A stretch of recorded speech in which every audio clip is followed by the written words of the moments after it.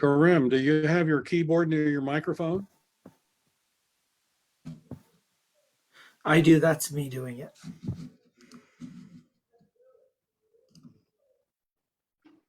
Trying to piece together all sorts of things for the. I understand.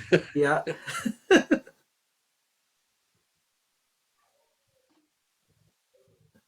David, what's that? Well, this is a new little astronomical device I'm going to display today. I did its first light last night. It is a Jacob staff, Oh, and I'm going to talk about it a little bit today. fantastic. Jacob's staff, huh? Yeah, I saw the picture, but I don't usually do that at these star parties.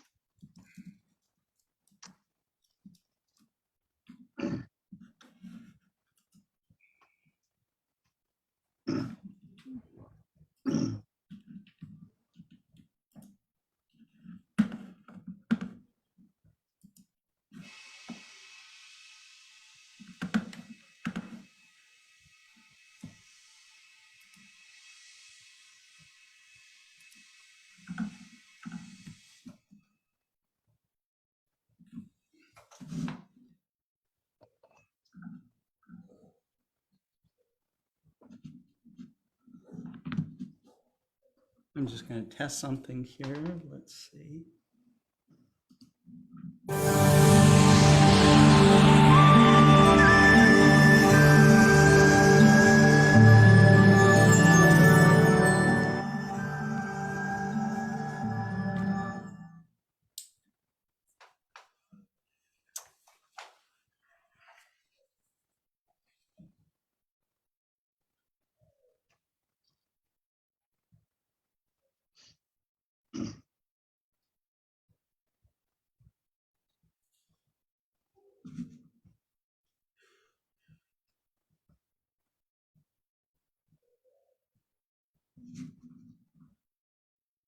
I think it's been hot everywhere today. Europe and especially England have just had it ridiculous. We were talking about it yesterday on Space Oddities. A few of them were just barely holding together for the hour, and then they had to go find somewhere cool. Yeah.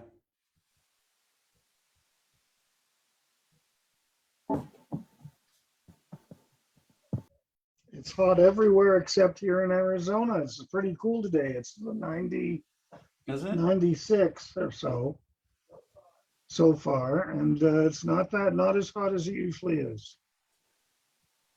Wow. Is it dry? There's some humidity, but certainly not as much as you guys have.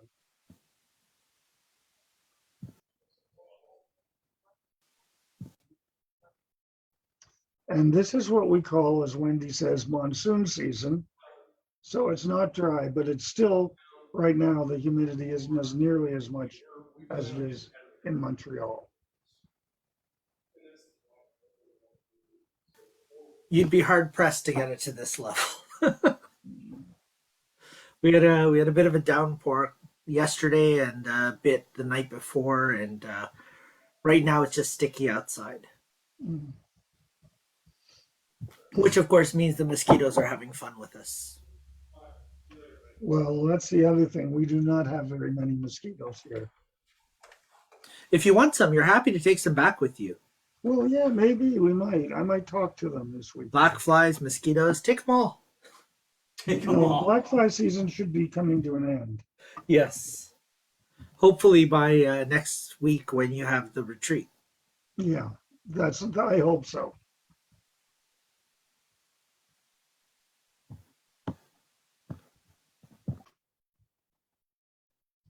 This is extraordinarily exciting. 100 global star parties we've had. There we go. Hey, Norma. Hi, how are you? Good, you? No, Very Armin. well, thank you. Good to see you. So am I right to assume you'll be at Stellafane in 2 weeks? No, I won't be. Not I'm this year? overloaded with work, and Oh. I'm already planning to go with the group with Scott Roberts in Armenia for the Starmus. Yes. Planning to go, so my time is limited. Oh, I understand. I Yeah, understand.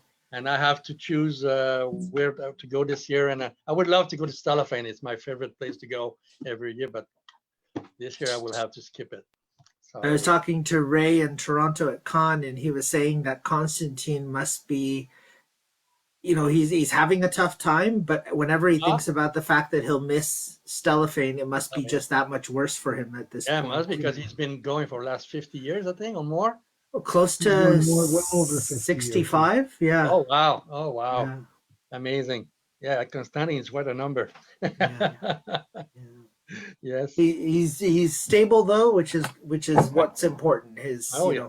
Okay. his health is what's important right now. Yes. Well, and especially in these times, we haven't. Well, gentlemen, I logged on briefly to wish you all good luck. Hey, that's The Adrian. very first, yep. This is the Mega Global Star Party 100. Just about to 100. get started. Yes, it is. Yep. And my good friends, all of you, Karim, I heard you talking about Stellafane. One day, maybe Well, I'll get out there. You have to But go. You have to go to Yeah. Stellafane.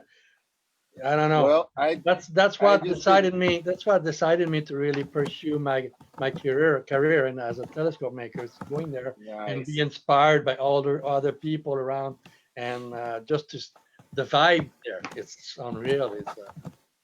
It's Yeah. Stellafane. Well, Stellafane. Well, you'll Yep. be happy to know I just did some solar outreach and astronomy outreach for a Girl Scout troop at one of our metro parks here in Michigan.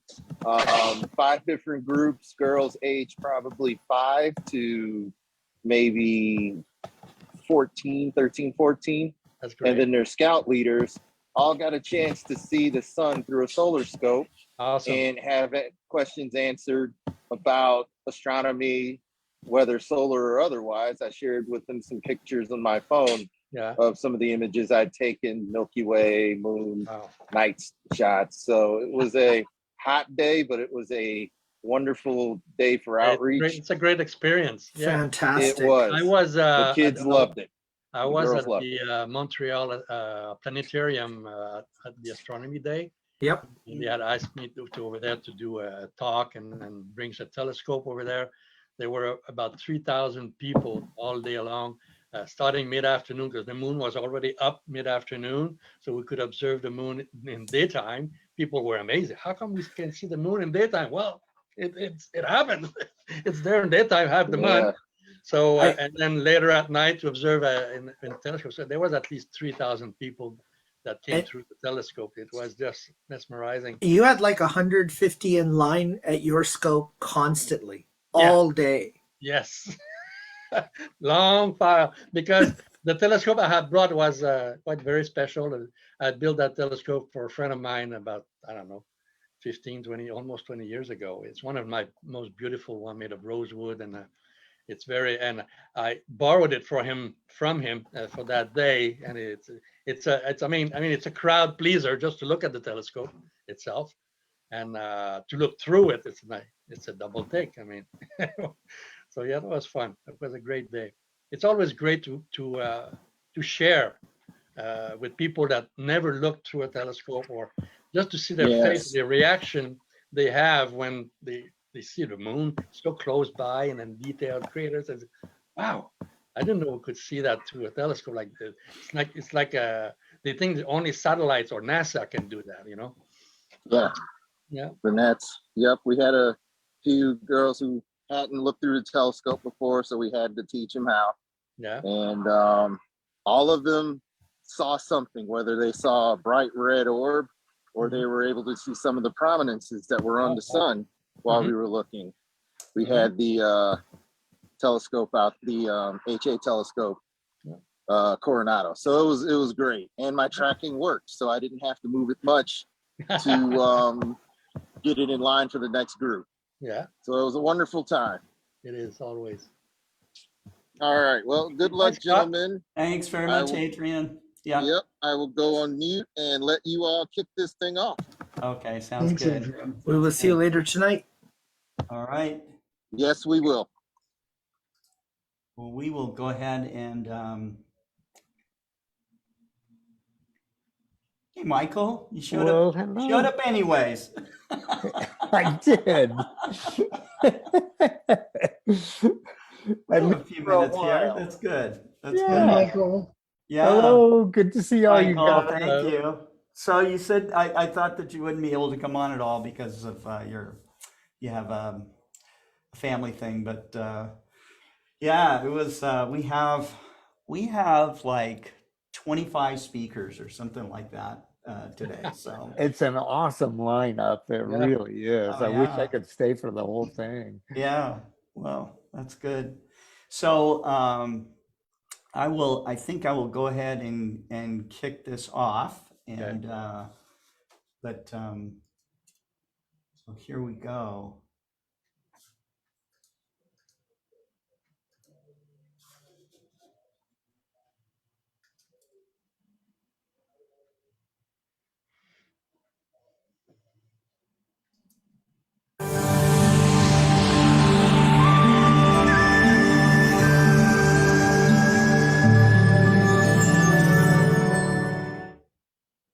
This year, the Lunar Reconnaissance Orbiter celebrates 13 years of orbit around our moon.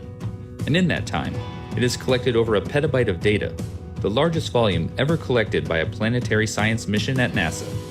Due to its success and continued operational abilities, NASA has awarded the spacecraft an additional extended mission phase so that it can continue gathering critical information on the moon and help pave the way for future lunar missions. Going forward, the LRO mission will have 4 main areas of focus. The first is the study of volatiles, which are chemicals that easily evaporate or vaporize, such as water. In terms of lunar exploration, volatiles will be useful for things like creating rocket fuel and making oxygen to breathe, so they are a primary resource that future astronauts will depend on having. LRO will continue to provide new data for identifying which areas are rich in volatiles, and for cluing us in to how they may move around the lunar surface. Current LRO data suggests they may be frozen in permanently shadowed craters, in areas that receive some sunlight, and may be chemically locked in minerals on the moon. This is helping pave the way for future missions like Viper, which will send a robotic rover to explore an area near the lunar South Pole, and ultimately, the astronaut-led Artemis missions. The second area of focus is on the moon's interior, volcanic features, and the tectonics of the moon's surface, because understanding the lunar surface requires knowledge of what's been going on underneath. Scientists want to figure out when the moon was last volcanically active, and how current geologic processes, like moonquakes, could affect the safety of future exploration. They'll do these things by studying lobate scarps, as well as deep crustal and mantle composition that are exposed at the surface. Studying the moon's history of volcanism and tectonics will also inform us about other planetary bodies in our solar system and beyond. The third area of focus is on the moon's surface, its regolith and impact craters. We want to know how impact craters break down, and if different ejected materials might degrade at different rates. These studies will give us a better understanding of the mineral and chemical makeup of the lunar surface and subsurface. This information can tell us how the moon has changed over hundreds of millions or billions of years. Studying the moon's regolith and impact craters also informs scientists about space weathering, which can help similar studies looking at the Earth, as well as on places like Mars, Mercury, or even asteroids. The last focus area for LRO going forward is support for future missions. NASA has plans for numerous missions to go to the lunar surface during LRO's extended phase. Sending missions to the lunar surface requires planning, not only to build the mission, but to find safe and interesting landing sites. LRO is in a unique position to directly assist with some of those operations and science objectives. LRO can help identify landing sites by making maps that tell us what the surface is like, where there may be hazards to landers, and where there are interesting features to explore. LRO is also capable of helping landed missions get simultaneous measurements from orbit while they gather data from the surface. After studying the moon for 13 years, LRO has proven to be one of NASA's most valuable tools for advancing lunar science. And as it continues collecting data, the spacecraft helps lead the way for future exploration of our moon.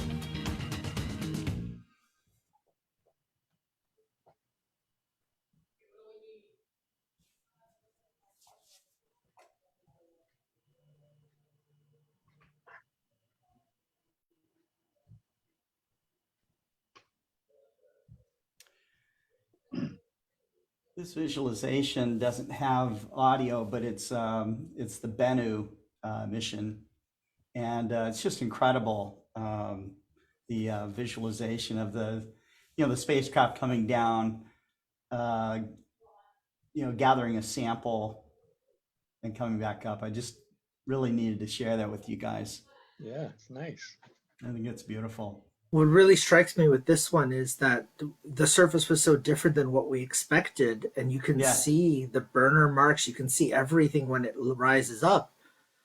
But if it had not given that little bit of pushback, we could have actually had OSIRIS-REx fall straight into Bennu's surface. Oh, yeah, it's amazing.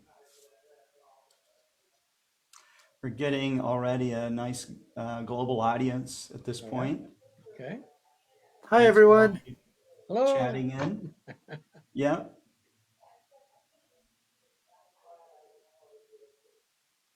Need to find my mouse. Forgot my mouse.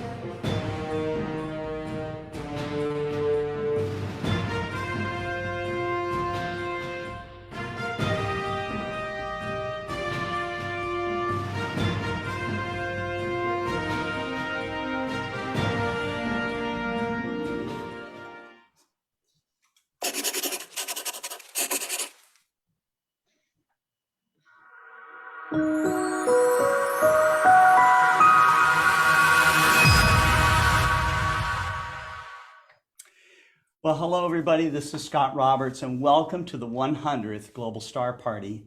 This event will happen in two parts. First part, of course, starting now.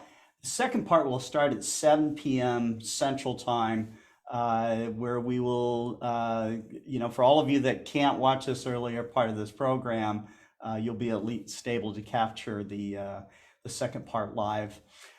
We had a tremendous turnout for speakers, and I just wanted to kind of talk about each one of them just a little bit before we get started. David Levy is here doing this double star party with me. He's agreed to do the commentary and poetry that he always does to kick off these programs. I'm very, very indebted to him for his friendship and his mentorship and all the inspiration he's given me all through these years. After David, we will have Dr. Seth Shostak. Seth is the lead astronomer for the Search for Extraterrestrial Intelligence SETI program. And I've really enjoyed following him over the decades, listening to him give lectures, enjoying his humor. He is just such an approachable, incredible guy, and we're really, really happy to have him on the 100th Global Star Party. Following Seth will be Bob Fugate. You'll find him on the internet as Robert Q. Fugate. He is someone that has given astronomy, and I mean, he put astronomy on steroids with his work on adaptive optics, and but he puts us amateur astronomers on steroids too with his incredible personal work he does in astrophotography. So he'll be talking about seeing beyond with ELTs and adaptive optics today. The Astronomical League joins us in this first section as well with Terry Mann. She'll be doing the door prizes. We're going to have some special door prizes instead of the regular door prizes that we have. We will be upgrading them to some of them to the IXOS 100 mount, a computerized go-to equatorial mount that you can put your camera on, or a small telescope. It'll be perfect for the upcoming eclipses happening in 2023 and 2024. Terry Mann will also have her own program with us as well, so you'll want to stick around for that. Karim, Jaffer, and Lou Mayo are also joining us. Karim he's a professor of astronomy at John Abbott College, and Lou Mayo is at Goddard Space Flight Center. So it's wonderful to have them both on tonight, and they'll be talking about their own perspectives on seeing beyond. Charles Ennis, the president of the Royal Astronomical Society of Canada, will also be turning in, and letting us all know about the RASC, which we all love. Marcelo Souza joins us from Brazil. Nicolas, Arias, the amazing astrophotographer who literally pushes his Dobsonian by hand, okay, and makes deep sky images that will blow your mind. So Norman Fulham wraps up the first segment with us on reflections on music, stars, and the telescopes that he builds. So, but I'm going to turn this over to my dear friend, David Levy. David, thank you so much for helping us put together the 100th Global Star Party. Well, thank you so much, Scotty. This is a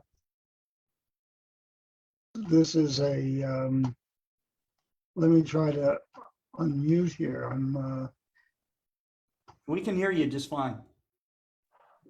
Yes, we can hear you, Dave. No, I'm really unmuted. Okay.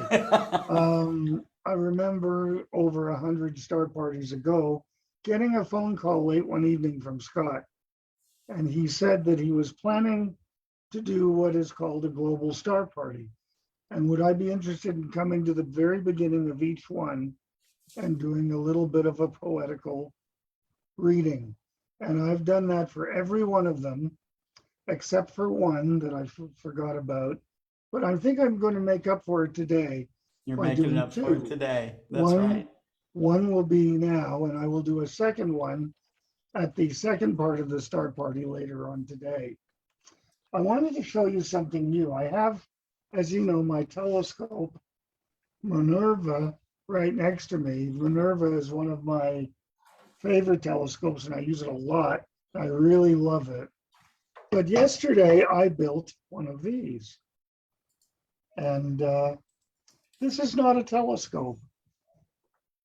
And I'd be very surprised if it was a telescope, because it was invented in the 14th century by the famous Rabbi Levi ben Gersonides. And it is simplicity itself. This is a Jacob staff, invented in the 14th century. There's a meter-long piece of wood here, and then a crossbow on the top. And you hold it this way, and you sort of point at the horizon, and then you move this, until you get to the object you're looking for. And it will measure the distance in elevation above the horizon. And I had its first light last night, as all my telescopes do, on Jupiter. And it was at about at the 6.6 meter part of the thing, and I had it like this, and this long-ended part went to the horizon, and Jupiter is sitting right on top of this cross part. Anyway, I just wanted to share this with you a little bit. And what the final thing is that the long piece is a solid piece of wood. I was wondering if Gersonides would have thought to hollow out the solid piece, a hollow piece of wood, and put a lens at one end if he would have invented the telescope in the 14th century. But that was not to be. He left that for Hans Lippershey and Galileo, who first looked at a telescope, and boy, did Galileo rewrite astronomy. And Galileo's global star party would have been something else to see. And maybe Scotty will be able to get Galileo and Gersonides at one of our future star parties. Anyway, for my quotation for today, Wendy and I are going to do one together. It's by Ralph Hodgson, and it's called The Song of Honor. And it is a very long poem, but we are only going to quote the final stanza of it. Are you ready, Wendy? I'm ready. Here we go.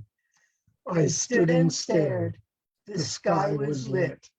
The sky was stars all over it. I stood.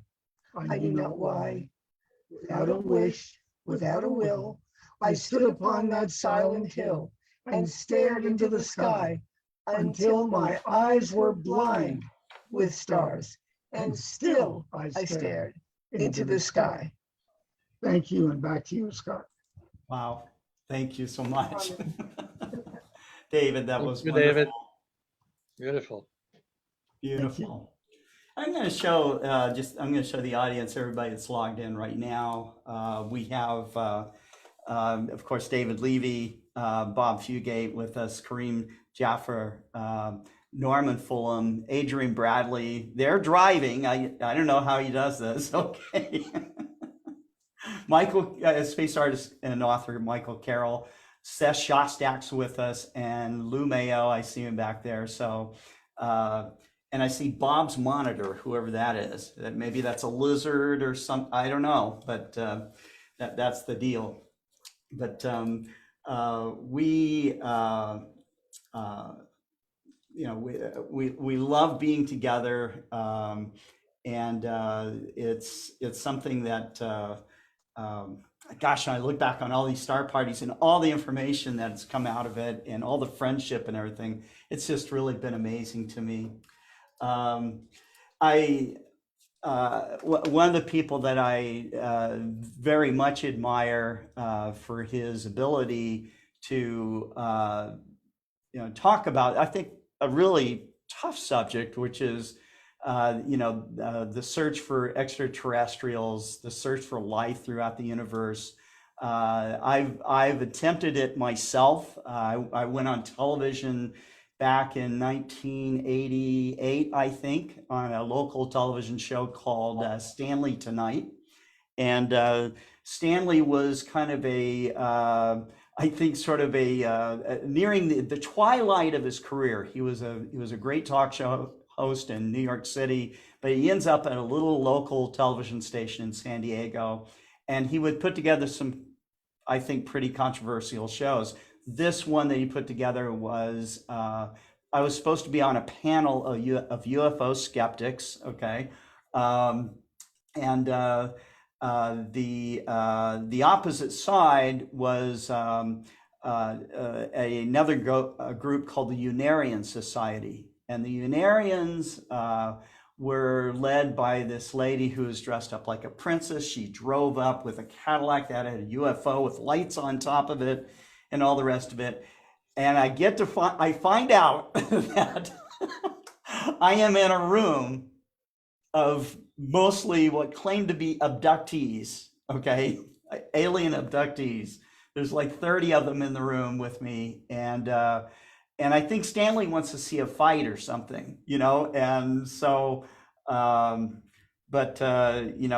had to tell these people that, they claim to be scientists. And I said, well, what you're practicing, after they sang some songs to Space Brother, and they had a book, and they had all these kind of ritualistic kind of things.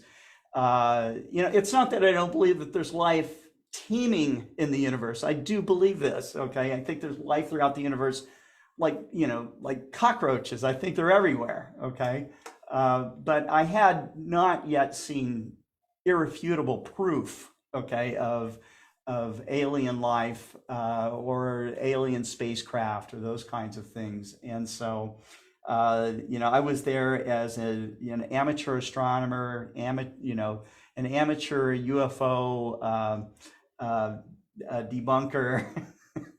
And it was just a very, very strange day for me. And so I do really respect what Seth probably goes through day in, day out, with his work with SETI. That's a fascinating story, Scott. Thank you for sharing us. I wish you all could have been there with me. It would have been a lot of fun. We want details eventually. I did get out with my hide intact. So, but I respect people and what they believe and all the rest of it. I do. So I have friends that are very kind of rough and tough when they get in kind of a situation like that. But, I have to, keep my mind open that, if life happened here, it's probably happened all over the universe. And so anyways, but Seth Shostak is the person that I am bringing up next. And Seth has been very, very kind to be at several events that I've been able to put together. And I know that Seth recognizes that I'm an amateur astronomer. I'm not even a very polished presenter, but I describe myself as kind of a cheerleader for astronomers and astronomy and space exploration. And I think it's important that we get the word out. And when I ran into Seth and he told me, this goes back decades now, I'll come and do a lecture, I was absolutely blown away. I felt like I'd walked up to Carl Sagan and asked him to do a lecture for me.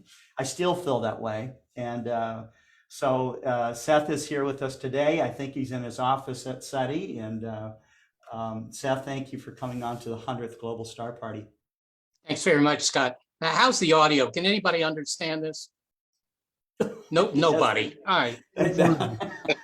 We've moved into new digs, and I still haven't set up my office yet, as you can see. But Scott, it was very kind of Scott to give me 3.5 hours here. I am going to. He doesn't have a topic down for what I'm going to talk about. I was going to talk about the Unarians' unfortunate experience with a car wash that they tried to get their car with the Saturn on top through, and it didn't work. So they're kind of out of business. I wanted to say one thing to David Levy. I'm not a Gersonides, but that is my first name, Gerson, believe it or not. Relatives.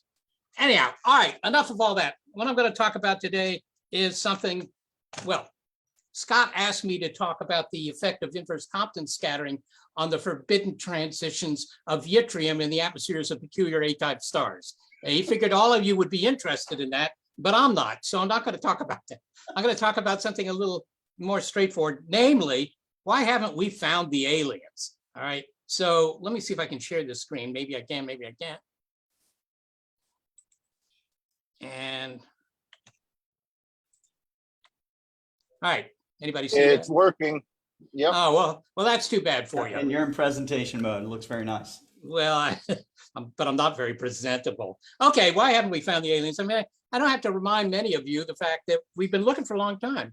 From that Frank Drake did his first experiment in SETI in the spring of 1960. Now, to me, 1960 seems like only yesterday. I was already past middle age in 1960, but for a lot of people, that's a long time ago, and they may not, well, they may remember it or not, but in any case, that means it's been 60 years, 62 years since that first experiment, and we still haven't turned up a single little green guy. And what's the reason for that? Well, I'm just going to talk to you a little bit about that. To begin with, there are a lot of people, namely 1/3 of all Americans, who think we already have found the aliens. To begin with, there's the WOW signal, and this is just some printout from the telescope at Ohio State University, known as the Big Ear. and this thing had sort of outlived its usefulness to astronomy, so they just sort of parked it at a given declination, and they let the sky rotate above it, and they would just make observations looking for a signal, hoping to find ET that way. Every couple of days, a resident astronomer, Jerry Aman, would come into the shack where the line printer was and look through it and see if there was anything interesting. And on this particular date in 1977, he saw a signal that was so strong, he wrote "wow" next to it. Now, this is the triumph of marketing over, well, I guess you could say science. There were hundreds of signals that were found in these times, but this one had "wow" written next to it. And so there you go. I mean, if they called it Bob or something like that, I mean, maybe nobody would have noticed, but calling it now "wow" is really good. Now, you see on the right-hand side of the screen here, sort of a blow up of that signal, 6FQUJ5. That's just the encoding of the level, the strength of the signal, right? Otherwise, they would be limited from 0 to 9, but then they could go to 10, that they call A, and 11 was B, and and so forth. So they could get more levels encoded in here. Now, I can't tell you, I think it's on the order of 50 or 100 emails I've received over the years by people who spend their weekends and evenings trying to decode 6FQUJ5. And they all succeed at some level, so they say. And, there are interesting things in there, such as the cure for death or the next lotto numbers or stuff like that. The facts are, it's just a method of encoding the strength of the signal. But when I write them back, they never say, "Oh, thanks for explaining that." They just get mad at me. Anyhow, there's the WOW signal. Some people think it was ET. We don't know what it was. It was never seen again, never. And many people have looked. Okay, so much for that. This is another bit of evidence, if you consider it that we found the aliens. Namely, they're here in our airspace, teasing our top guns. This is, of course, gun-sight video camera footage, infrared camera actually, from an F-18 Hornet that was being flown by the US Navy off the coast of San Diego. And you see that blob in the middle. Now, that could be Klingons come to visit. Not quite clear why they come to Earth. Maybe it's the fast food. Nobody knows. But you can see that darkness, and that means that's something hot. And it's been pointed out by many people, and in particular, Mick West has pointed this out several times, that could just be an airplane, 50 or 100 miles in front of the Hornet, right? This Hornet was at, I think, like 22,000 feet. So the horizon is like 100 miles away, even more. So you could see maybe a twin engine jet, just sort of going away from you at that distance. And of course, you're looking up the tailpipe of the jets. So it makes a nice black infrared blob. All right, it could be that, or it could be the alien. So you take your choice. But the facts are that from the science, the point of view of the scientists, we haven't found the aliens. How do you explain that? You guys probably don't ever have to answer that question. But, if I'm sitting next to somebody on a 12-hour flight to Europe and they find out what I do, I try and keep that secret, but sometimes, the captain comes on with a public announcement. If they find out what I do, they say, well, wait a minute, why haven't you found the aliens yet? What the heck? It's costing me all these tax dollars. Well, to begin with, it's not costing them any tax dollars because it's all privately funded. But beyond that, that means I don't get to sleep or read a cheap novel on the flight. We haven't found them, but here are some suggestions about why we have this awkward silence. At this point, you probably would welcome silence. All right, how do we explain that? Well, one possibility is that we just haven't looked at enough of the sky, right? I mean, if I go out tonight looking for comets, something that David Levy would know all about, and I don't find any. I might come to the conclusion there are no comets, but on the other hand, I just haven't looked at the right time at the right spot on the sky. Personally, I think that this is the answer, but not everybody would. In the background, this is a photo I made of our own Allen telescope array. There are 42 of these antennas located about 300 miles north of San Francisco. So if you happen to be in that area of the Cascades and you want to go visit, I would commend this to you. You can go there and, kick the pillars and make selfies and, well, anyhow, just go take a look. But that's one possibility. It's simple. We haven't found them because we haven't looked enough. All right. The total number of star systems that we've actually looked at, all of SETI since 1960 is only about 5,000. That isn't a huge number, right? I note that Breakthrough Listen, which has actual money, they've looked at about 3,000. They're going to look at more. And in the next 10 or 15 years, the total will get close to 1 million. But at the moment, it's only been 5,000. So it doesn't surprise me we haven't found the aliens. I already just said that. So there you go. It could be that we're just looking in all the wrong places, like a Leisure Suit Larry. We're looking for love in all the wrong places. And that may be.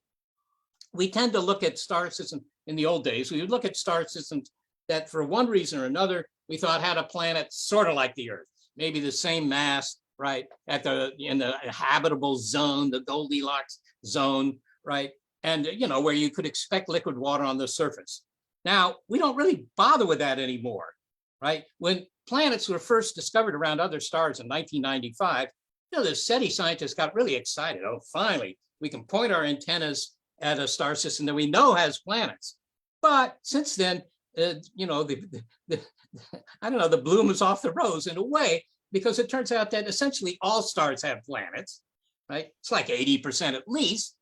And in astronomy, 80% is the same as all. You should not have an astronomer fill in your tax forms, because if they get it right within a factor of 2, that's good enough. But the bottom line here is that, okay, all stars have planets. And more than that, we now know that maybe half of all stars that are, G-type stars, similar to the sun, have an Earth-sized planet in their habitable zone. This is a bit of an extrapolation from Kepler data, but, maybe it's wrong by 30% or 50%, but you can't argue with the result. Essentially, half of all stars might have a planet like the Earth, a cousin of the Earth. There are lots and lots of cousins of the Earth, on the order of 100 billion or more. That's a lot. Of course, they could all be sterile. That could be, but that would make you very, very special. And I know you like to think you're special because your parents told you that for the first 20 years of your life.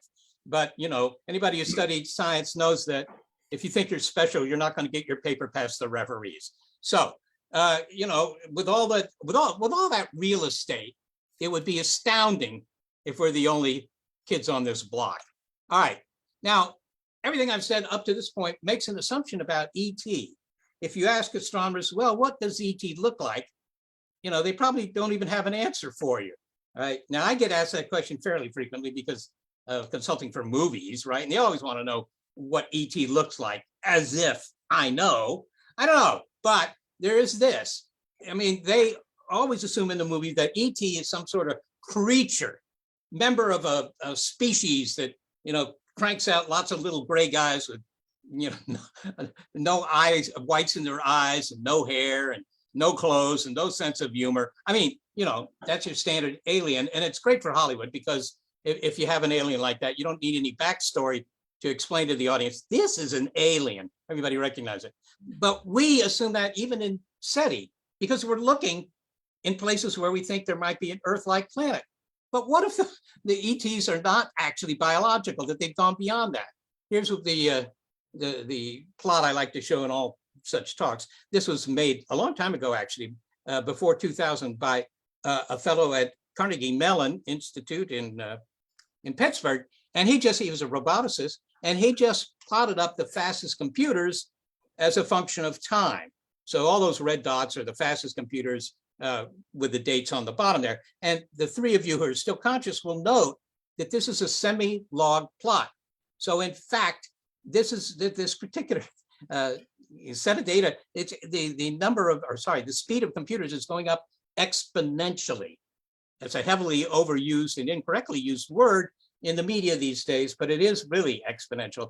You double the speed of the fastest computer approximately every 2 years. Okay. Now, if you look at about 2022, where we are now, it depends a little bit on how you extrapolate that line. But either, for $1,000, you can buy a computer that has the IQ of a monkey or has the IQ of the guy sitting next to you. That's an astounding thing, right? And if there's little doubt that by 2050, we'll have computers with maybe as much compute power as all human brains put together. Now, that doesn't mean we have generalized artificial intelligence, but it does suggest that it's coming down the pike.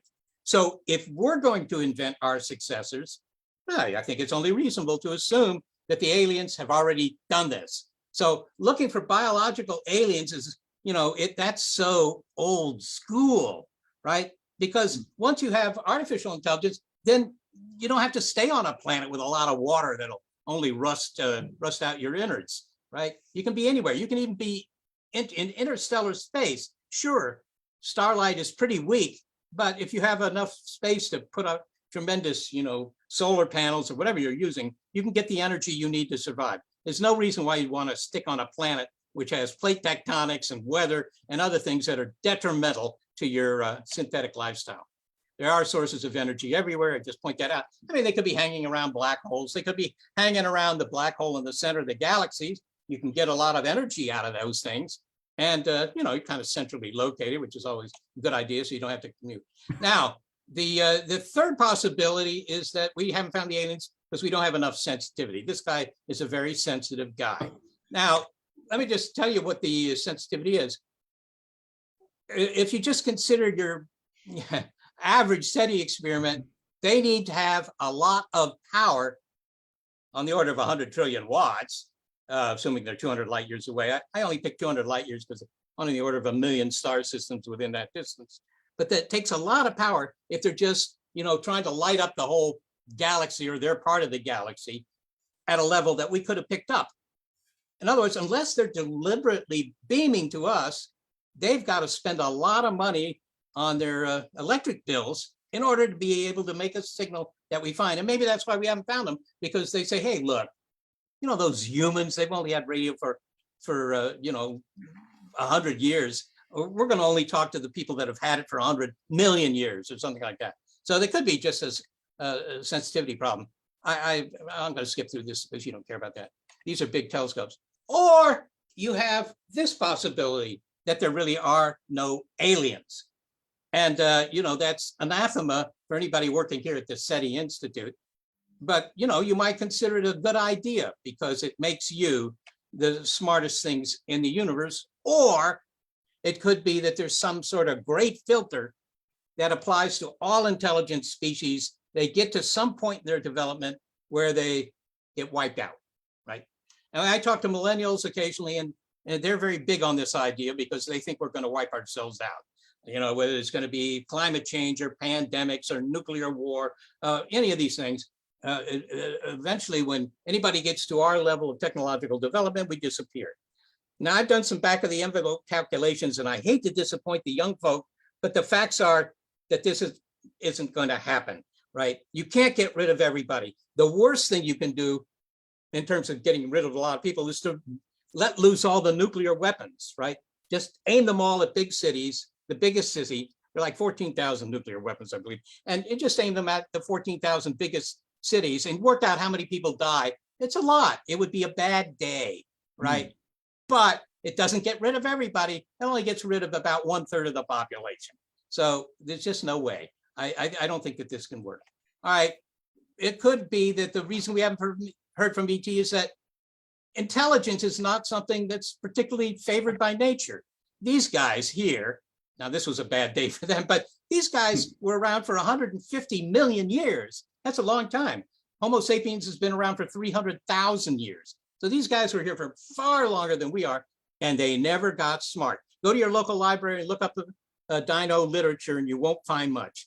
So it could be that intelligence, as attractive as you may find it in a mate or somebody sitting across from you at Denny's, is not in fact favored by nature, and we just happen to luck out. So the bottom line of all those arguments is indeed that you are the smartest things in the galaxy, that you're some sort of miracle. Here you go. The smartest thing in the universe is just your average Joe. Okay. The final thing is that indeed, as I've said before, maybe we're just looking for the wrong kind of alien. This is, again, a similar plot as what you saw before, although this one's by, Ray Kurzweil. But in any case, it's the same thing. The fastest computers are now incredibly fast, and their computers big enough that they have more compute power, operations per second than your brain does. So I think that kind of argument leads to this inevitably. The conclusion is that ET is not a little gray guy with big eyeballs. ET is some sort of machine. Sure, they're, little guys with big eyeballs, but they eventually lead to the machines. And the machines have most of the intelligence in the universe, and we may be just looking for the wrong kind of thing. So what do we do? Well, I don't know. We could just keep on trucking. Another suggestion is to look for artifacts, something big that a really smart machine might build. Maybe it has tremendous energy requirements and it builds something like a Dyson swarm, Dyson sphere, if you will. And we might find that by just doing astronomy. So it's a little unclear, but the bottom line is the fact that we haven't found them may be simply due to the fact that we've been looking for the wrong things. Okay, I'm gonna shut this down. And if any of you are conscious and have a question, I think we have a few minutes. So, Well, people wanted to say congratulations to you from Colombia. That's Carlos Galeano on Facebook. And there's a question here, and this is coming from Connor Bradley. He says, is it possible a war of the worlds scenario could happen if extraterrestrials develop interstellar travel to reach the Earth? well, I don't know, the War of the Worlds scenario is that they come to Earth and flatten Los Angeles. Now, honestly, I live in Northern California, and if they want to flatten Los Angeles, okay by me. But sure, I think the real question is, would there be aggression, right? Could they, in fact, take, just decide to wipe us out? I mean, I don't know what the motivations of the aliens are, but it's hard to think of a reason why they'd go to the expense, and it would be quite expensive, to wipe us out. What's in it for them?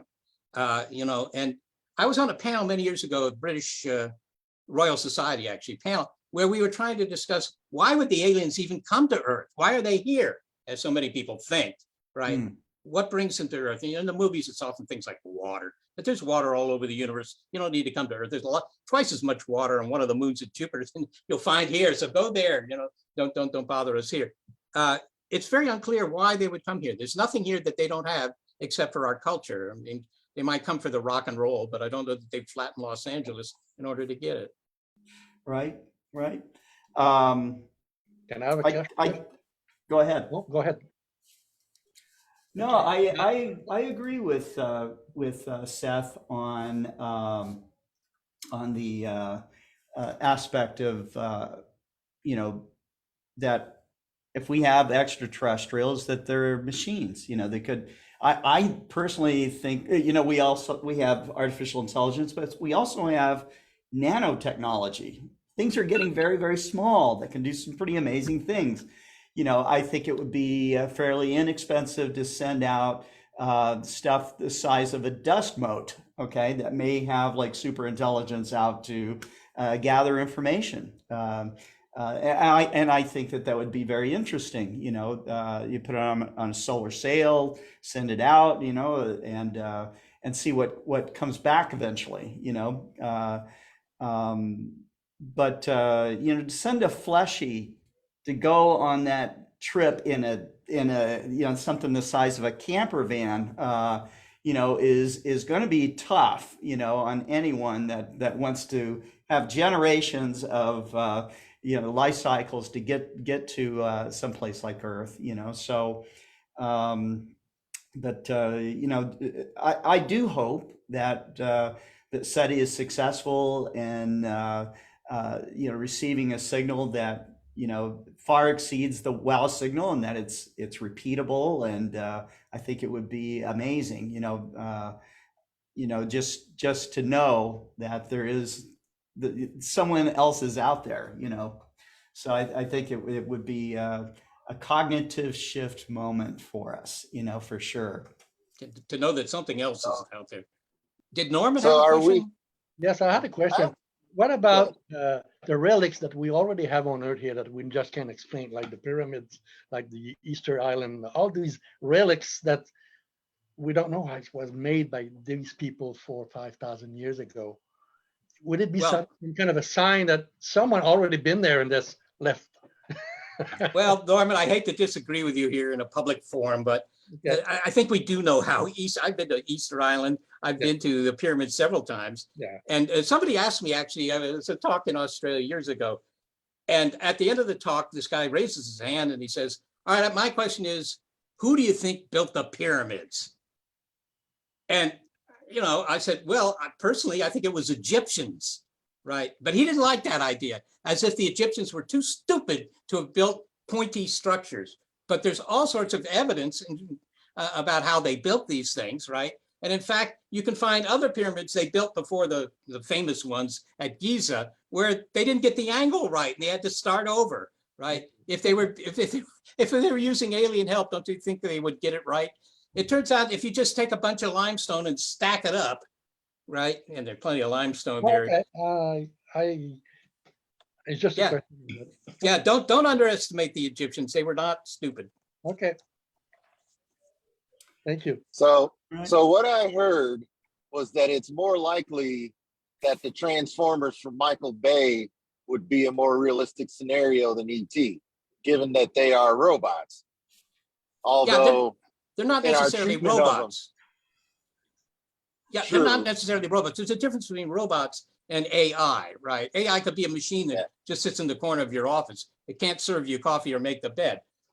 Robots would have AI, I suppose, you know, very sophisticated robots, but the aliens might or might not require, you know, being able to walk across the living room. Hmm.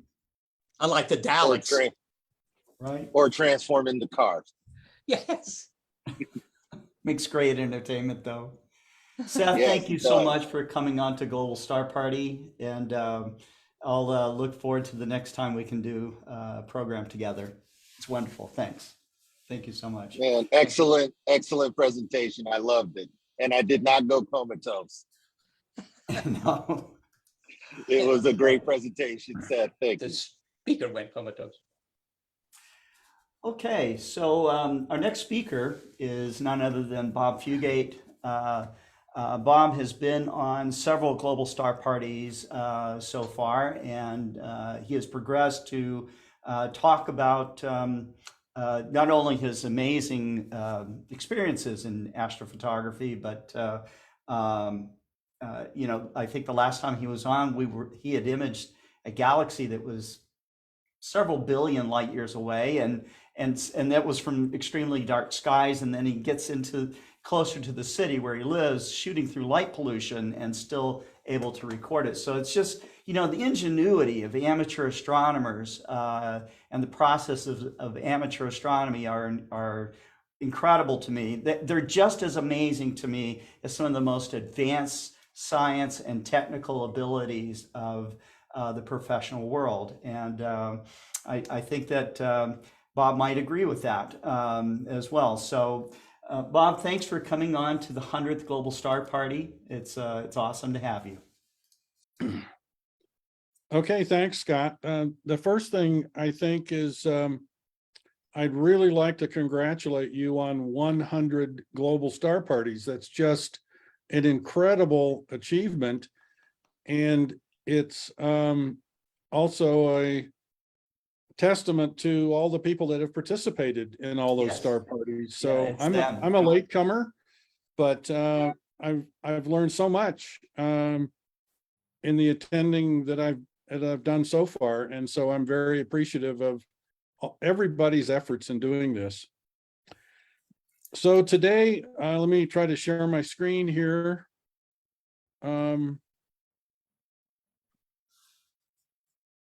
Today, I want to talk about extremely large telescopes and their potential and their synergy with the Webb telescope.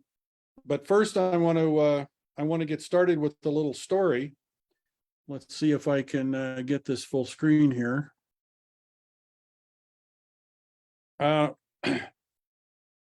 Every other year, SPIE sponsors a very large conference on telescopes and instrumentation. And about a decade ago, they had the meet, and every other year they have the meeting in North America or in Europe. This year, it's actually going on this week in Montreal. Yes, it is. Yes, and it's a I wish I were at it. It's just become an incredible meeting for adaptive optics and large telescopes. But when I was at the meeting in Orlando, and about a decade ago, they had a full-scale mock-up of JWST in the parking lot. And there were two fellows out there from ESO who were working on, at the time, a 100-meter telescope they called the OWL, overwhelmingly large telescope. So they were walking around. I didn't want to get them in the picture. And in hindsight, it would have been a great thing because it would show the scale better. But I waited till they were gone before I took my picture, the one I'm showing here. But they were walking around, looking at the placards and reading it and looking up at it. And finally, one of them said to the other one, "But it's so small."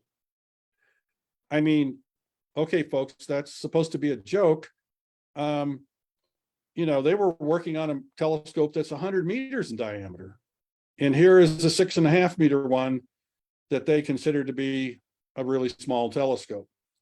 So the question arises, why are astronomers wanting bigger and bigger telescopes? And the answer is sensitivity.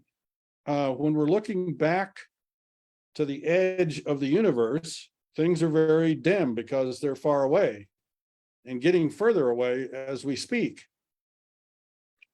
So if we look at sensitivity, and by sensitivity, I mean sort of the inverse of the time it takes to reach a certain signal to noise in your image or in your spectra. So as you build a bigger telescope, of course, there are two conditions: seeing limited or diffraction limited. And if we look at an unresolved source like a star, for seeing limited conditions, limited by the atmosphere, the sensitivity increases as the square of the aperture diameter because it goes as the area. But if we have a diffraction limited telescope, it increases as the fourth power because the image gets also smaller as the square of the diameter, as the diameter increases. So if I compare the sensitivity of a 10-meter telescope with the 6.5 meter telescope, you can see it's better, but not significant. But as I build bigger and bigger telescopes, especially if I can maintain diffraction limited, it's an enormous gain. So what this means is I have less integration time to get to the same level of quality in my image. And as it turns out, if we didn't have adaptive optics, and in particular laser guide stars, it would not be worthwhile to build larger and larger telescopes.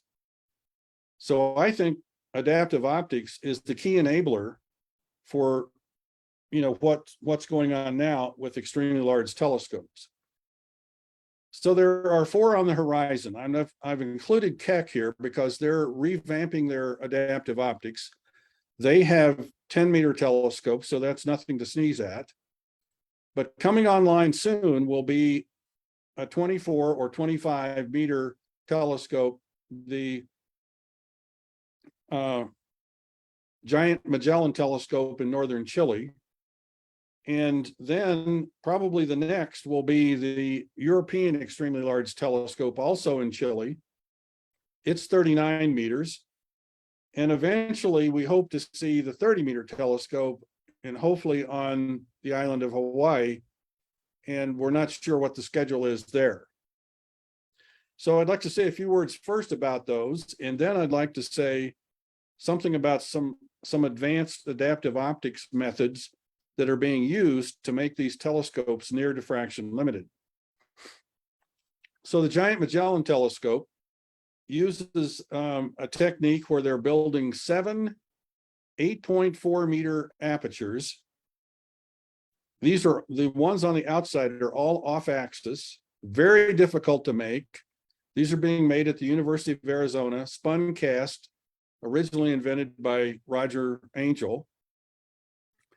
And all of the instruments are below the mirrors. This is kind of a cross section of the observatory. They're making good progress on the construction. This photograph is a few years old. And, you know, they're hoping to see first flight in a few years. Bob, I think that you're still on the J-West model. What's that? Yeah, I think the image that you're showing is still the J-West model. Oh, really? Oh my Mhm. gosh, why is it not changing? Yeah, I'm Uh, seeing, All of us. I'm seeing it too. Yeah. Oh boy, okay. Why is this so hard? Do I need to stop sharing maybe? Yeah, stop sharing and then go back in and Okay, let's see. I have to find Zoom. Okay. Maybe I'm sharing the wrong screen, but I don't. I have definitely done that before. Okay, let's try. There we Oh. go. That's it. That's it. Okay, I'm sorry. No problem. The reason I put the monitor up was to make sure I was working properly, and then I failed to look at it. Okay, so here is the Giant Magellan Telescope. As I said, it has 7 8.4 meter mirrors. These are being made at the University of Arizona. It will, of course, use laser guide stars, and all of the instruments are located below the mirrors in the base of the telescope. This is okay, now why didn't it change?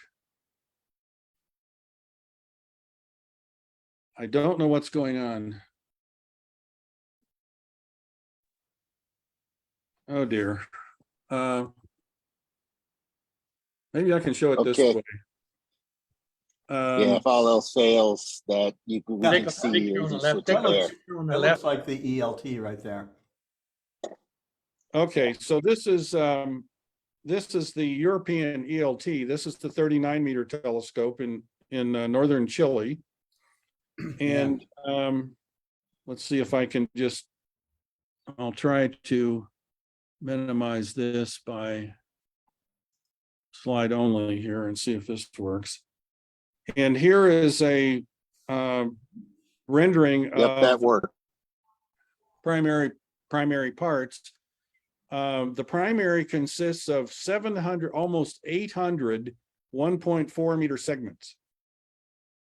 And the secondary is up here. It's 4 meters in diameter. And the tertiary is down near the primary. And the fourth mirror is actually a deformable mirror. And then there's the relay that gets light into the instrument packages on the platforms on either side.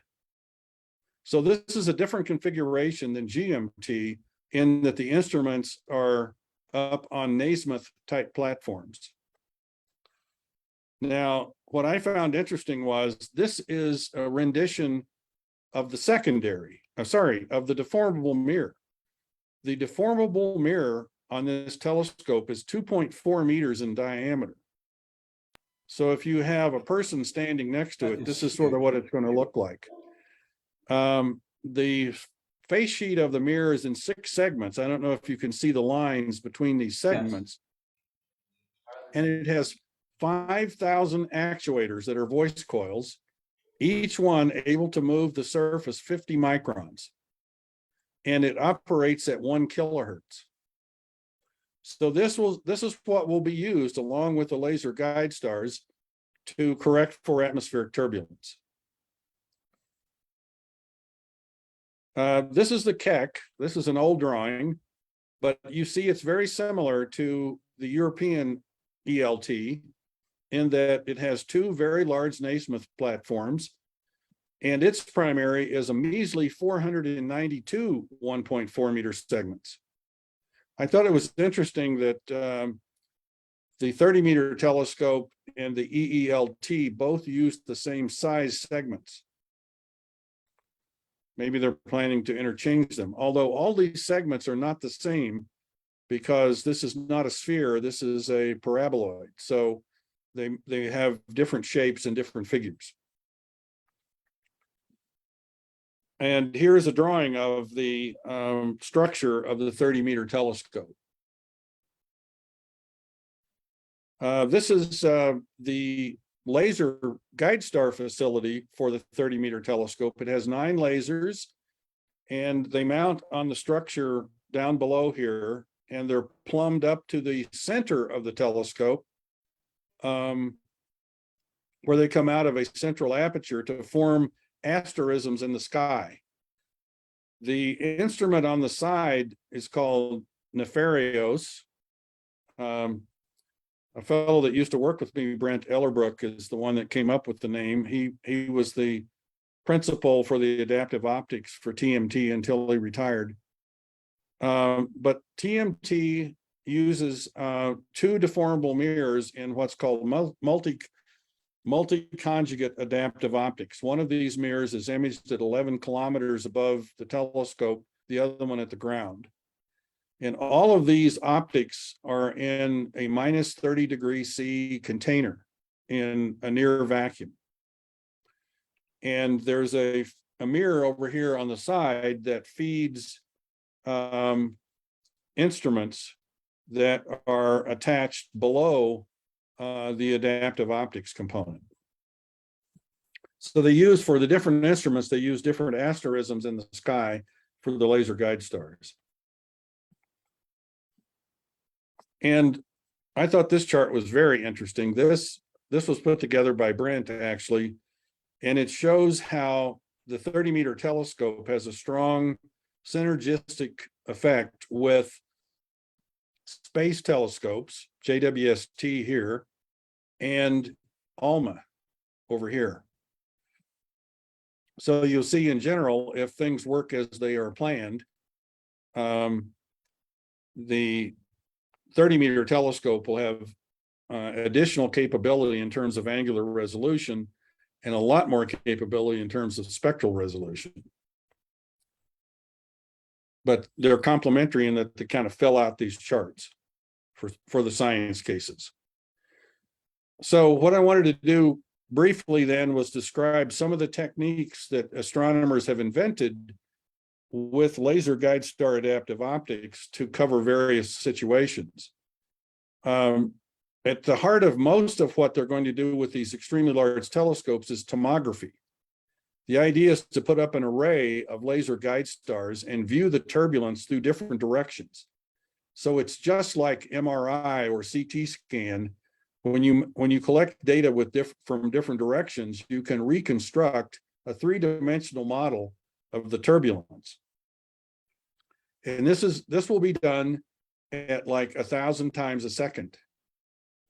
So you need multiple sensors and a very strong computer to do this, but we have the computing power. That's generally the thing that is the least limiting, is our ability to do the computations. So this has already been shown to work back in 2013 at the Large Binocular Telescope in Arizona, where they used 6 Rayleigh laser guide stars. They were only trying to correct the ground turbulence layer because the Rayleigh has a limited altitude. But all the simulations and so forth for the ELTs show that sodium laser guide stars are going to do the job when they're employed for narrow field of view systems that are trying to achieve a high Strel. The next concept that's being worked is multi-conjugate adaptive optics. And this is, as I mentioned, for the case of the 30-meter telescope, this has already also been demonstrated on Gemini South in Chile on the 8-meter telescope there. where they have 3 deformable mirrors, each of which is re-imaged at a different altitude, because the turbulence over Paranal, or the turbulence in Chile is typically, this is not at Paranal, but the turbulence in Chile has typically been known to work in 3 layers. And so they've picked those layers and the optics to image the DMs there, and that produces a wider field of view. And in fact, they're getting really good correction over 2 arc minutes. And here's an image that I think is 0.9 arc minutes of a globular cluster, and it's essentially diffraction limited at high Strel throughout the field. So this is complicated. All of this stuff is complicated, but people are willing to sign up for it because they want large aperture diffraction limited telescopes. So another aspect of AO on big telescopes is extreme adaptive optics. And the primary targets here are looking at exoplanets and in fact doing spectra of their atmospheres. And the typical arrangement is to have 2 deformable mirrors that act like a woofer and a tweeter. So the coarse mirror corrects all of the large spatial frequency aberrations caused by turbulence, and the fine deformable mirror, which in the case of the GPI or the Gemini Planet Imager, has 4,096 actuators. It's a MEMS type device. It operates on, very small throw of the actuators, because the coarse mirror has taken most of the big aberrations out. And so they're achieving Strels of 95 to 97% over a very small field of view, big enough to see the exoplanet. And in this case, for instance, here's HR 8799, a very famous star that has many planets. They've looked at the atmospheres of 2 of those shown here. And even more exciting is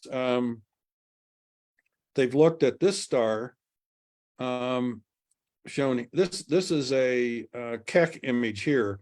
It has lower Strel. You'll notice the higher quality of the GPI image, and they basically are seeing methane and water vapor. And this is in H and J bands. So in the near IR and the mid IR. And, what I'd like to point out is this was done in 2015, actually was done before that. And you don't hear a lot about some of this stuff, but it's going on.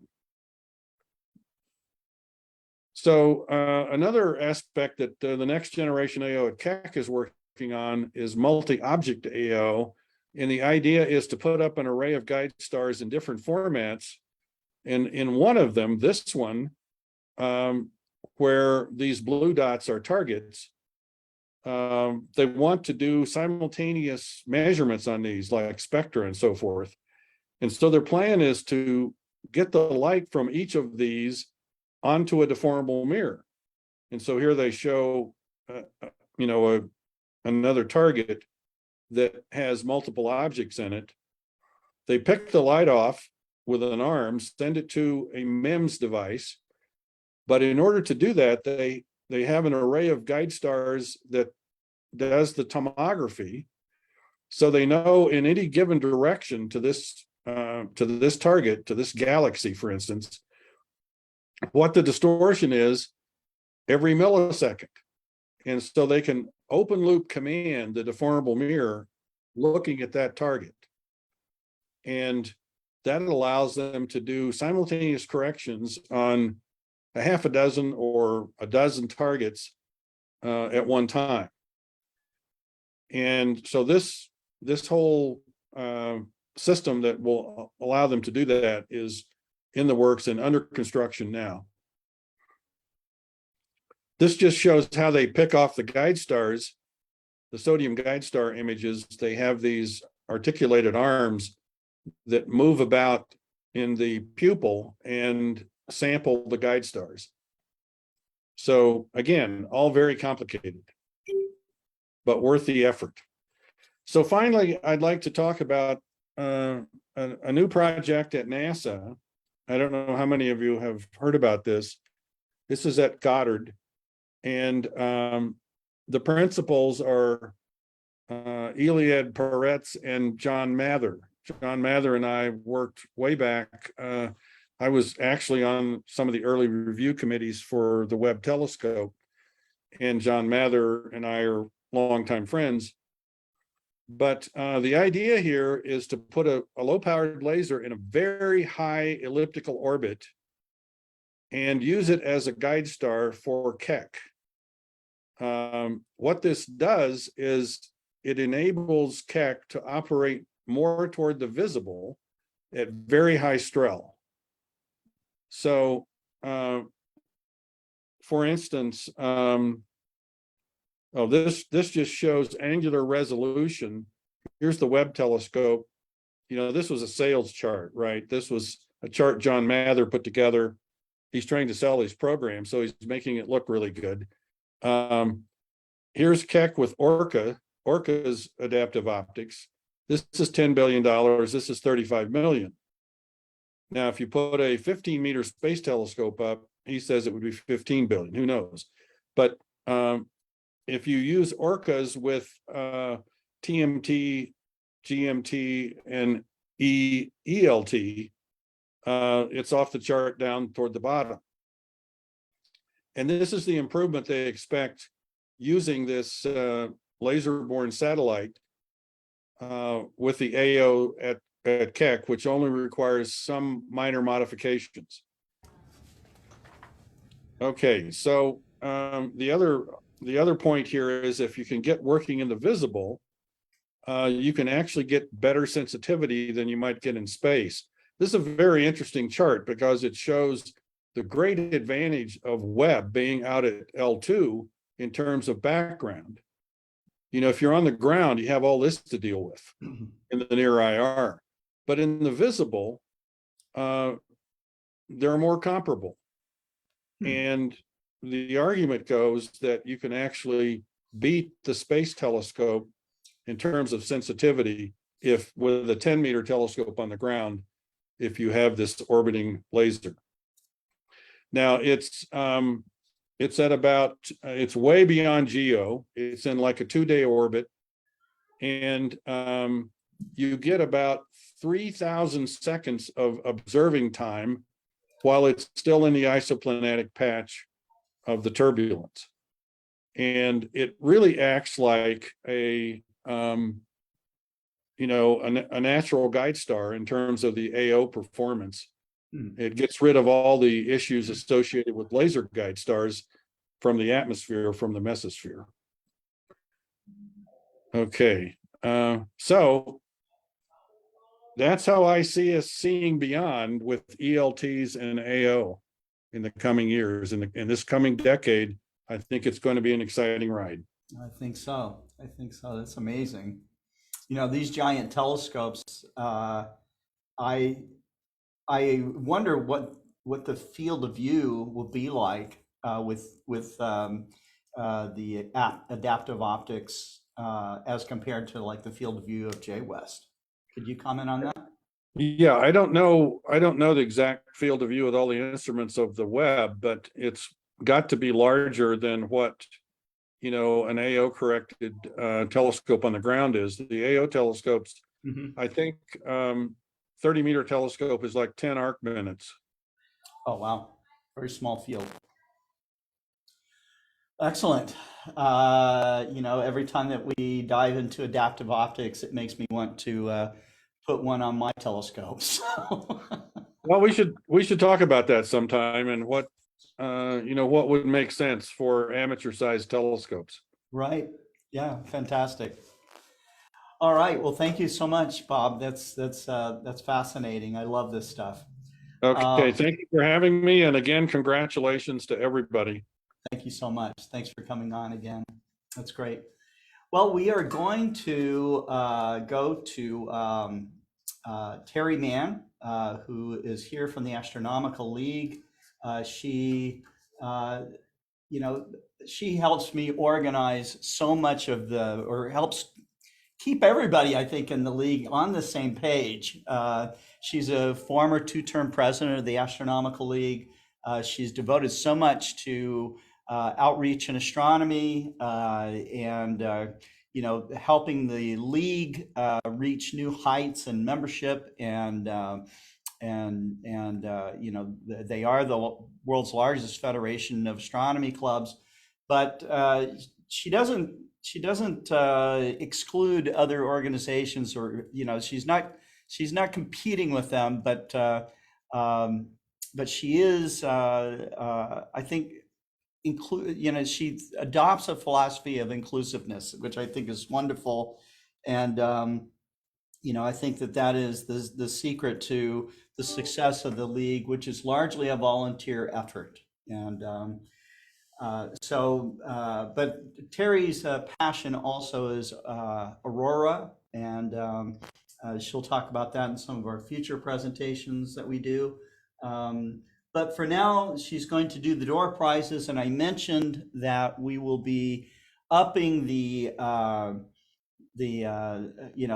upgrading the prizes themselves. We're not changing the way that we do the door prizes, but for this particular 100th anniversary, we're going to include a IXOS 100. This is a computer-controlled equatorial mount that's wonderful in its precision and also its compactness. This will be, I think, one of the most desired pieces of equipment for those of you that don't already have a portable equatorial mount, but want to have something to prepare for these eclipses that are coming up. And also for those of you who want to do nightscape photography and that type of thing, or if you have what are called grab-and-go telescopes. Everything from about a 4-inch refractor on down works on these mounts, and so we're happy to offer that in this particular go-around. We will also be offering a couple of 100-degree Explore Scientific waterproof eyepieces that will be part of this deal. So if you have not participated in answering the questions from the Astronomical League, you're going to want to do it this time, okay? Terry Mann will explain how it all works, but she's with us, and I'm really happy to have Terry on with me here on the 100th Global Star Party. Terry, thank you for coming on. Well, thank you, Scott. It's always a pleasure to be here, and congratulations. I can't believe it's been 100. It's been 100. That's right. It's hard to believe.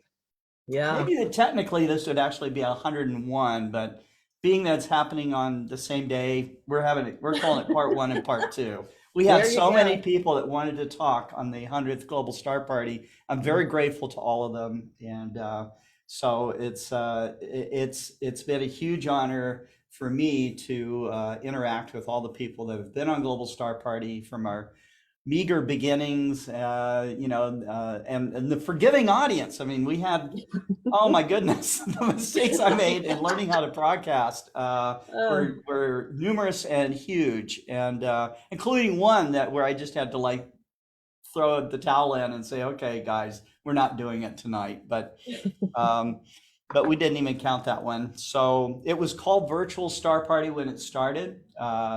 I quickly changed its name to Global Star Party as I realized that we could have amateur astronomers and professional astronomers, some of them logging in from anywhere in the world. And the audience also was watching from around the world. So that's how it got the name Global Star Party. But we will have lots of great talks to come today, and not the least of which will be Terry Mann after she gives this door prize segment. So I'm going to turn it over to you, Terry. Thank you. Thank you, Scott. Yeah, going global though, there's been so many people that we have met around the world, and it has really been amazing just to kind of see what it's like somewhere else, or when it's dark there, we can look at their views. So it has all been amazing. I was going to email Karim and tell him how much I enjoyed his talk the last time on the last Global Star Party. I just sit there in amazement. So You're too kind, Terry. no, you were great. I really enjoyed that. So thank you very much for that. All right, let's go ahead. As we always start, we have the warning about if you just bought a telescope, be aware, never look at the sun without a filter. That is so important because damage can happen so quick. Please go to your local astronomy club or to somebody that is familiar with viewing the sun before you ever try to look at the sun. So what I want to start with are the answers from July 12th. The answers were all about James Webb Space Telescope. So the first question on the 12th was, in what constellation in tonight's sky is the James Webb Space Telescope? And the answer is Sagittarius. It's always opposite the sun in the sky. Second question, what is the true field of view for the James Webb Space Telescope primary instrument, the near infrared spectrograph?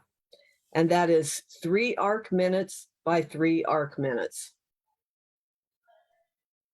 Last question. The JWST has 18 4.3 foot diameter hexagon shaped mirrors. How much does each beryllium mirror weigh on Earth? And the answer was about 20 pounds. Wow. So what we do is we award prizes once a month. And so we put everybody's name on a list that has answered that question. And that is what this is. What would be the next Global Star Party, we will all be at Alcon. So for July, this will be the last Star Party in July. So it will be, I believe, August 2nd will be the first Tuesday. So that will be when we will award all of these prizes, plus the ones that Scott has mentioned tonight. So here's the questions for July 19th for today for the 100th Global Star Party. Asteroid Vesta is going to be at opposition on what date and time in August? So I'm going to slow down for this one because there's some good door prizes and people say we go too fast with the questions. I want time to look at it. So asteroid Vesta is going to be at opposition on what date and time in August? Second question, what's important about M31-V1? So what is so important about that? And please send your answers to secretary@astroleague.org. secretary@astroleague.org. Third question, what supernova is the oldest recorded supernova and how long was it visible? So what supernova is the oldest recorded supernova and how long was it visible? Please send your answers to secretary@astroleague.org. And as I just mentioned, we're all going to be at Alcon in Albuquerque, New Mexico. For Alcon, July 28th through the 30th, please come and join us if you can. You're going to find a lot of the people from the league there, and hopefully we'll meet some new friends too. So for that, Scott, I'm going to stop that session. Okay. All right. And if it's okay with you, I will just kind of continue right on to my next session. Perfect. As soon as I can, there we go. Now you'll have to bear with me because for me, when I read what the theme was tonight, it was seeing beyond. And for me, when I think of seeing beyond, so many things came to my mind. I mean, we had heard some about the James Webb Space Telescope, and that is so incredible. I really loved it. And then I thought back, seeing beyond means a whole lot of things to me. And to me, when we see beyond, we reach for possibilities. Everything that I think as amateur astronomers we do, we all understand this. But so many people in the general public, when you're talking to them, don't understand what astronomy can really be all about, what we can learn, how it changes, and how exciting it gets, and how much there is an astronomical community. And we all sit together and we watch what NASA does. We watch the rovers bounce on Mars, or we waited until we heard everything was okay. Think of the first time you ever, one of the Apollo astronauts landed on the moon. Think of a space shuttle launch. I mean, there's so many things that are so incredible that happen in astronomy and in amateur astronomy that we all enjoy so much. And every time we watch that, we're reaching for a new height. You know, we're reaching for something new or something to explore, because I really do believe we are made as adventurers. You know, we want to go on that adventure. We want to explore what's going on, but we want to learn. It's a real learning hobby. And so, you know, something kind of catches our eyes sometimes. And once it does, once it does, it kind of stays in your mind. Walking up on a view like this was in the UP, up in the Boundary Waters. Yeah, Minnesota Boundary Waters. There was something so special about that sunset. And it makes you begin to wonder. You know, I saw the reflection, the canoe sitting there. I don't know, it just puts you in the mood for a night where discovery, you know, excitement of what is ahead. Maybe I'll have aurora that night, which I did. You know, it catches your eye and it really makes you think. And then in that moment, I don't know about you, but for me, it freezes time. I look at that and I think about, wow, you know, why is this happening? Or what can I see here that normally people don't see? A lot of times, I think we as astronomers or amateur astronomers, we see that elusive light that so many people really don't understand. I love elusive light. And to me, that means I see something because I take the time to take an image, or I take the time to really look deeply at something. I am an observer, so I look. And for that moment, I can freeze it in my mind. And then I'm going to go back and I'm going to want to know the science. What made this happen? Why is this? How did that aurora happen? Even better, how did that moving rock happen? Now, how can this be that this rock has moved and there's a path here? You know, or the Milky Way and some of the old ruins. To me, knowing the science and learning about it is so much a part of our astronomy. And then I want to share it. You know, I've seen something incredible, and it is fantastic. If one of you, maybe on a bucket list, or you ever wondered about this, maybe you can go to some of these places and look at the possibilities. So I just came back from StarQuest, where I was a speaker at Green Bank, and we had a great time there sharing stories, and think that's what Alcon will be like. We're going to be talking to so many people and sharing so many things that we have done. And I think that's one of the most incredible things about our astronomical community. I would not have known all of you guys and so many more that I do feel like I know without Scott's Global Star Party. And that's what's so important about Scott doing this. He has really built up the astronomical community. And then we all reach for, you know, those possibilities. Every time I go to Alaska, it's like, okay, now I need to be here. I don't care if it's 30 below. I got to go out and I've got to see if that aurora is going to happen. And when you get a view that starts in like this, and you're sitting behind a camera, in this case, a video camera, I literally, once I adjusted things around, fell to the ground and watched this aurora fire up. And just to watch the motion, then all the questions come to mind, then all the science comes to mind. I like to understand as much as I can of what is happening here. Look at the speed it moves. Watch how fast it fades out. Look at the detail. Look at the structure. All of this goes in my mind. And I think that's what is so great about everything we do with astronomy, because we get into so many fields, so many different ways of looking at things. And our community understands this. But when you're doing public outreach, it's a little bit tougher sometimes.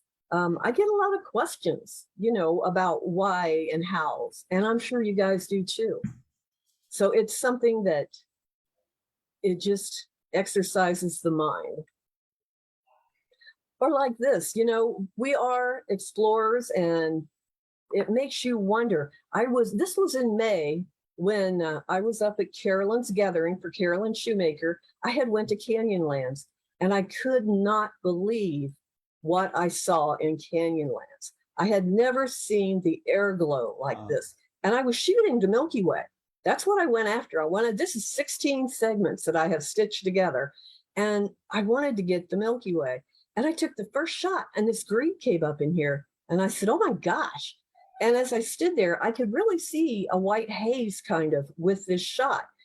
But then all of this air glow came out, and it was just, you stand there in awe. I did. I mean, to me, I've never seen anything like this. So And beautiful. I've never seen it like that. I've seen it in the sky and around, but I've never seen it arch like that, just like the Milky Way. So I immediately I bet I was there for 2 hours just watching this because it was so incredible. But again, I think as observers, we learn to see beyond. Granted, now I did not see, I saw the Milky Way, but when I took this image, I knew something else was there. And then your eyes begin to adjust and you can see what is going on. And it was amazing. And again, that's what is so amazing about this hobby. You never have time to be bored unless that's your choice, I think. And then I was giving a talk and I had used one of these slides as a background, and at a break, kind of in between, some of the slides, somebody yelled out, "Where did you take that? And how did you do that?" I had never seen the zodiacal light before. This was an incredible again a night for me. I had never seen it. And I remember looking at the person next to me and saying, "Do you know what that is?" I was just blown away. And you've got the Northern Milky Way and the Northern Arch. So there is so much that we can learn and so many questions.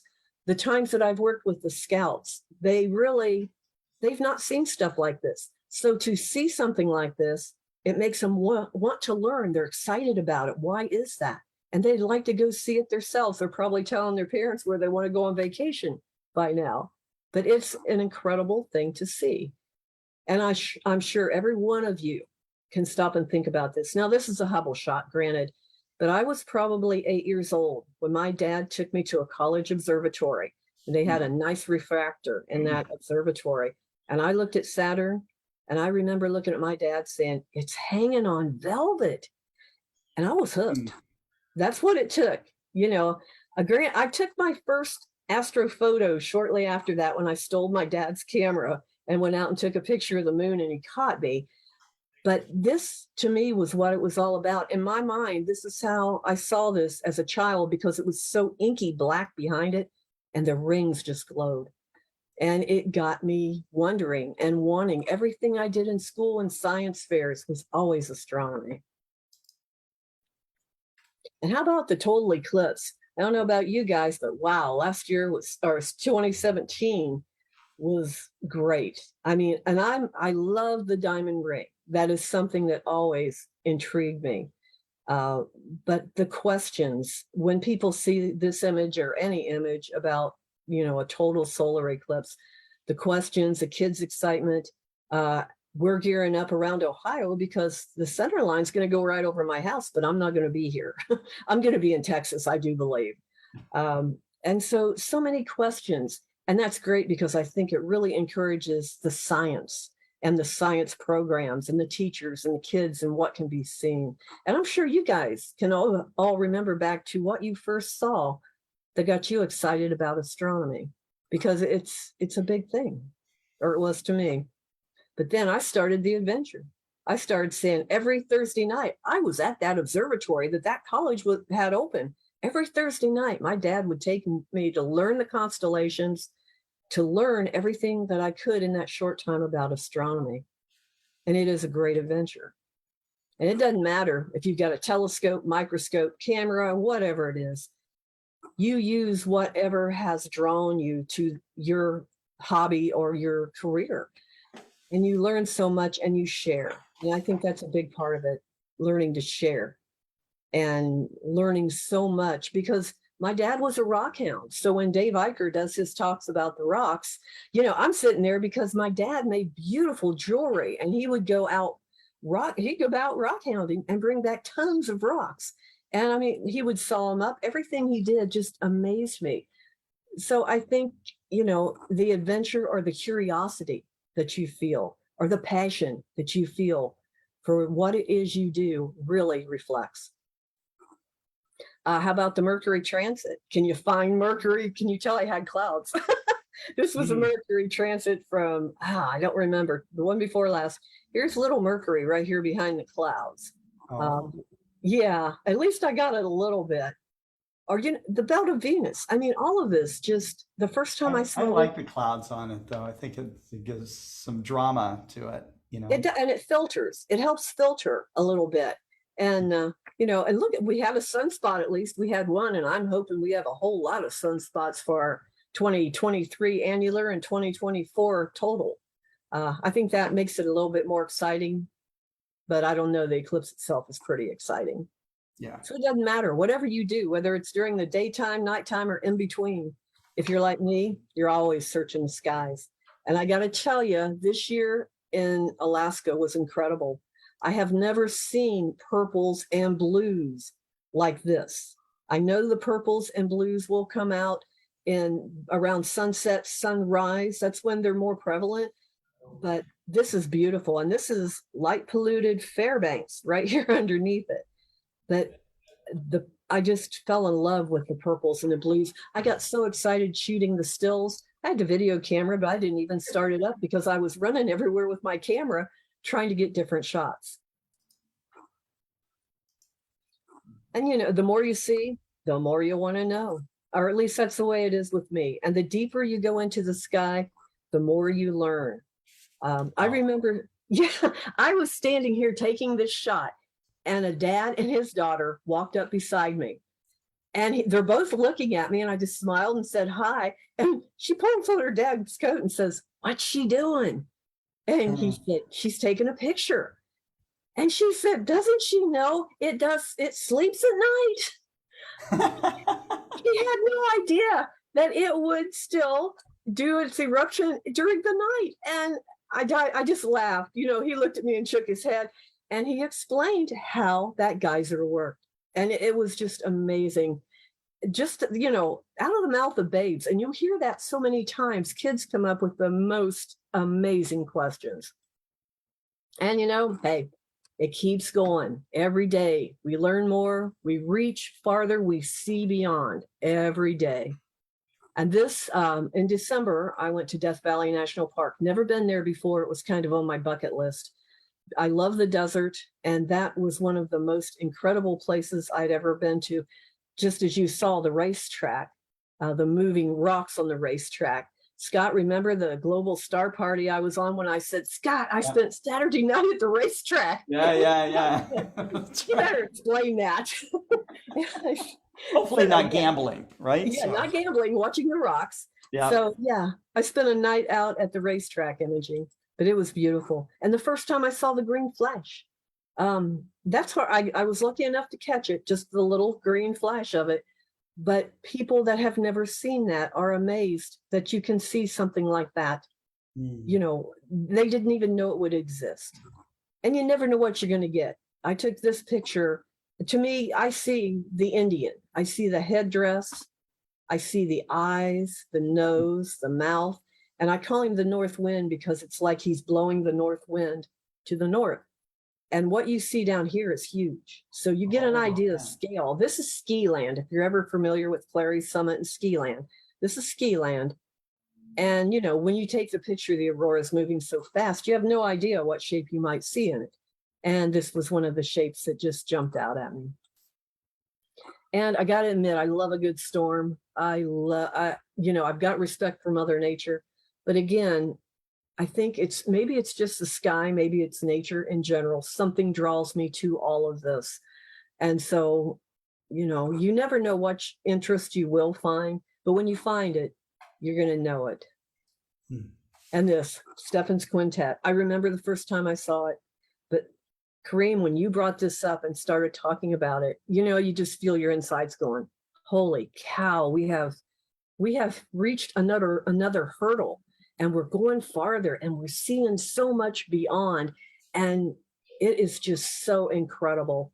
So I would just like to say thank you for letting me be part of this, and thank you for bringing the league into this, Scott, and Thank all you. of you that we see, all of you every week. Different ones of us are here, but this adventure is amazing, and I think we're all enjoying being on it. And I would just like to say thank you for allowing me to be part.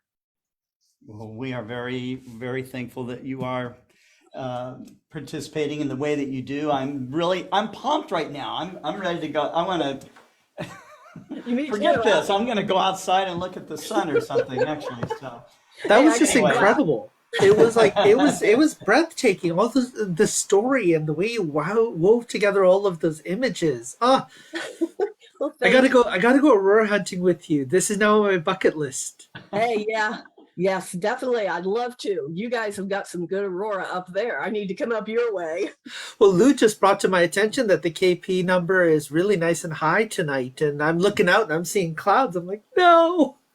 Yeah, that's the one thing I think all of us would sit around a campfire or sit outside looking at clouds, waiting to observe, going, oh man, bring on the s'mores, order a pizza, do something. Yeah, but the aurora is something that's always attracted me, but I think like a lot of the sciences, but yeah, I definitely want to head to Canada sometime. Anytime, you're welcome. Thank you. I'll take time off of work. We'll go out. Yeah, and I'll probably be with you both, Terry. That's on my bucket list too. I love the way that you wove your stories together. As someone who does that sort of imaging myself, I think the one thing when you said point the camera north and take a picture, because you never know what you're gonna get. Yeah. I have an aurora picture from that. I pointed it, didn't see anything. Was getting bit by mosquitoes. I was there to shoot the Milky Way, and I said, why not? And the aurora showed up. So, thank you. That presentation reminds me why I love to do it. And when you're out there immersed in the sky, you're just bringing some of it home with you to remember it by, and you want to go out and do it again. Always. So, I'm always ready to go do this again. Yeah, it's great. Yeah. So, thank you, Terry. Thank you. Okay, well, so we are going to transition here. Our next speaker, Terry, again, thanks so much for getting us so pumped up here. It was awesome. Our next speaker is Lou Mayo. He is a professor of astronomy at Marymount University. I've met Lou at various events. I think maybe the first time I met Lou was at an Astronomical League convention, and in I think it was in possibly St. Louis, Missouri. Seems to. That's right. Yeah, is that right? So, right. Yeah. Yeah, and so, but I had a question for you, Lou. I saw someone. I mean, of course, I can only see the back, but. When Joe Biden was presenting the first image of the James Webb Space Telescope, I saw someone taking pictures, and I go, "Is that Lou Mayo in the corner taking pictures?" Not you. No. No. You have a doppelganger. Okay, so, anyways, but being I think that some of that was shot from live from Goddard. Still not sure of even that, but wow, what an amazing time! And definitely, I was thinking I was thinking that you were there, so maybe you were in spirit. Oh, in spirit, yes. Yes, Definitely in spirit. Great. Well, that's a beautiful image that you have behind you, Lou, and thanks for coming on to the 100th Global Star Party. It's really wonderful. So thanks so much. You bet, Scott. Yep. Well, let's see. Let me share my screen here.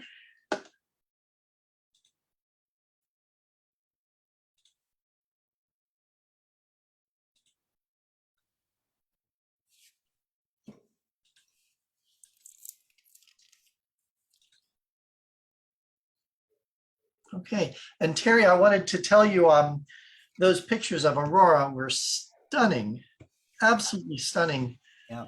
And reminded me of my trip, I think, 10 years ago to Barrow, Alaska for first polar sunrise.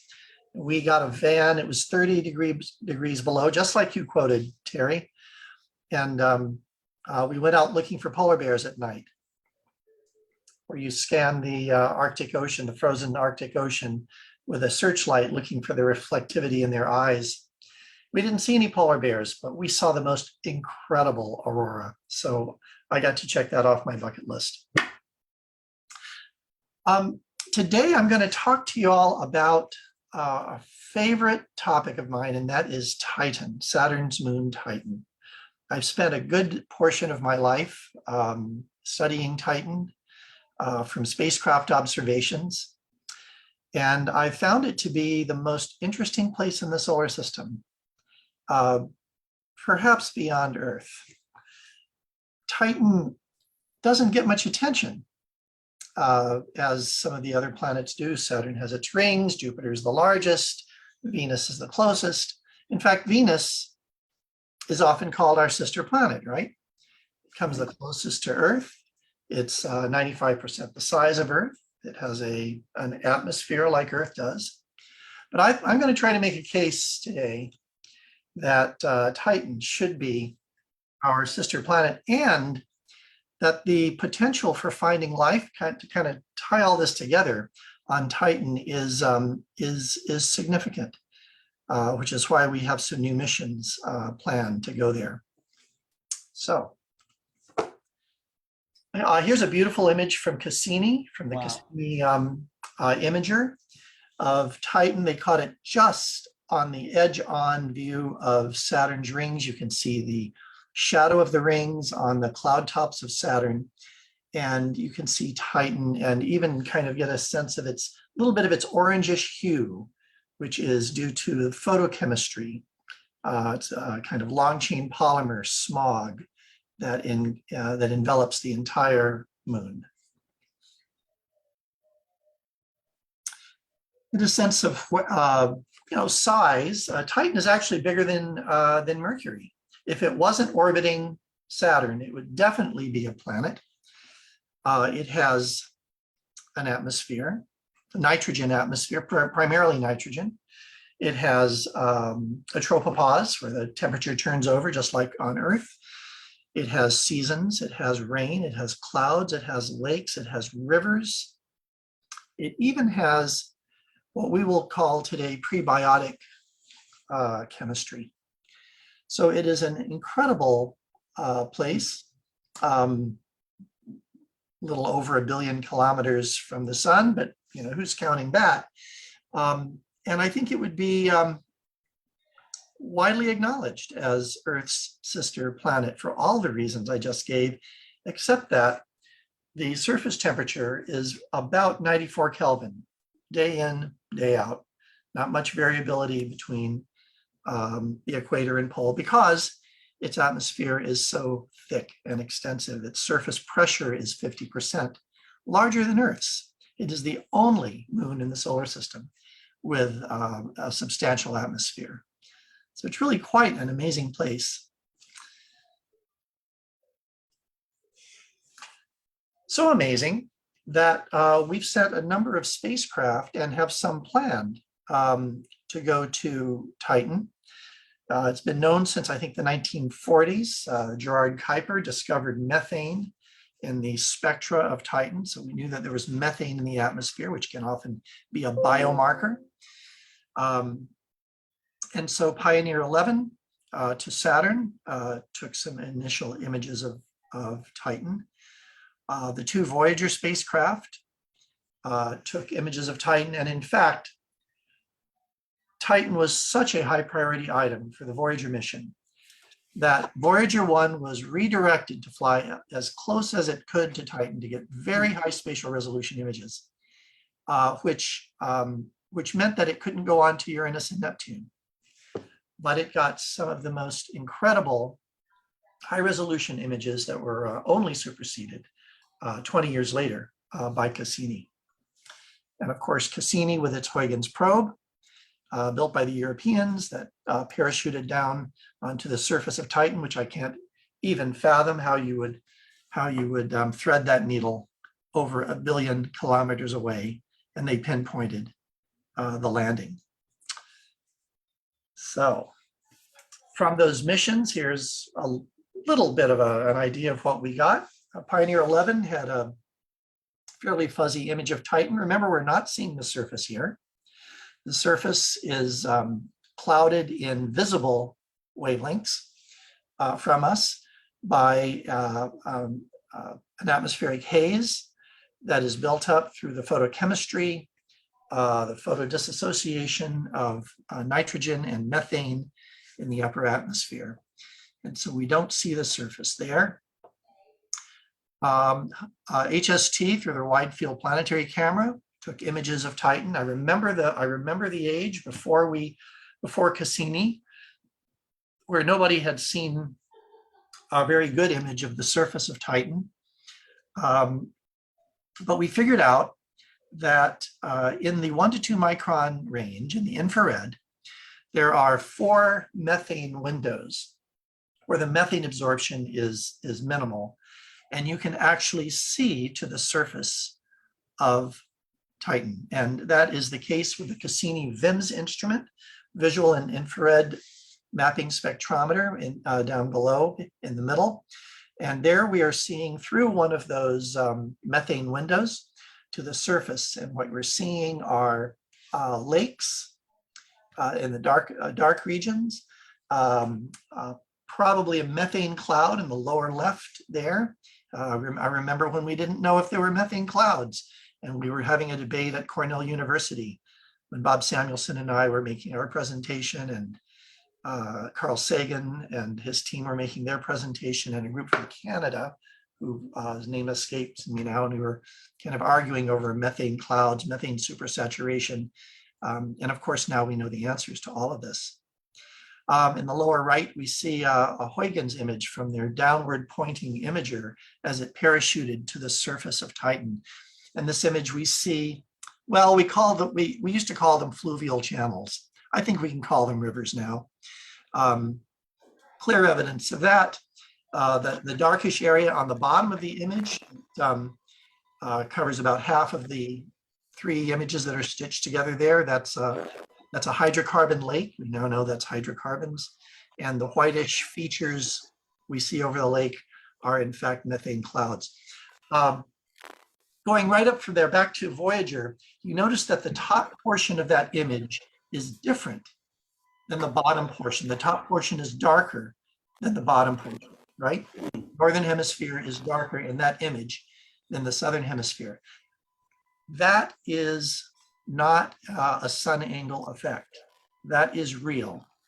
On Jupiter, we see 6 Hadley cell circulation centers from equator to pole, which result in the beautiful banded structure of Jupiter.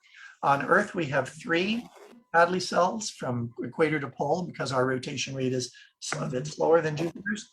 Titan's rotation rate is very slow, and so depending on the season, you have half of the Titan year, you have simple transport of material from the southern hemisphere to the north and back again. So it's a fascinating object. Well, here is the closest up image we have of Titan at this point. This was taken by the Huygens lander as it parachuted to the ground. You saw an image from above the surface just a few moments ago. This is now on the ground looking at the surface of Titan. And we anticipated that because we understood we had been able to model the atmosphere before Cassini, and we understood that it was raining on Titan, that the hydrocarbons and the nitriles were precipitating out and probably making it to the ground. And so the Huygens probe was designed so that it could float if it landed in a hydrocarbon lake, or it could survive on the ground. And on the bottom of the probe, there was a spring. And as the probe landed, that spring compressed. And if it hadn't compressed any, we would say, okay, it's in liquid. If it had compressed hard and complete and rapidly, we'd say, okay, it landed on a very solid surface. Turns out it landed in something of a marshy surface.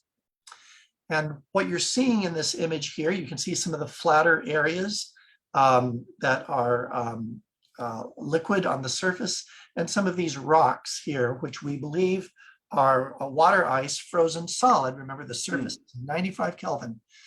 So water is not flowing on the surface, covered with tholins, covered with prebiotic material, nitriles and hydrocarbons that have the potential as the building blocks of life. So I think the thing that makes Titan most interesting is its atmosphere. It is a soup. It is a soup of prebiotic chemicals. Some of them that, in fact, we know are building blocks of life, such as hydrogen cyanide. But we have a nitrogen chemistry. Remember, this is ultraviolet light striking nitrogen and striking methane and forming new chemicals that form new chemicals that form new chemicals, and so on. So we have methane, we have acetylene, we have hydrogen cyanide, we have dicyanoacetylene. I mean, the most incredible soup of chemicals. And that is one of the things that you need to form life, right? You need heat, we believe you need water, and you need chemistry. So Titan certainly fits the bill with the chemistry. Here's a model of the atmosphere of Titan that we had made. H nu coming in on the top there, that's just ultraviolet light, providing the energy for photodissociation of nitrogen and methane. You see methane and ethane, C2H6 ethane being formed, methane clouds in the troposphere, and then rain and some sort of acquisition of this hydrocarbon rain on the surface.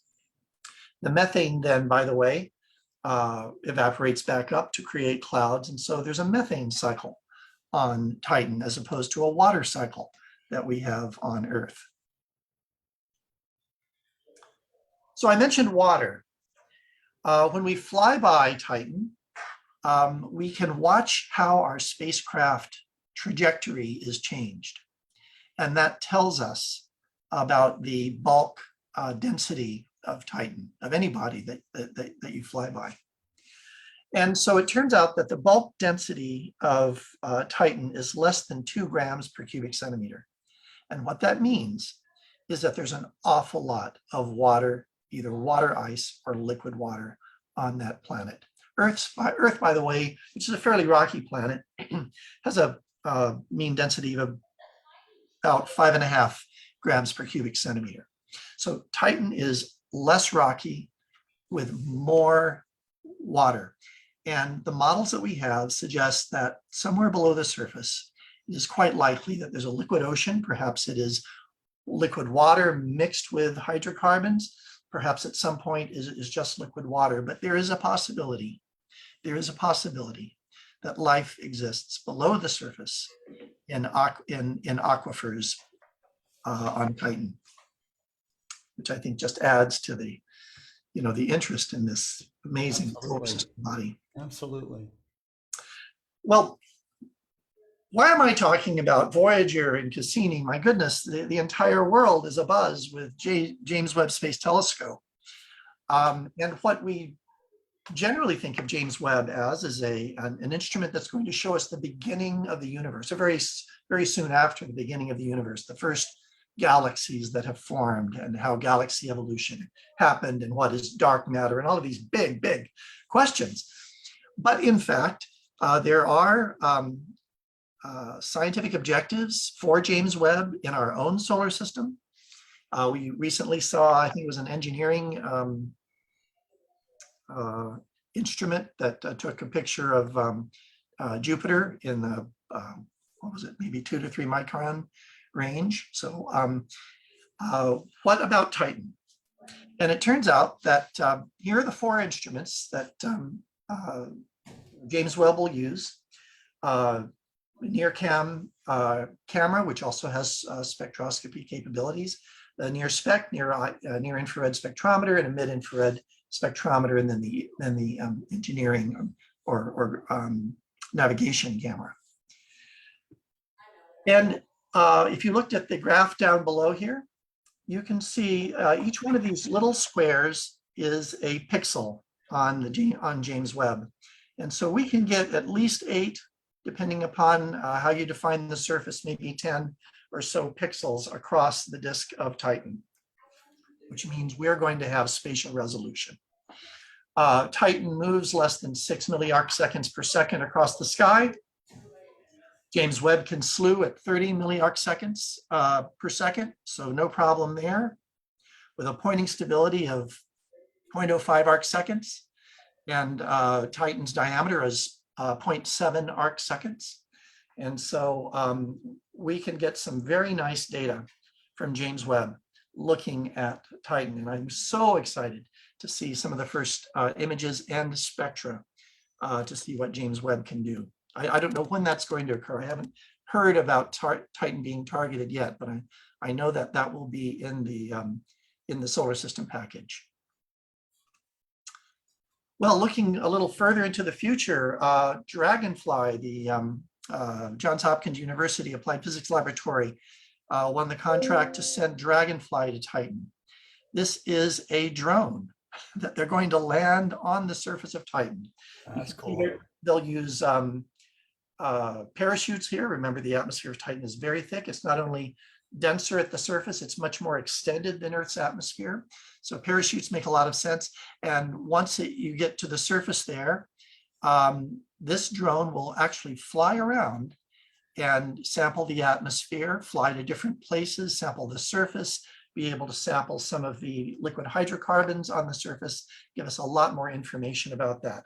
Dragonfly is going to launch in 2007, and it's going to take about 7 years cruise phase until it reaches Titan in 2034. So we have to be patient, but that's going to be an exciting time.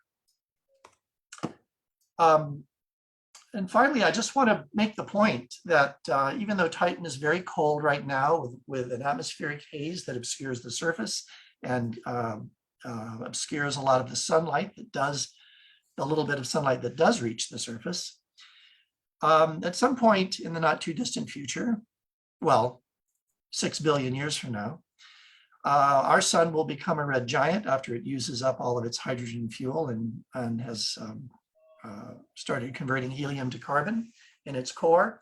And as it does that, it will expand. I'm sure many of you all know this, and engulf the orbits of Mercury, Venus, Earth, and possibly Mars. So it's going to be a bad day for us. But the ultraviolet flux from the sun will drop significantly, which means the atmosphere of Titan will clear up.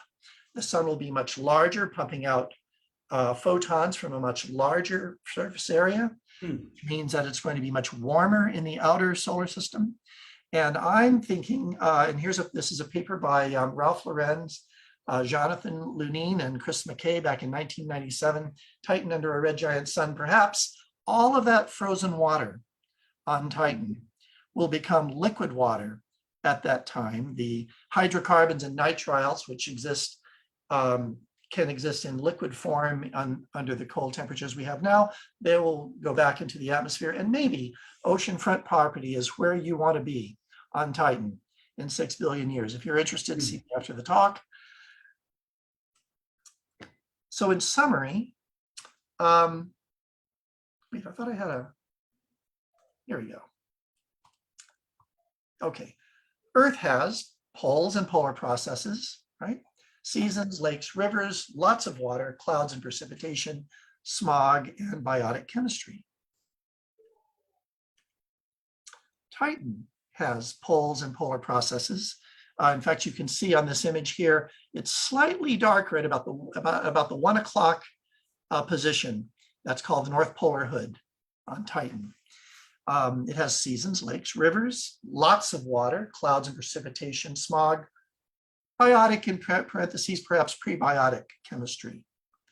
So I hope I've made the case that Titan is not only a fascinating world with real opportunities to find life, at least microbial life, and is a better sister planet for Earth than Venus. And I'll stop there.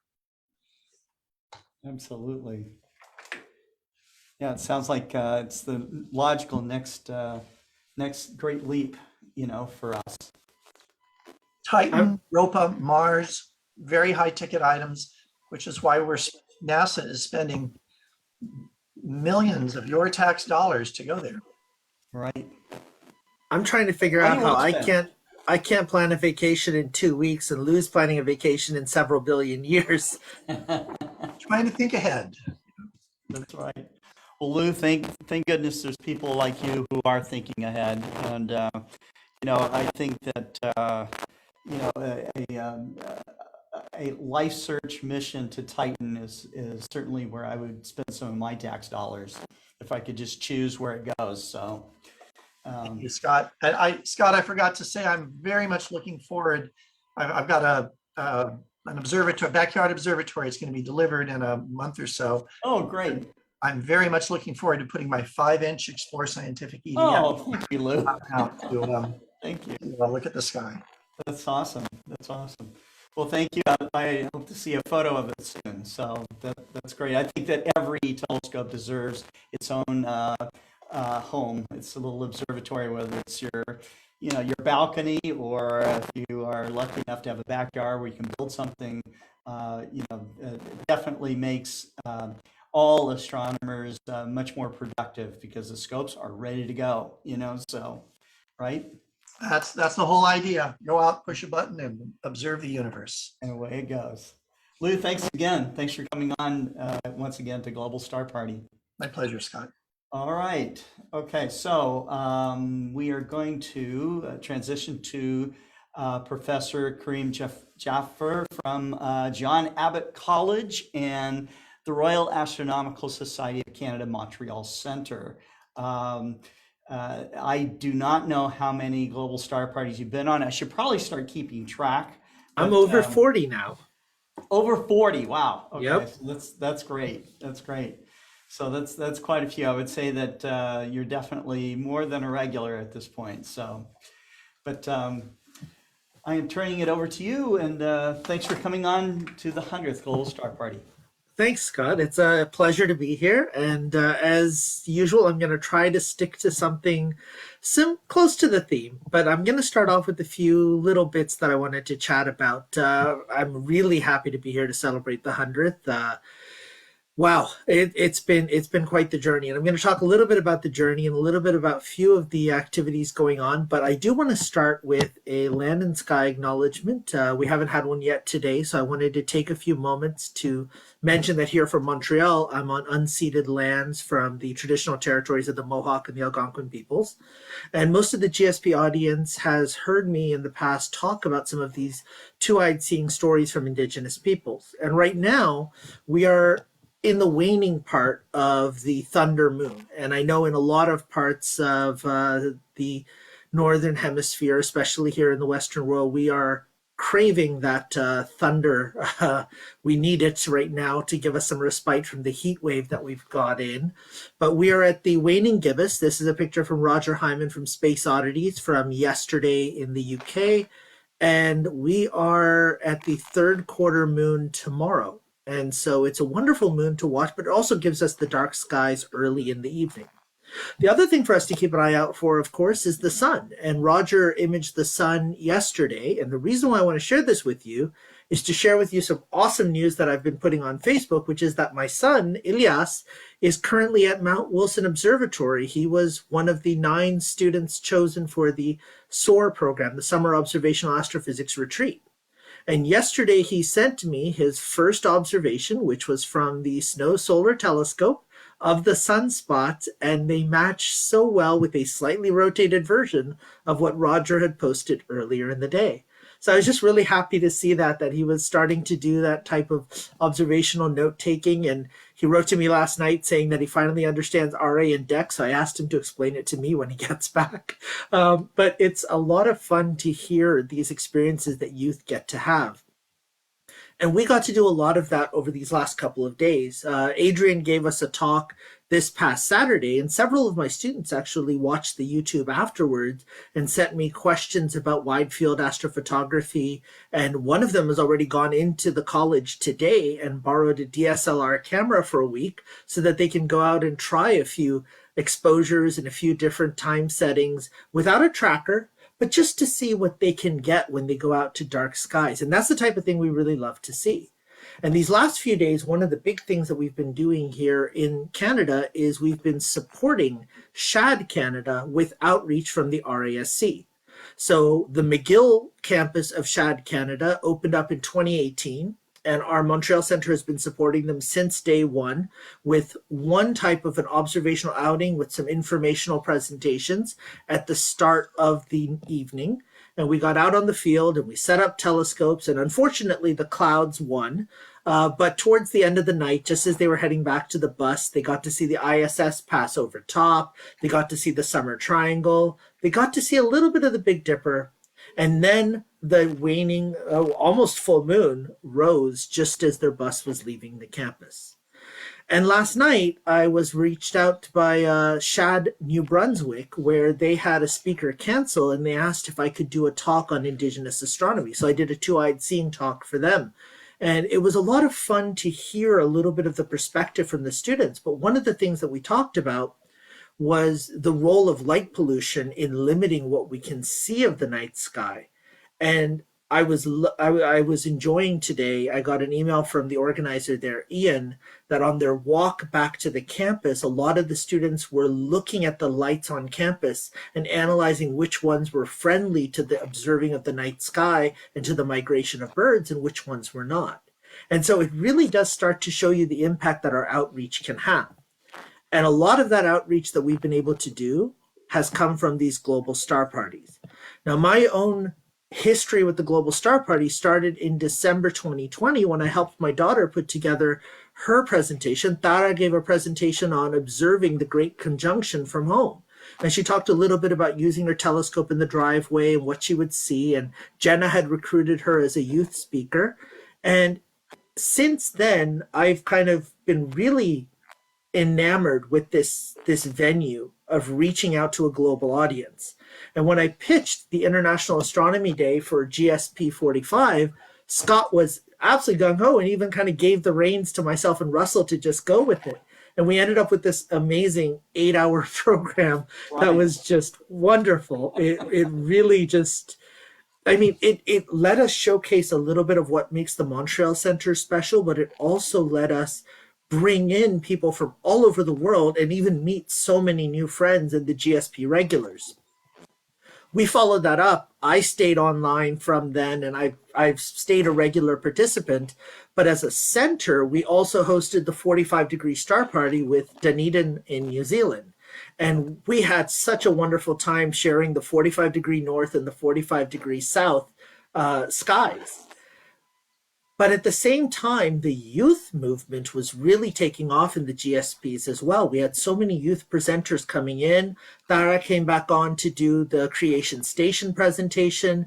And then herself, along with Nicolina, along with Bella and Nathan, they started the Cosmic Generation, which now has the support of the RASC, of the Astronomical League, and especially of Explore Scientific and the Explore Alliance. And so when the next Skies Up issue comes out, you're going to see an entire section by the Cosmic Generation. And so I love seeing that type of a connection with the global star parties. And as Terry mentioned, last week in the global star parties, I talked about these first 5 images from the James Webb. And we talked a little bit about the science of them. And I know in the second section tonight, there's going to be a little bit more on a couple of these targets. And I'm looking forward as an observer, as a viewer, to watching those. But the thing that really struck me is what came out the next day Tuesday, they presented these 5 pictures. On Wednesday morning, they shared infrared images of Jupiter. And when they shared the infrared images of Jupiter, there were a couple of things that really stuck out to me. The first was how bright Europa was with its reflection of the heat, of the light, using that ice surface. And that brightness is really kind of counterimposed by the shadow of Europa being visible there beside the Great Red Spot.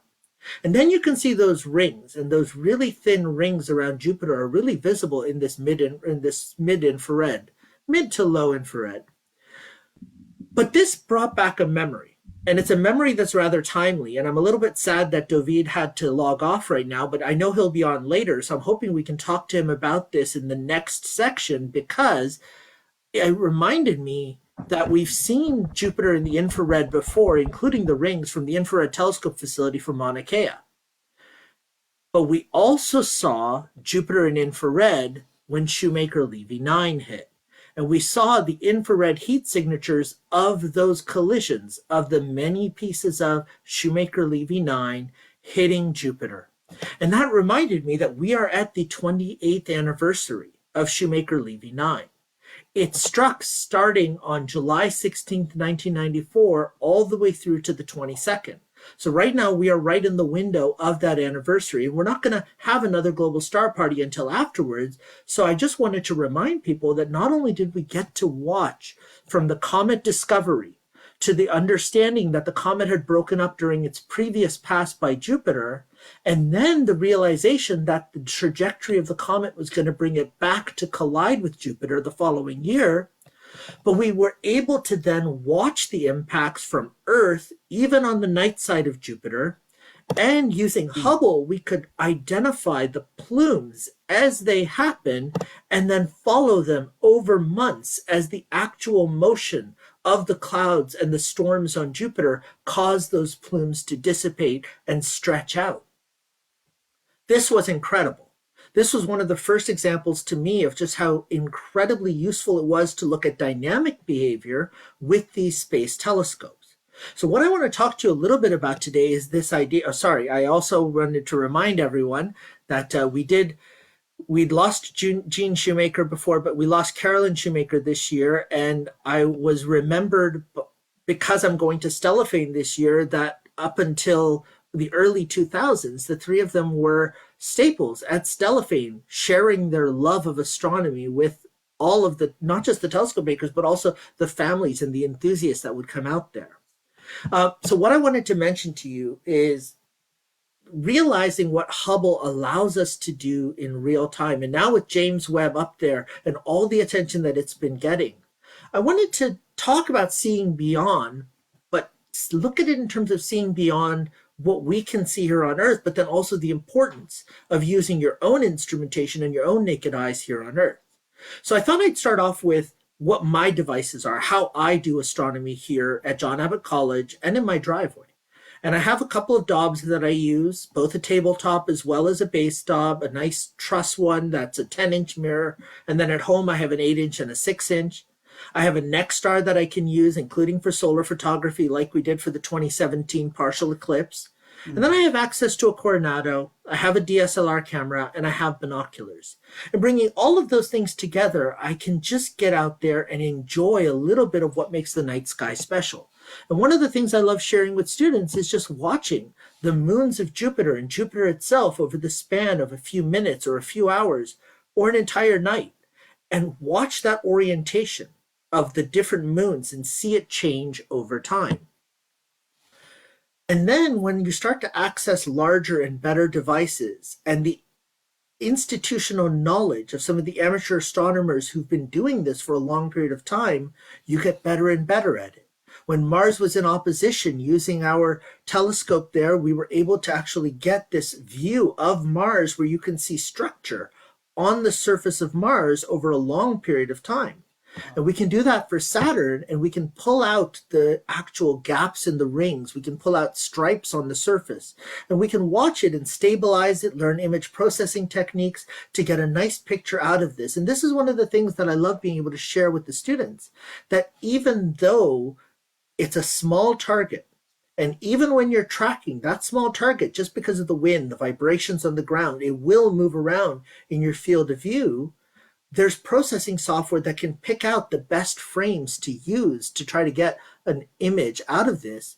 But it's also just fun to watch and to look at them, whether it's through the eyepiece or whether it's through electronically assisted astronomy. So you teach them image processing and you learn a little bit of the techniques you can use and the different instrumentation you can use. And then if you want to go one step further, you start to use robotic telescopes. And the RASC has for us a robotic telescope that our classrooms can use that's based out of California. And I've shared with the GSP audience before the wonder in the students when they take that single image and they process the photons and they pull out all the nebulosity, all the gas. Even if they blow out the trapezium, they still see such a spread for the Orion Nebula and other targets. And seeing their wonder when they start to realize that you can process these same photons in different ways to pull out different features. And then they get access to some of the wonderful data that's available. And you can see these students start to shine and pull out just what they're looking for. And that's one of the things we were able to do this year with astrophotography techniques in our posters that the students presented at the RASC General Assembly. And then you can start to do science. You can take images of stars and measure the photometric data and determine the transit of exoplanets. You can also reach out into solar system probes, and using those solar system probes, you can identify not just the cloud structures on Jupiter, but also zoom in on single storms. You can use other probes and start to examine other objects like Mars or Saturn or even Pluto using the New Horizons mission data. So you can really start to see beyond the limitations of what you couldn't otherwise capture with a small telescope in your driveway. And then this year, I've been able to go into the National Schools Observatory as well as the LCO, and I've been able to reach out to telescopes all across the world, which enables my students to even look at Southern Hemisphere targets, which otherwise, we only get to see on the GSPs when Cesar comes on or when Nico shares or Maxi shares or Marcelo shares, and we get to see their processing of this data. Now, my students get to access those files and image them and process them themselves. And finally, this year, I got to do a project to use satellite data and really look down at the Earth and see the Earth in a whole other light. So this is the Gaspé Peninsula where my family and I actually vacationed last year for a couple of nights. And we made it all the way out to the coast out here. And this is Per Se Rock. And it's just incredibly gorgeous to go out and look. But then you get to see the topography and you get to see soil moisture levels, and you get to see vegetation and all of that. And you get to see all of that through the lens of these different satellites orbiting the Earth. That is so cool. Now bring all of that together to seeing beyond. And you ask the students, what's your takeaway? And for a lot of them, it's still those moments, showing the equipment and talking about the moon and sharing it with people, setting up a single telescope yourself, just borrowing it, taking it to a community center, setting it up, and you have people coming out in suits after a wedding and showing them the moon, showing them Jupiter and Saturn, and seeing the kids line up, jaws dropped, ignoring the ice cream in their hands because they're getting to see something wonderful. And then setting up in the parks with other astronomers and sharing with an entire community, or even just setting up on your own driveway and looking at the moon yourself and just taking a moment to enjoy astronomy and seeing beyond what your naked eye can see. And that's what really, for me, the GSPs is sharing this type of feeling, this type of experience, and this type of images that we get to see with the world when you can't be with them in a park together. We do it virtually online. And this is what the students walk away with. That moment under the sky with a telescope, knowing that there's so much out there to see and experience. So from behalf of the Montreal Center, I want to thank you for 100 awesome global star parties, and I hope we'll have more than 100 more, Scott. Yeah, well, thank you. So I'm looking forward to getting to our 200th global star party as well. So we will transition to Charles Ennis. Charles, do I have this right? He is the current president of the RASC? Yes, he's a longtime board member. He was vice president for the last couple of years. And this year at the, just after the General Assembly, he was voted in as president of our board. Oh, wonderful. And he is apparently an author of like over 20 books. Is that correct? I'll let Charles speak to that. Charles? Okay. All right. Yeah, Well, Charles, so we're going to it's, let you come on. And but thank you for coming on board and talking to us here on the 100th Global Star Party. And Charles, I just briefly want to say, I've enjoyed being a part of the RASC since I joined maybe a few seconds ago, I think. It was a month or two, and already hitting the ground running, giving talks. So Awesome. It's been enjoyable just to be a part of the RASC, and I recommend it for anyone who can join, whether you're from the States or Canada. Glad that you're with us to share that with everybody. And I'd like to thank everybody for the opportunity to be here tonight. And I also want to congratulate you all on the 100 TSP. What an amazing accomplishment. Thank you. Along with all the members of the RASC, we wish you the best of fortune with the next 100. It's very exciting. Thank you very much. I have been asked tonight to speak specifically by Karim about something that we are doing at the RASC, and I want to share this with you. Come on. Trying to get this thing to cooperate. There we go. Okay, so it's a project of the Inclusivity and Diversity Committee, and it's the World Asterisms Project, which we started just a little over a year ago.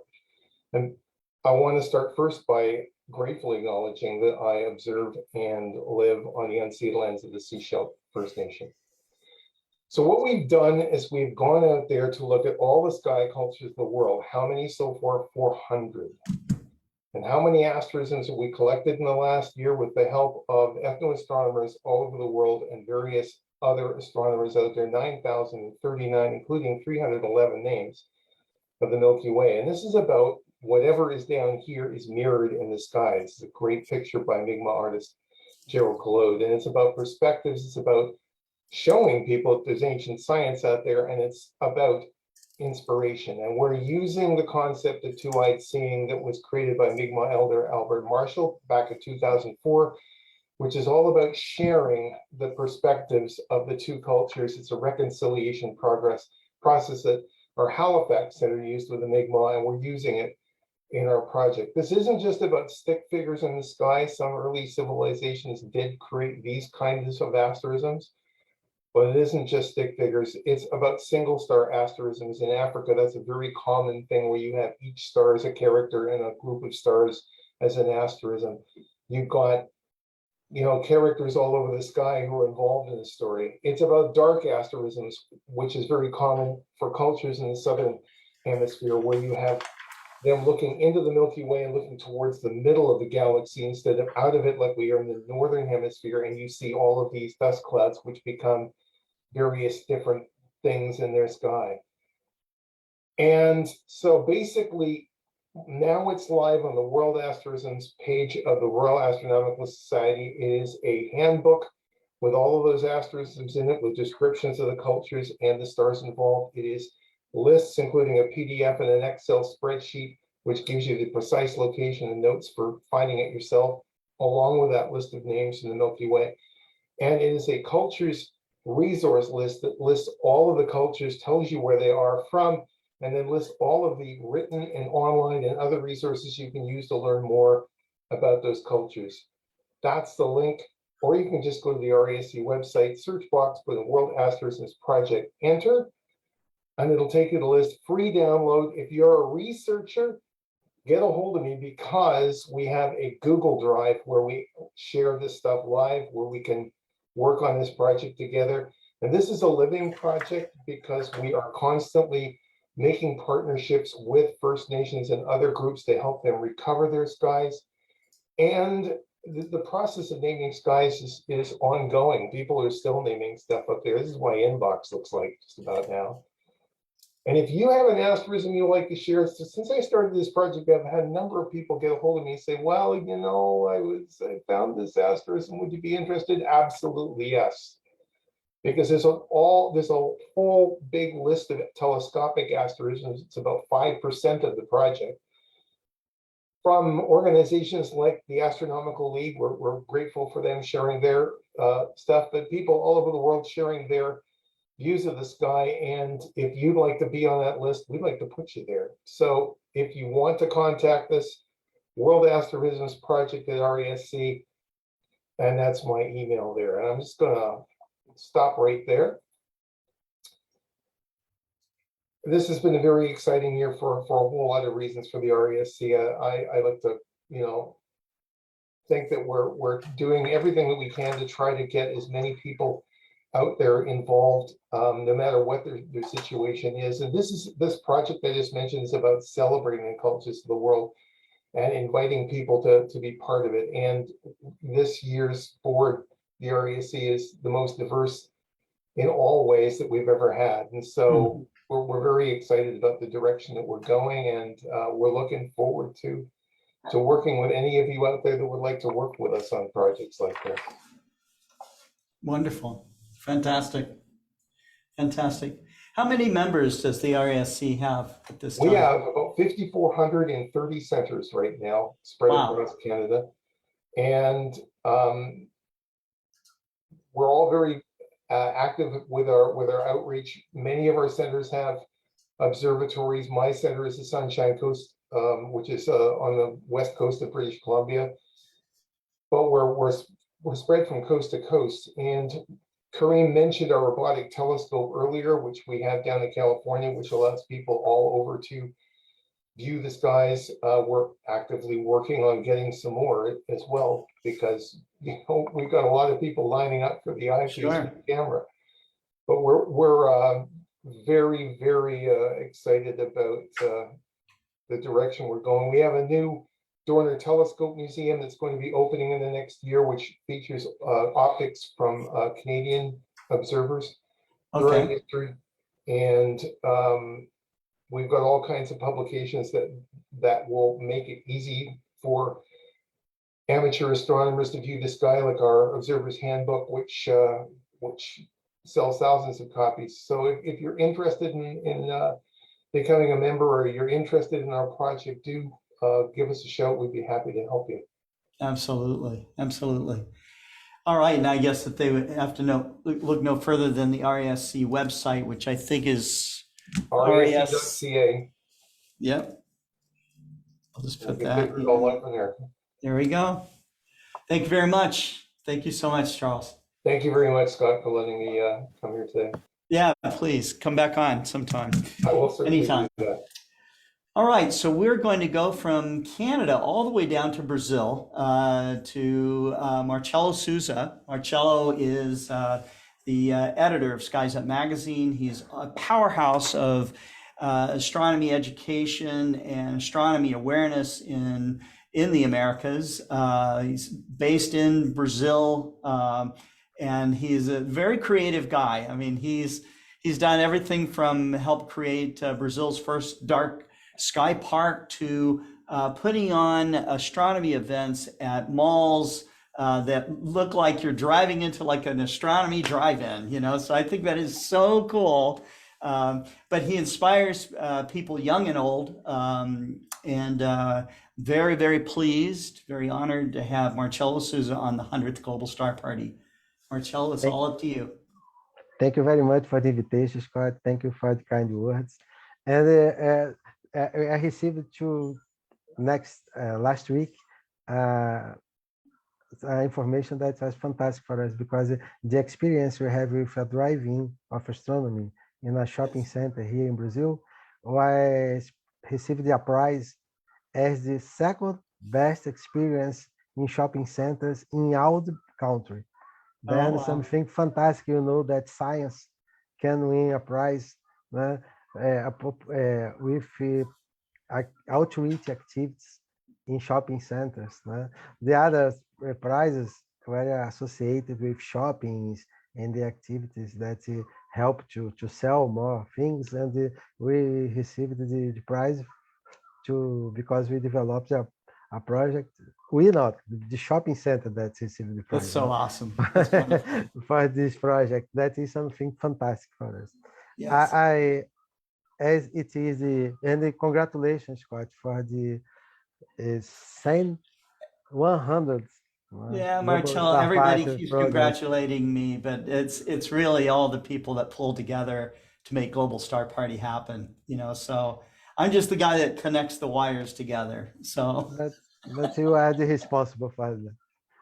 thank you so Congratulations. much. Thank you. And I have today I wrote a script to not to be a long presentation, and I have a script here Okay. to help me. I will share my screen. Okay. Only to illustrate what I'm saying. Yeah. This is the links for our astronomy group here in Brazil. And since ancient times, humans have been trying to develop ways to obtain images that accurately reveal their observations of the sky. Images of the sky of the observed phenomenon stars recorded for posterity. In ancient Greece, there are already reports of knowledge of the technique for producing images by directing the passage of light through a small hole. The orifice camera obscura. However, they were images only to be observed when observing the landscape. Here is the only illustration that I have for this Arab, that is Al-Hazen. His full name is Abu Ali al-Hassan ibn al-Haytham. He lived in the 10th century and presented a way of observing eclipses using a camera obscura. In this case, the camera obscura consists of a room with a small hole in the window. The image informed the on wall. This method allowed the magnification of the image of the sun and a comfortable and safe observation of the solar eclipse. The records of the observed images, however, were still made through drawings and paintings. Here is Galileo. Galileo Galilei released the image of his observation through drawings.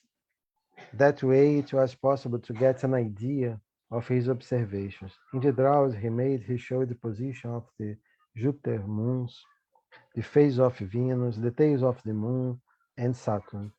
He couldn't get enough resolution to observe Saturn's rings. And something that's fantastic for me were the ancient maps, sky maps. The sky map with representation of how different civilizations saw the constellations, are records that were left by many people. In the West, during a long period, great artists were responsible for representing the constellation.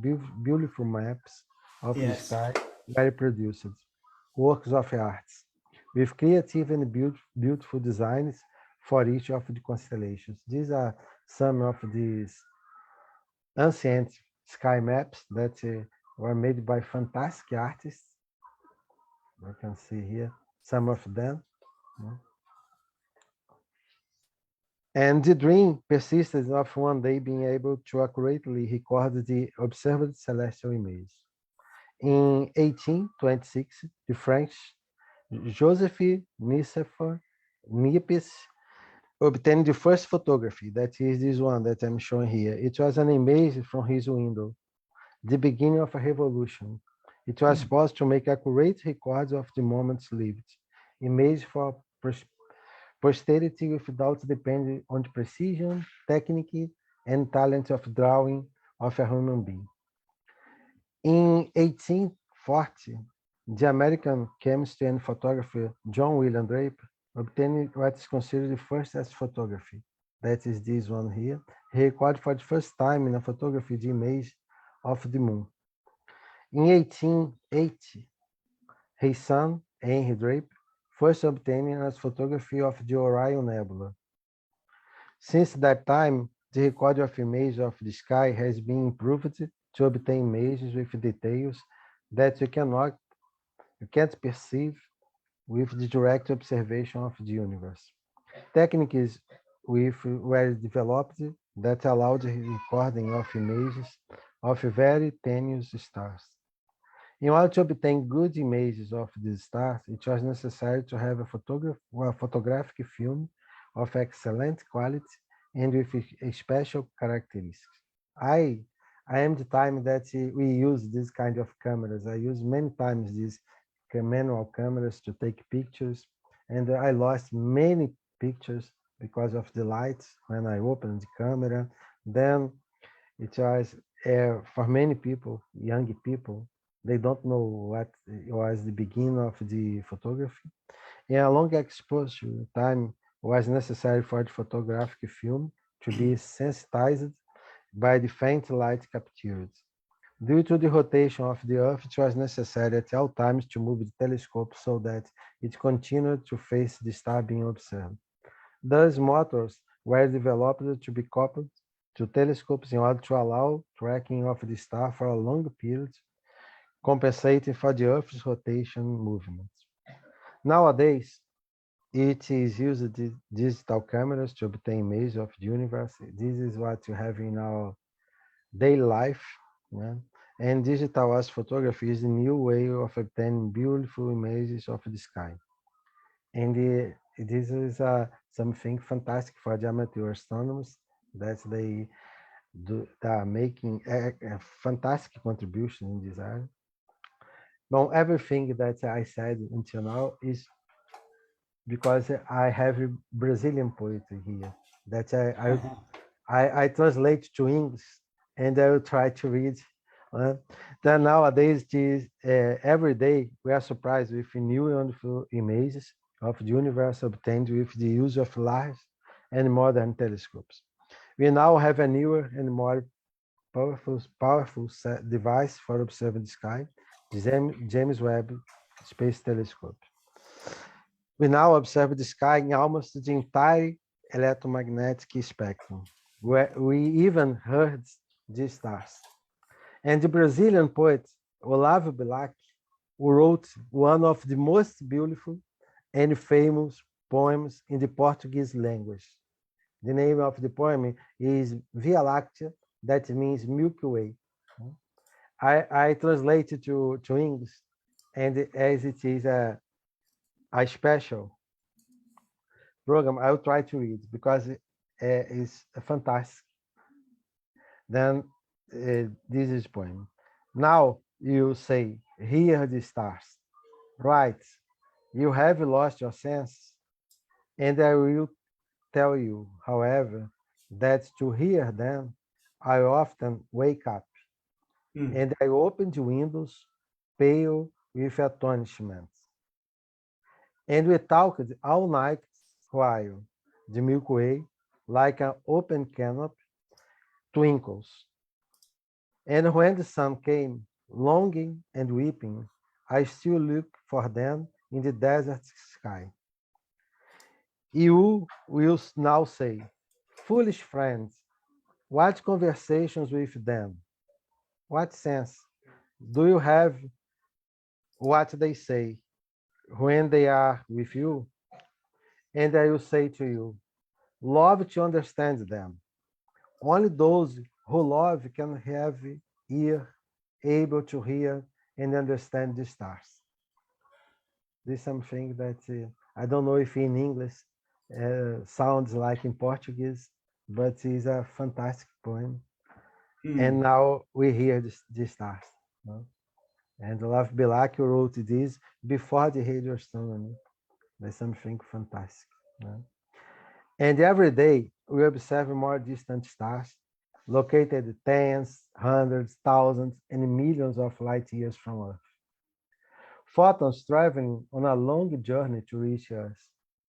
The famous Brazilian poet Mário Quintana, who wrote in one of his poems, and the wind passes outside, with your memory blank. What he saw, he does not even remember. And I saw nothing. I can only guess. Then we just guess what's happening to the universe and formulate theories to unravel its mysteries. Well, I hope one day we have more information about the universe, and each day we know more about the universe, and we have models, more accurate models that help us to understand what you see, what's happening. Thank you, Scott. Oh, thank you. Thank you for sharing all the poetry with us. It was wonderful. Very nice. Thank you. Very And nice. congratulations for the program. Congratulations to all the presenters here. This is really wonderful. So, and thank you so much for all that you do, Marcelo. You're a real inspiration. Thank you so much. Okay. Ever is my pleasure to be here. Yeah. Always a pleasure to have you. All right. So we are going to keep moving right along here. Marcelo is, you need to watch Marcello's websites and also his Facebook page, which is, the Club de Astronomia and, excuse me, the club, remind me, Marcelo, which one it is. It's the Astronomy Club Louis Cruz. Right. Okay. Louis Cruz. That is Louis Cruz. Yeah. A Belgian astronomer that came to Brazil and was one of the first director of the National Observatory in Brazil. Yeah. Louis Cruz. C-R-U-Z. Yes. Okay. So anyways, thank you so much again. We are moving on from Brazil over down to Argentina. We have Nicolas Arias with us. He is a musician, a drummer, and so we like to call his show Hammertime with Nico, but because he is known as Nico the Hammer. But he is an amazing, amazing astrophotographer and astronomer, and it's great to have you on Global Star Party, our 100th edition. Thanks, Nico. Hi, Scott. Thank you so much. Happy 100 CSP for everyone. It's really nice to be here with you.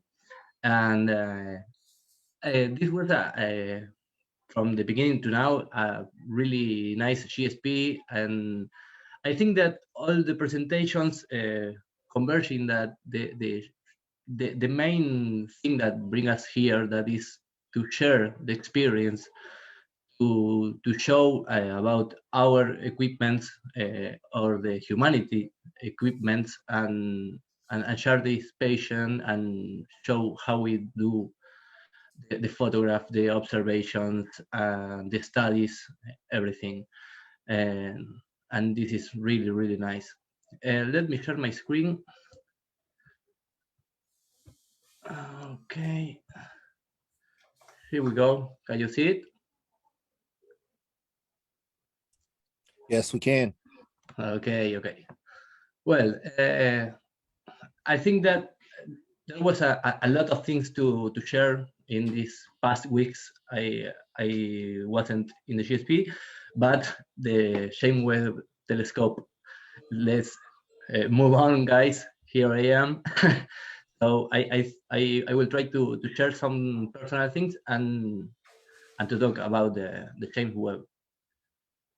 At first, I want to share with you that my patio, still at the Banfield, finally gets the observatory code from the Minor Planet Center. I am really happy with this. A few weeks ago, I get the confirmation. So we have a new observatory here in Argentina. So this is a really nice thing for me. And as I say, with the James Webb Telescope images, one in particular is about a dying star that is the planetary nebula NGC 3132. That it's a a beautiful planetary nebula that here in the southern hemisphere we have this particular nebula really high in the sky for the, I think that from beginning from the winter here. And this is an observation that I made from my house. I have a Bortle 9 sky here, but with the Dobson and using a filter, the oxygen 3 filter, you can see this nebula. It's stunning to watch this nebula because as you see, this is a sketch, an observational sketch I made. You can see that you can watch not only the main star and the ring, but you can see some ring behind, like another nebula behind. It's really nice to spend time observing these kind of objects and this nebula in particular. And this is a picture that I take with my Dobson, with my hand-tracked Dobson, and making LRGB composition. I mean, I make the 4 captures moving my Dob, the light with no filter, and the RG and B filters with the mono camera. And you can see that you can watch something like the sketch, but obviously with a better definition and the colors. And this is with the Dobson. And this is a comparison about the same nebula with the Hubble. I mean, this image is stunning. When I watch the nebula, I always remember this Hubble image. But now we reach a new classes, and and we can watch and observe this amazing image from the James Webb Telescope. And it's, when I saw this picture the other day in the live transmission of NASA, I was shocked because it's amazing. Not only the details on the nebula, the galaxies around the image is stunning, and it's really nice that they pick objects that you can observe and you can capture from your house with your small telescope. And the comparison, I love to do that comparison. I said, okay, this is the stunning image of the James Webb Telescope, the Hubble Image Telescope, and this is our image of the same object. It's really there. It's amazing. And of course, the Saturday night, I get my Saturn bonus track for the GSP, and I want to show, this is a video that I captured from Saturn that you can watch the hand-tracked movement.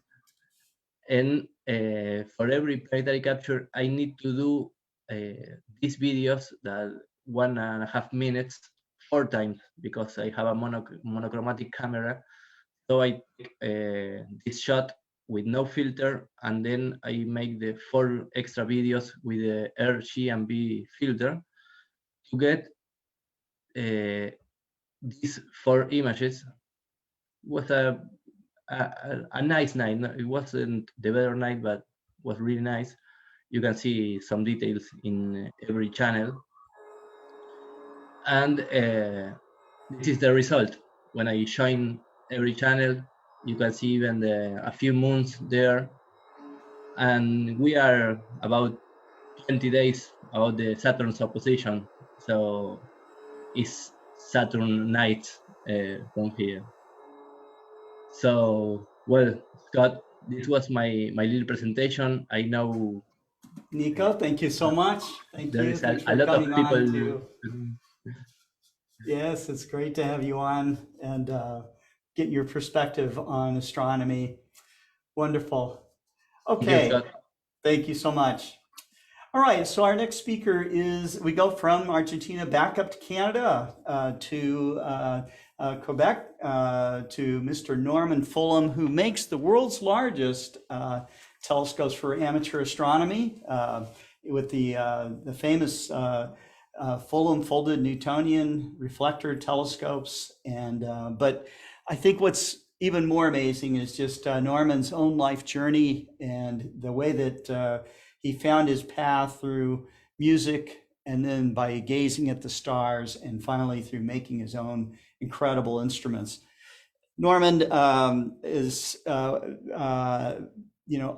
It was an honor for me to work with him in establishing Explore Scientific as the distributor for the Optique Fulham product line here in the Americas, and with the exception of Canada, of course. But really, I admire Norman. I think that he is one of the most amazing telescope builders in the world today.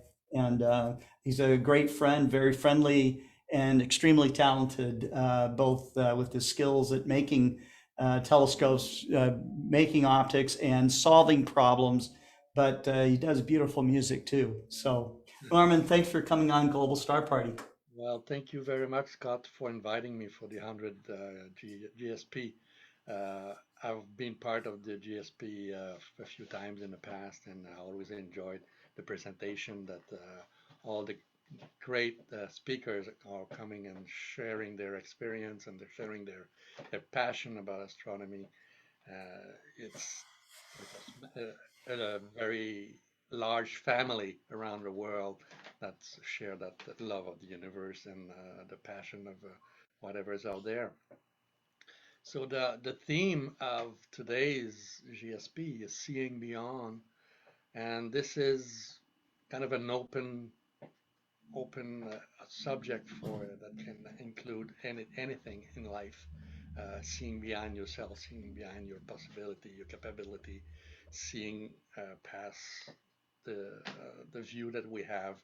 And we saw James Webb's telescope possibility, seeing beyond what we thought was possible. But I would like to come back to myself, seeing beyond myself. That's what brought me to what I'm doing right now today. Before I will start it's not a presentation, it's just a talk that I will do about me and what got me to where I am right now. I have to think about my father. Taught me to see beyond what I can do, what's possible to do with my two hands. He was a very, very handy man, doing all kinds of stuff by himself. He was not a mechanic, he was not a woodworker, but he was able to do all those things that we just looked at him and said, how did he know what to do in that situation, or this part of a mechanical part of a car or whatever? So he always amazed me and he passed away many, many years ago. I was still in my 20s, very early 20s, but when I was very young, like from 10 years old up to 20, that's the part that we was building a new house, and I really got to see how intense it can be, it could be, and how his imagination got him to do crazy things and very amazing things that you wouldn't think that was possible at those days.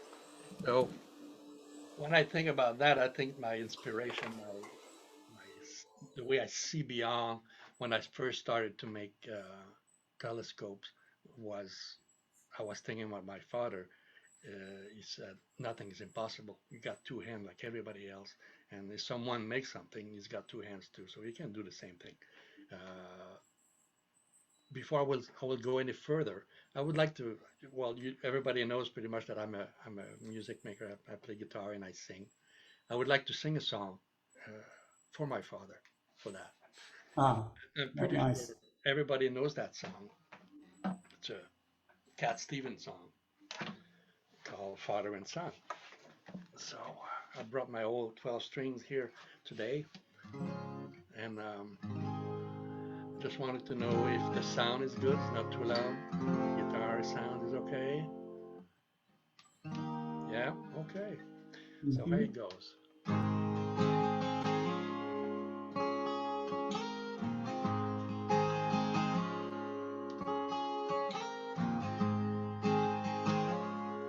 It's not time to make a change. Just relax, take it easy. You're still young, not your fault. There's so much you have to go through. Find a girl, settle down. If you want, you can marry her. Look at me, I am old, but I'm happy. I was once like you are now, and I know that it's not easy to stay calm when you find something's going on. Take the time, think a lot, think of everything you've got, for you will still be here tomorrow, but your dreams may not.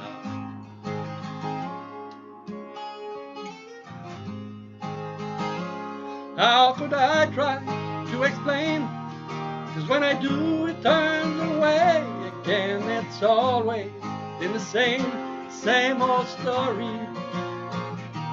From the moment I could talk, I was ordered to listen. Now there's a way, and I know, but I have to go away.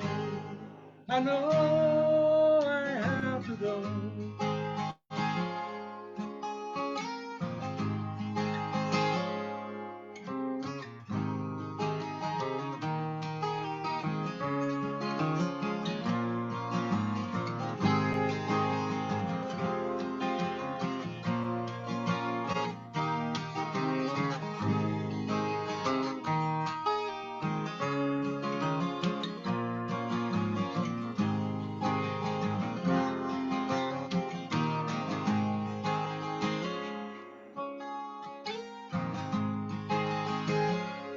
It's not time to make a change. Just relax, take it slowly. You're still young, that's your fault. There's so much you have to go through. Find a girl, settle down, and if you want, you can marry her. Look at me, I am old, but I'm happy. All the time that I've cried, keeping all the things I knew inside, it's hard, but it's harder to ignore it. If they were right, I'd agree, but it's them, they know, not me now. There's a way, and I know, but I have to go away. I know I have to go.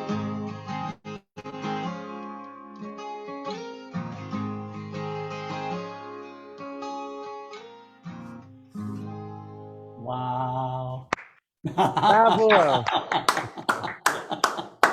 So, yeah, so my father was a big influence in my youth, and he still is, because Scott, since I started, everything I have made so far in telescope making in my business here, I had to do it myself. Yes. Build my machine, build my Fugate tester, build my tunnel, everything. Your coating machine, your polishing machines, Polishing everything done, and people come here and said, "Man, you're crazy. How do you think about those things? How to do this?" I mean, it's just, I think, seeing beyond our possibility. Okay, it's I see myself doing stuff that right now that 10 years ago I wouldn't even dream about doing. Everything is possible, and astronomy the same thing. The universe is so immense, so there's so many possibility in the up there, and down here on Earth we have everything that we can work with to make it happen. Also, so we just look at the advancement in the technology that in the last 10, 20 years, 30 years, it's amazing. And what if you think in 100 years from now, 200 years from now, where we'll be, where we will be. Oh, where will we be? What kind of a science we will develop? What kind of rocket or satellite we will be able to build then in 200, 300 years from now? So seeing beyond, it's not just seeing beyond what's there, it's seeing beyond in the future. And my approach, like Scott know, and my approach on astronomy, I'm a visual observer. I have the most respect for the astrophotograph, for the people that do all the astrophoto. I bow my head to them. It's unbelievable what they can do now. But my thing, it always been visual observing, to see it with my eyes, what's out there through an eyepiece, and the more that I want to see, the bigger the telescope has to be. So that's how I got to so large telescope that I built, and those large telescope are mainly built for visual observing. The folded Newtonian was meant to be an instrument for large aperture, but to be safe first to the observer, instead of being at 20, 25 feet off the ground to observe at the eyepiece. The folded system makes it much safer to be about 8 feet from the ground, and you still have the same aperture telescope. Okay, you're not doing astrophoto, you're not stacking image to get all the colors and deep texture that you would have in the picture. But your imagination, when you look at the eyepiece, let's say, look at M45, M42 in a 50-inch telescope by eye. Okay, I've done it, and it's like I still have the image here. I close my eyes that I can see it, because I was so mesmerized by the depth of the image that I was seeing, the detail that I could, if I kept looking and looking area of the image, I could go see details and the 3D effect. And it's amazing what the eyes and the brain can do, not just looking through it and then next object. No, if you take time to look at an object visually, and you can detect details that you wouldn't think that would be visible by the naked eye, but it is. So my experience at telescope is visual. I wish I was able to share my experience more, but lately in the last 5-10 years, I've been so busy developing those big telescopes that my presence in star parties and gathering or even outreach was a little less, because I have no time. There's only 24 hours in a day, and but I wish I could eventually slow down a bit and then take more time and observe more, and I'm doing right now. And I would like to thank Scott to make my telescope more visible, to present my work through his website, through his company, to make people know that it's feasible, it's there, it's available on the market. Yes. In the past, 10 years ago, looking for a 40 or 50 inches telescope for that was observing. Not possible. Well, possible, but not very easily obtainable. Exactly. That's right. So now it's there, and I know, Scott, that you are passionate about astronomy as much as I am. Yes. You love to observe visually also. Yes. It's very heartwarming for me to know that you accepted to be my representative. It's I don't have to explain it, but it's very but thank you. Thank you very much. You could have chosen anyone, so thank you very much. Thank you. It was an honor. I don't have any presentation of Facebook or anything to show you guys. Only I want to explain that music and astronomy for me are just like this. They go together. Music is sound waves. Light wave and sound waves are similar. I think everywhere I go in star party, I always bring my guitar, and I make music because it's part of me, and I think people enjoy it because it's so soothing and goes well with observing the universe. So I will like to play a second song. Okay. before I go, because I told Scott I have a meeting with Zoom meeting with Australia right after, so I cannot stay very long. Australia, it's 9 o'clock tomorrow morning. That's right. That's right. So Wonderful. I had to postpone for about an hour the meeting, but to be able to be here. Thank you so much. Thank you for inviting me for the 100th Winter Star, not a Winter Star, but the Global Star Party. Yeah. Thank you so much, Norman. There's a song that I think Star Mush would like to hear in a few months, in a month and a half, I think. Yeah, that's right. You packed my bag last night, pre-flight, 0 hour, 9 a.m. And I'm gonna be high as a kite by then.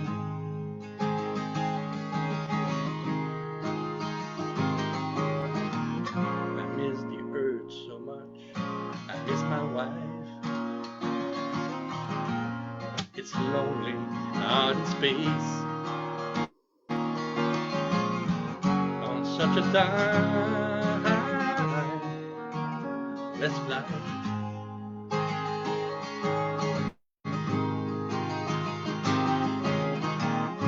I think it's gonna be a long, long time.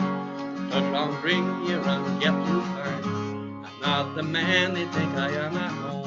Oh no, I'm a rocket man. Rocket man, burning all the fuse out there alone.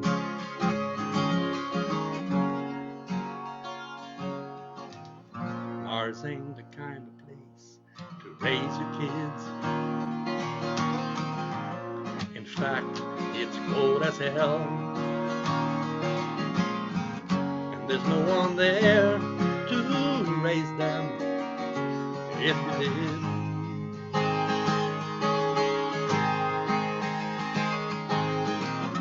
All that science I don't understand. Just my job 5 days a week. Rocket man.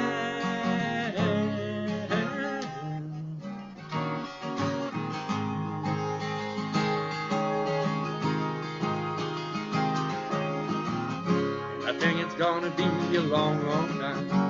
Touchdown, bring me around, get you fine. Not the man they think I am at home. Oh no, I'm a rocket man. Rocket man, burning all the fuse out there alone. And I think it's gonna be a long, long time. And I think it's gonna be a long, long time. And I think it's gonna be a long, long time.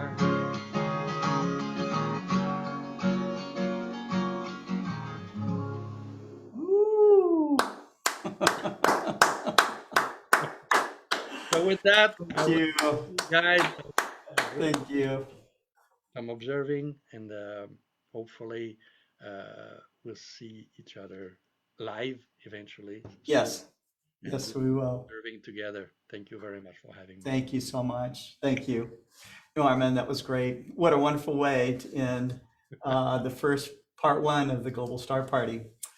We are going to stay on the air here with you.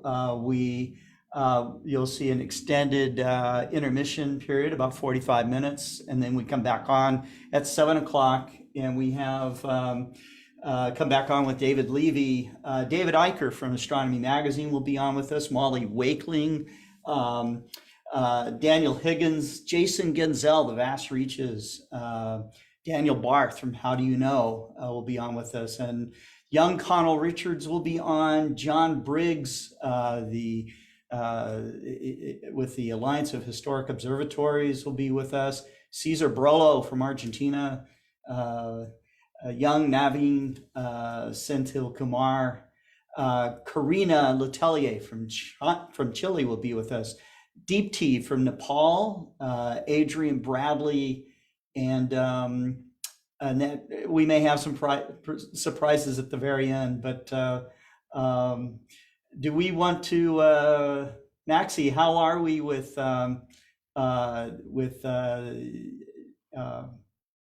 images? You want to show an image before we go? Hi, everyone. Well, first of all, good night. And well, it's a pleasure to be here in the 100 events. And I really enjoy that kind of music, Norman. It was very, very, I very was good. singing with him right at the very end there. Yeah, you know, I play the guitar too, but not like you.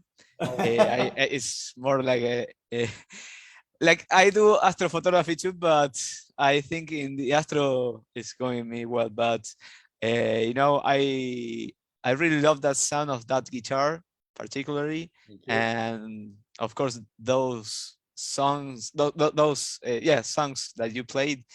I know, and I also. When you play the first one, I and well, what I'm actually It's a deep song. yes, it's a really deep song. Yeah, here in Argentina we have another two. The last month we had the Parents' Day, and I don't sing. I play the guitar, but I asked to my father that I sing with me a particular song. Is a particular song here in Argentina because it's dedicated to your old man, your tu viejo, for example. But well, it was like I always wanted to do that, and well, it was very emotional. Right on.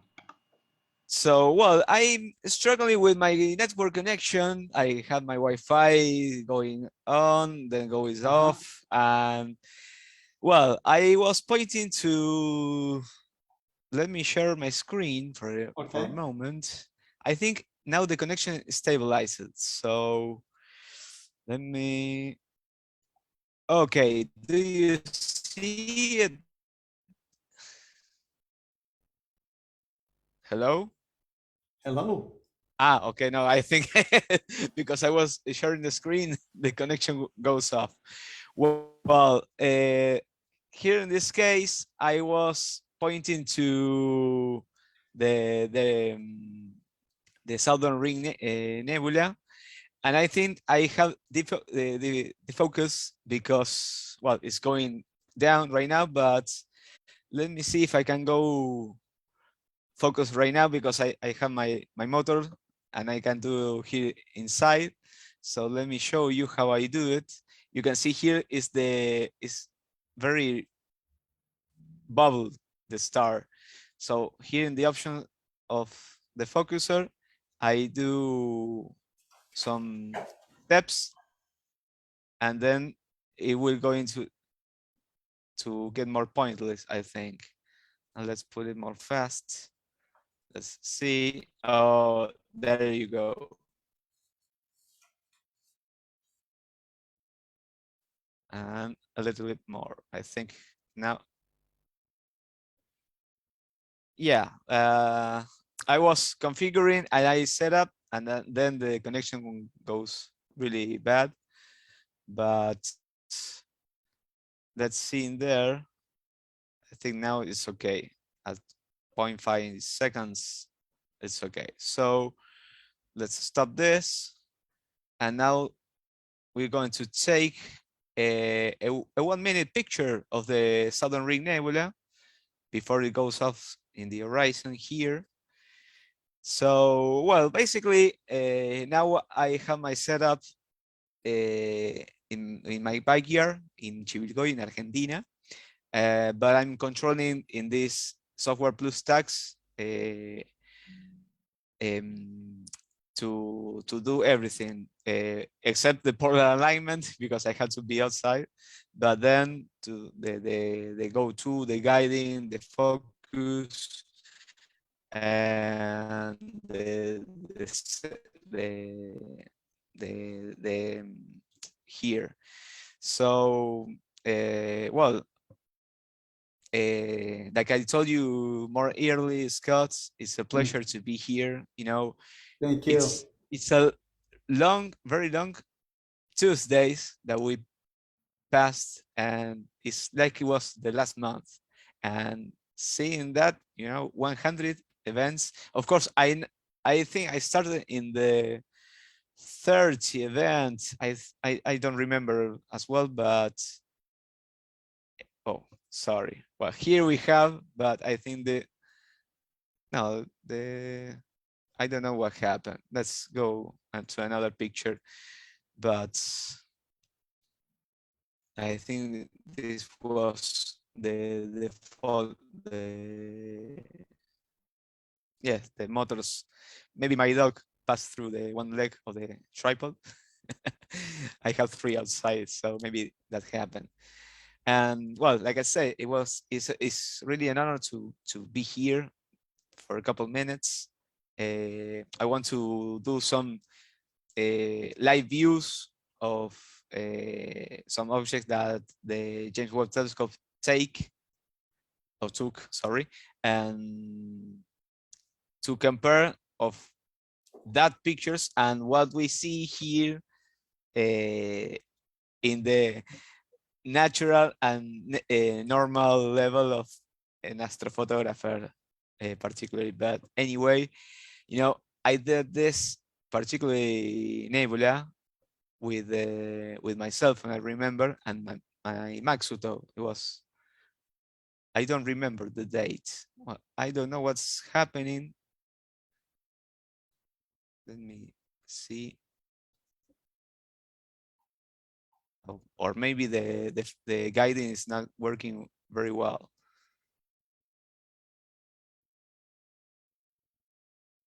Now, it's the guidance system. Something's wrong. Could be wind. Stop. Oh, maybe, yeah. It wasn't really too windy. I didn't went in a half an hour, but maybe it's the wind. Here's the guiding system. Is based in PhD2, and of course it does the multiple stars following and the principal star that's select random. And here we have the graph. Maybe it's too low, and now the telescope is pushing down. Maybe that's also too. That's like it's a 30 seconds picture. Here in the 5 seconds, it's a lot of field of view for that single star and the shape of the ring nebula. But do you remember the picture of the James Webb Telescope and also the picture that Nico showed you? Yes. A minutes ago. So yes, it's really stunning to even watch that picture that has that particular galaxy that remembers the Needle galaxy, but it's maybe in there, I think, and I couldn't even see it. So here we go. No, that's not, now it's getting very good. So, well, and also if the audience is watching and want to see some southern objects right now, let me know it, and let's see if I can find it, and let's see what we can do. Okay, so Scott, I come back to you again. Okay. Well, we will take a break. So for those of you who are watching, please, get some dinner. We've got a whole night ahead of us of Global Star Party, our 100th event. As I mentioned earlier, we're coming up on part 2. So we've got about a little over half an hour, and we'll be back at 7 p.m. Central, but we will still be on the air here with this intermission. So hang in there.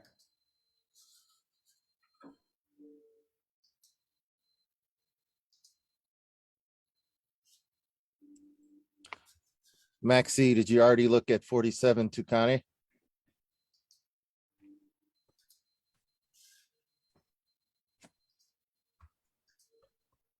Sorry, I opened the.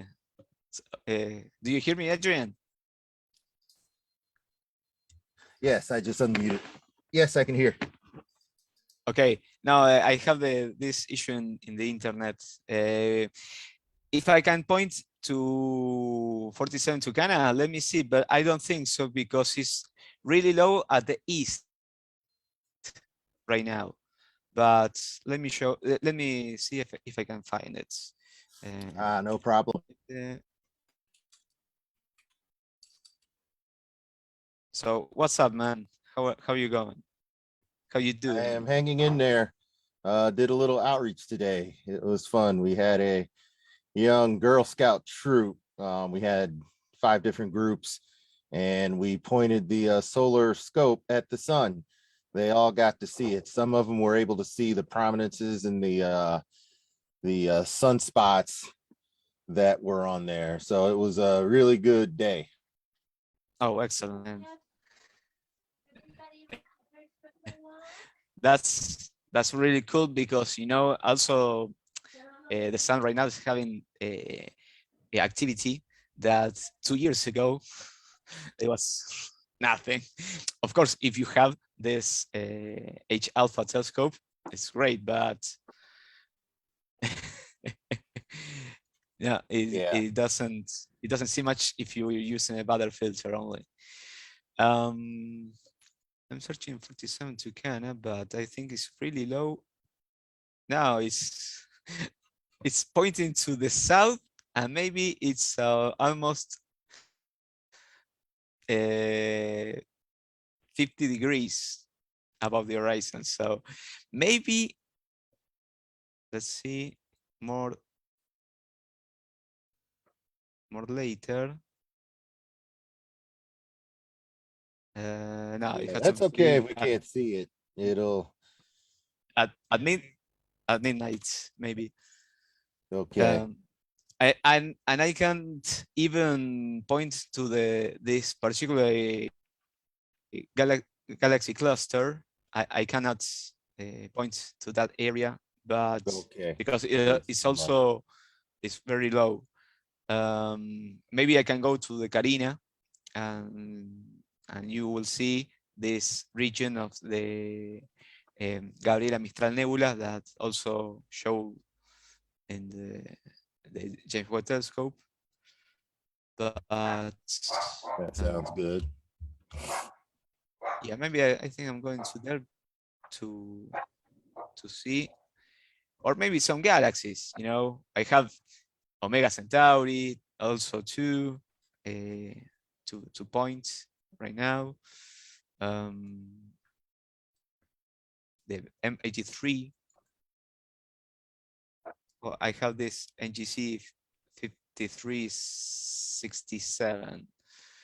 I don't know. I couldn't open the YouTube. I don't know if the audience asked for some objects too. What's up? Let's check it out. Oh, there he is, the man. Daniel. The legend. What's going on, fellas? Coming from New York City. How you doing? Astro World TV. How's it Coming going? from Arizona, just as important. We have the return of the noble David. There he is. Hola, David. Chat with Hello, us. Adrian. Hi, everybody. What's going on? Happy anniversary of the comet that was a couple of days ago for Jupiter. I remember that, and I say, oh, I had to say my greetings to David in the next GSP. Yeah. And it's yesterday was the 25th anniversary of Gene's tragic death, Gene Shoemaker, in a car accident in Australia. So it's 28 years since SO9, since the major impact took place on July 18th, 1994. Wow. Okay, so I remember that. That's true. Yeah, so a little bit of tragedy, but also fond memories, I'm sure, of discovering the comet and realizing what it was going to do before the rest of us would see it covered. And if I'm not mistaken, was Hubble the telescope that covered or that was used to see the impact site or the impact sites? Hubble was one of the first telescopes to see the impacts. And it was certainly, as the best telescope we had at the time, the fact that it was concentrating on Jupiter during that entire week was really, really something. And I owe a debt of gratitude to NASA for collecting all of this wonderful information about what a comet can do when it hits a planet. Awesome. So we should say to Wade Prunty, who chatted in from Facebook, how are you doing, Wade? We see you out there. Yeah, looks like only the Facebook is getting the messages tonight. Yeah. We'll probably get more later on. I'm actually going to step away for a bit because my presentation is much later in the night. So I'll be joining in. I'll be joining in remote, watching all the presentations, enjoying the poetry, and eating something. I hear you. Preparing for the evening, finding a few images to share for the 100th. This 100 double-winged global star party. Got it. Giving it to him in 2 shifts. Che, Daniel. Sí, loco. ¿Qué pasa? ¿Cómo estás? No, you know, todo bien. Listen, I upload a picture in the Astro TV website. Yeah, I saw it. 253. Yeah, but I didn't see it in the last week. I didn't enter right now, but Really? Yeah, Really? you know, I was going to write him, but I think that maybe he's really busy. So No, not really. I know I put it up there. Let me see. I'll go in there right now and look. Because we switched them today to the other ones. We had so many. We had 22 submissions. Oh, for that's last week. great. I mean, it was crazy. My website's gonna explode because it just takes like an hour for the. Let me see. Let me see. Astroworld. Let's see live site. Let's see. Pictures of the week. Hey, David, do you want to see the comment Pansbury? You know, it's up there now, Maxie. I put it on for this. Okay, so you are in the second group. Oh, okay. So you're up there now. Great. So yeah, because it was so many pictures, I couldn't do them all once, or else the web page would never load. So this round we have. So we're picking 2 pictures of the week in this set because there were just so many entries. so we got 1, 2, 3, 4, 5, 6, 7, 8. Oh yeah, I see it. 11, 12, 13. I got 13 in this round. so right now we have 9 votes in, and for this round you can have people vote until Friday. So get as many votes as you can. So everybody enter now to astroworldweb.com and go to the picture of the week and vote for any Maxie. Picture that you like. But of course, yeah, vote for me. There's a lot of good photos. There's yours 253, which is, by the way, is I voted for it, so it's freaking awesome. So thank you, Dan. We have a Witch's Head Nebula, we have a Spaghetti Nebula, we have a Veil Complex, we have a couple of terrestrial. I don't know if one of these is yours, Adrian, but because there were a couple of pictures in there without descriptions. And let's see, there's one with a tree and the Milky Way going into the tree with the. There's a bunch of good pictures. So Yeah, that's a lot of. I'm watching right now. As a matter of fact, I think I have a double in there. I think I do have a double with the beach. Yeah, the beach is a double. I gotta take that down. Which does one of them have no votes? Yeah, good. Okay, so one of them has no votes, so I can take that one down without hurting anything. But yeah, so we had a lot of pictures, so that was nice to see. Great. Now we just got to get a lot of people to vote. So yeah, it's for that. Well, we are publishing right now, so the audience that come to vote for any picture that they like, Yeah, absolutely. I got to figure out one way to make it just one vote. I got to figure out how to way to do that because some people are voting twice for their picture. Yeah, I was going to ask how many times Maxi has voted for his. Yeah. So what I've been doing is I've been going through the IP addresses. So if there's any doubles, I kick them out. What about family members that share the same IP address? Well, use your phone. So Daniel, I want to get a little bit more into this tag team wrestling that you're doing with you and Sean. Are you guys taking on all takers? Because I hear there's a really good tag team there in the Michigan Lowbrows. Adrian's got it covered there. Yeah. So me and Sean. Sean's a good friend of mine, and we've actually come on the show together as a group, kind of.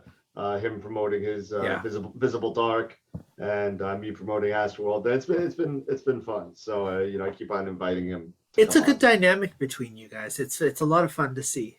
Oh yeah. Me and him have, it's nice when you have kind of two people with the same kind of sense of humor, I guess is what you call it, especially from two different parts of the continent, So it's kind of odd that worked out, but it works out pretty well. And as a matter of fact, in October, or maybe not in October, the fourth quarter, I'm putting together something called Astropalooza.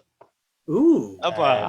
And so far I have slated Sean Nielsen, Molly Wakeland, Amy Little, and Nico Carver from Nebula Photos. Right. So I got one more person I'm waiting on an answer to before I start getting together on how to kind of put everything together for a date. But those are the four I have so far. So far, nobody has said no that I've asked, so that's a good thing. So you're gonna have to bring them all on to the GSPs for like the weeks leading up to it to showcase each of them in turn. Absolutely. So, hey, David. Hey guys, how are you? Hey, David, how's it going? Good to see you. Yeah, we ran just a little bit over time in the first part. I'm not totally shocked. What was it last week? I think it was like an hour. I think something like that over. I looked at it. I was like, oh my god!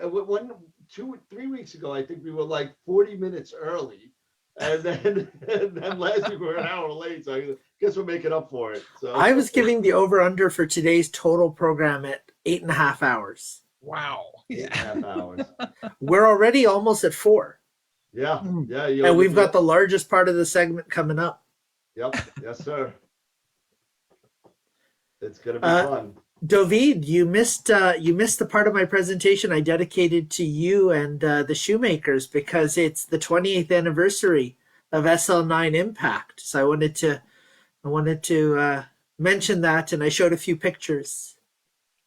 Thank you, Karim. I'm really sorry that I had another obligation to go to for a while. Completely understandable.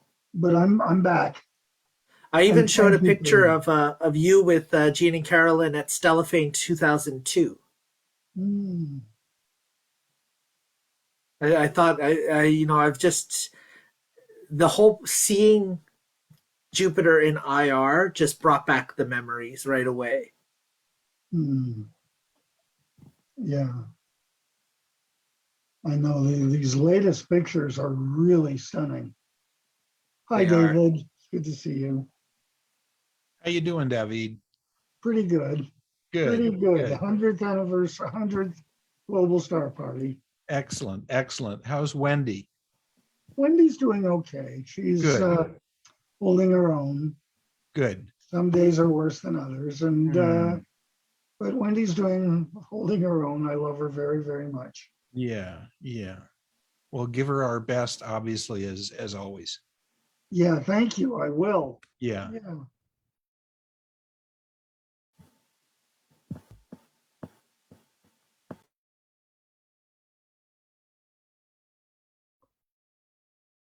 So, Karim, what you're saying is, don't feel compelled to cut things short with each talk here, huh?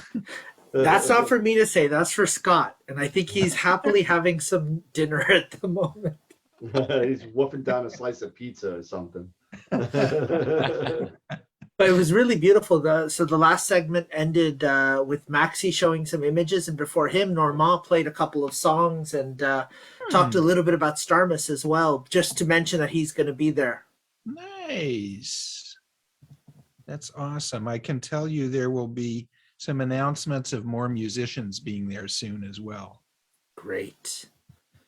Any word on Brian May yet, now that he's had his birthday celebrations? Well, he is a musician, and he did turn 75 yesterday, and, Yes, he and did. a little bird tells me that we're going to hear some rock and roll in Armenia. Oh, Woohoo! you're going to rock, literally. Yeah, yeah. He's on tour right now, right? He is, yeah. So things are crazy at the moment, but and then there's a Taylor Hawkins tribute concert they need to do as well, Brian and Wow. Roger and friends. So, but I think we'll have a good time in Armenia. That's very good. You know, I actually sent it. I attempted to send an email to Brian May just to see if he would come on the show, on my show, and I got a message back from I guess his soapbox. I guess that he's on tour. Try fourth quarter. Yeah, this is it's a rolling, multi-million-dollar insane asylum with hundreds of people involved. This is a rough time to get him. Yeah. No, I didn't even expect a response. I don't know who he Yeah. is. You know, I think- I know who he is, but he doesn't know who I am. But You might be surprised. From what I hear, he actually does watch some of the content for outreach that comes on the web, and he watches some of the shows. And I don't know if he watches the GSPs, but I know he watches some shows and tries out some new ones. And they were saying in the UK that he's reached out to a few of them individually to say that he's liked some of the things that they've done. The thing that he's closest to is Instagram. Yeah. okay. If He there's a hint, He liked the comment if that you I want to made. try to get his eye. Yeah. No, there you go. Thank you. it'd There you be go. wonderful. You know, and I'll try very much not to bring up Queen. So I mean, it's just the astrophotography. So He's not one of the, many years ago, Neil Young came to our company, and our company publishes a bunch of trains magazines, believe it or not, as well, for real trains and model trains. And Neil Young is a huge model train guy. Oh wow. And there was a seminar beforehand of his people who came in and said, don't say anything at all about his music at all. He'll walk out. Yeah. Brian is not that way at all. Brian loves talking about music, and stories and Freddie and everything. It's just that it's an overwhelming time right now. I am sure. Yeah. So I looked at his schedule. I was like, oh my God. Yeah. And you're in the mid-70s too. I'm like, oh my goodness. And to go out, I mean, God they're bless him.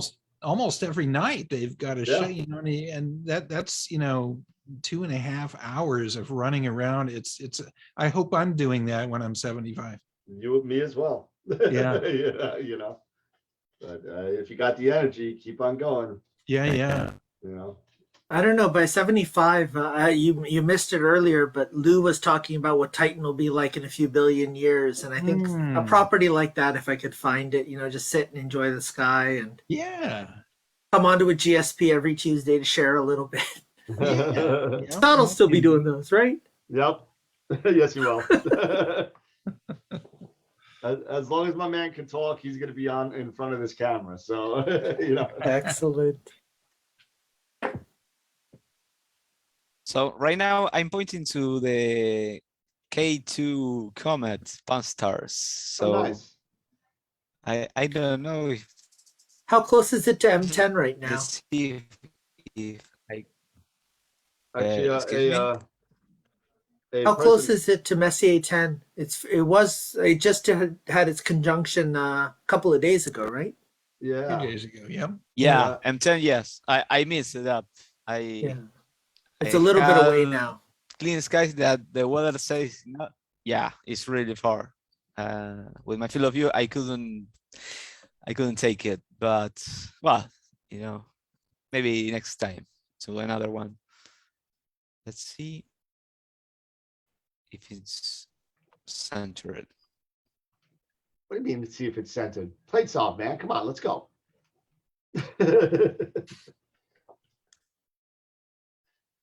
Okay, there it is. Let me Let's see what share we my got. screen.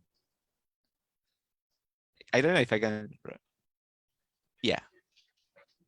Oh, there you go. And there it is. It's 5 seconds. Let's do.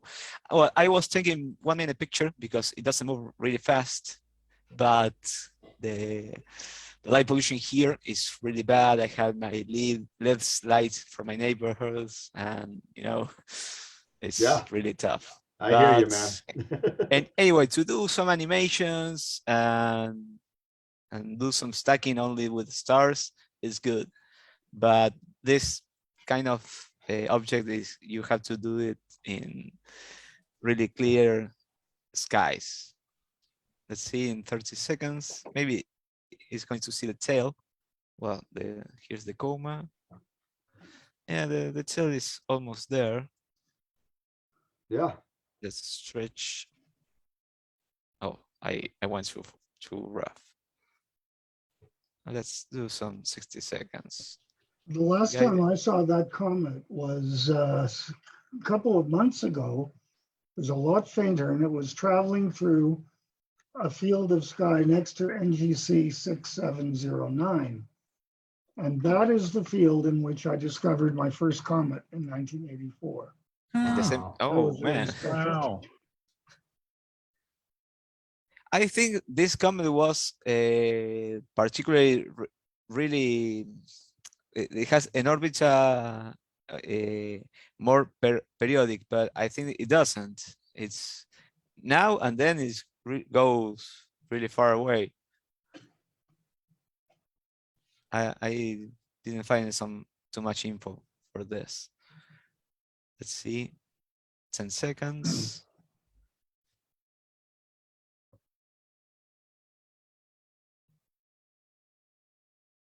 And here we go. Slow down.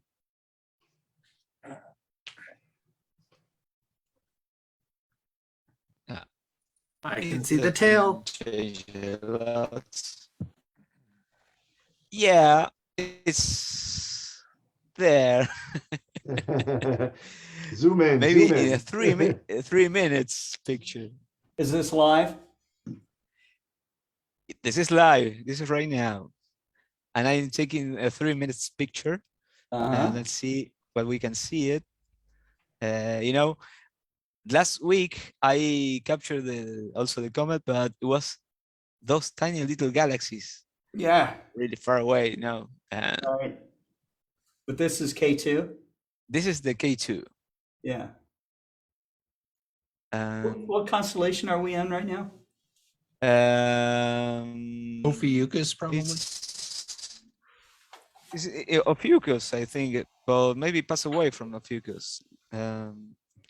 Let's figure it out. Because here in the map, I cannot. No, sorry, it doesn't show. This is show me another place that wasn't. Because here I have this stellarium up in the software of the ZWO, and you can search the object, or maybe if you want to see it, here in the map, you can tap in there and then put go to, but I can not zoom out here in the computer. In the cell phone, yes, Sure. it goes That's all okay, right. but That's all right. I don't.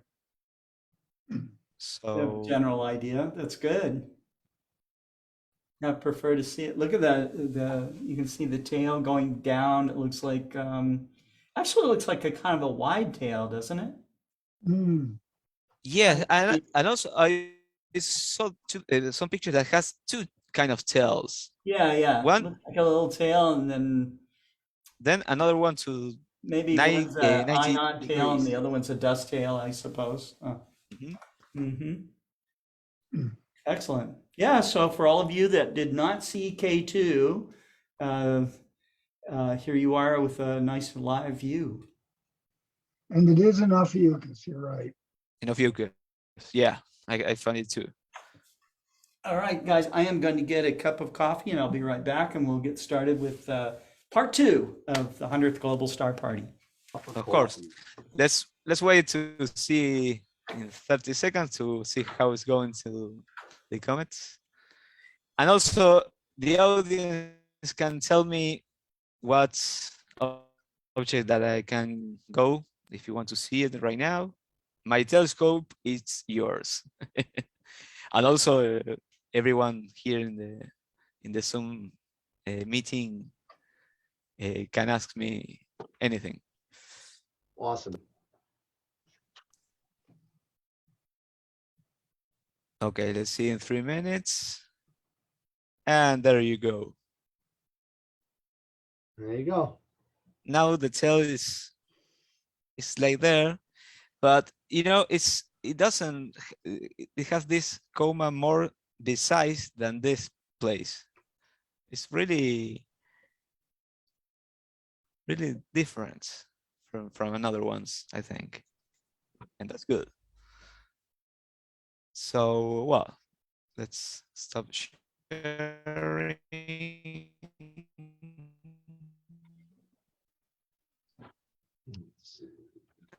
Okay. There you go.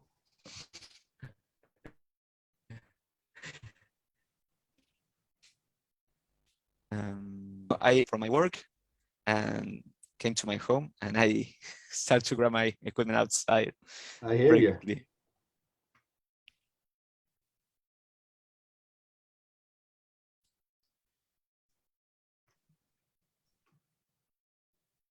Okay, so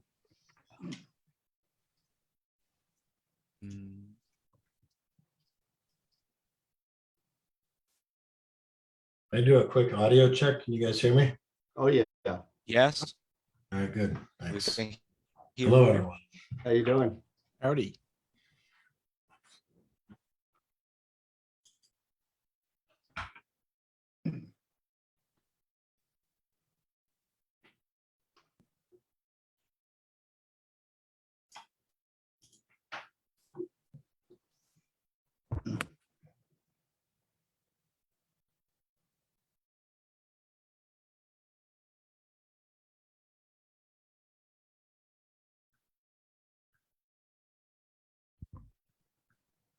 Hey, Daniel, you want to see Centaurus A? Always. And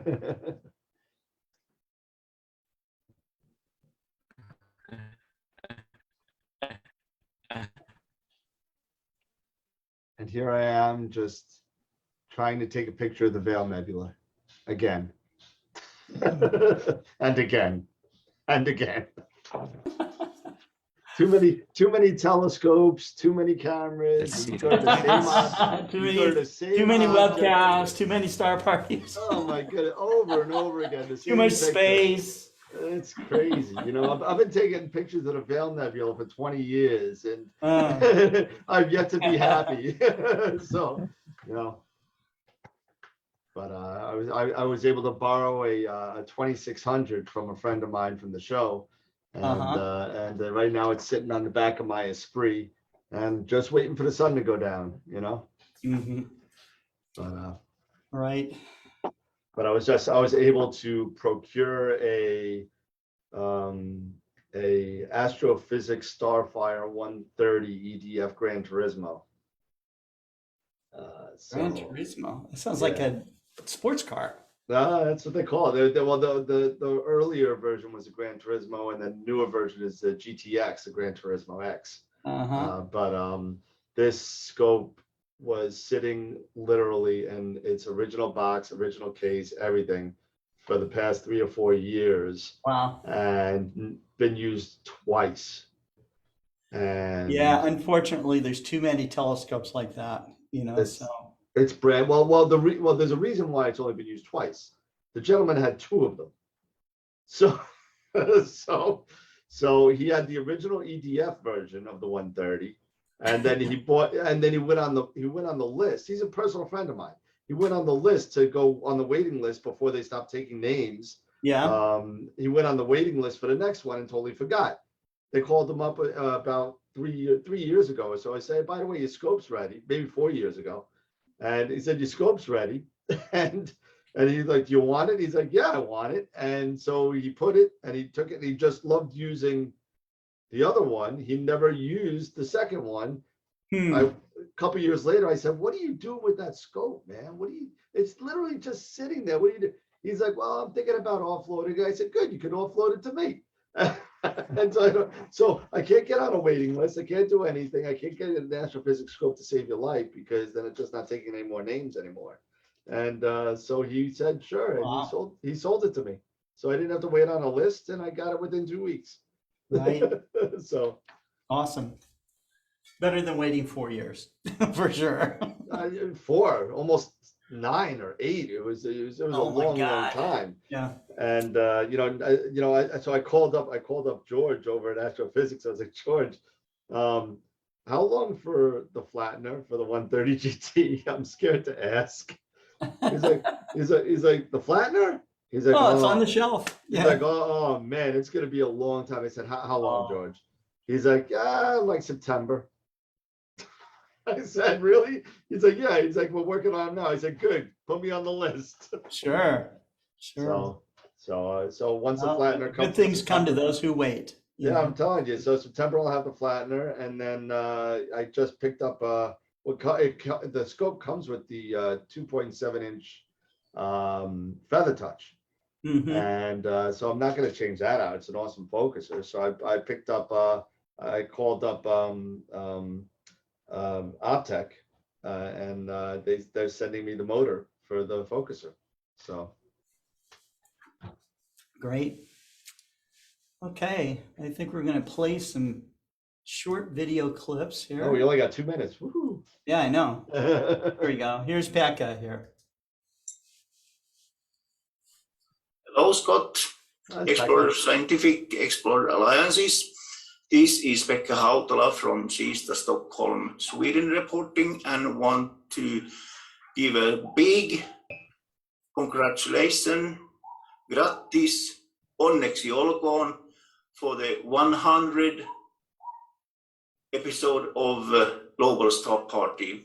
It has been really instructive, fun, and I hope you will continue forever. This is a That's awesome. never-ending story, hopefully. Bye. Thanks, Pekka. Hello, everyone. It's Bob Fugate from Albuquerque, New Mexico. Congratulations to the Global Star Party on achieving 100 exciting episodes. Please keep up the great work. Thank you. Howdy, Scott, Explorer Alliance, Astronomical League, and esteemed Global Star Party friends. This is Cameron from Astronomy, wishing you all a hearty congratulations on our 100th Global Star Party. Keep looking up and enjoy the journey. Cheers.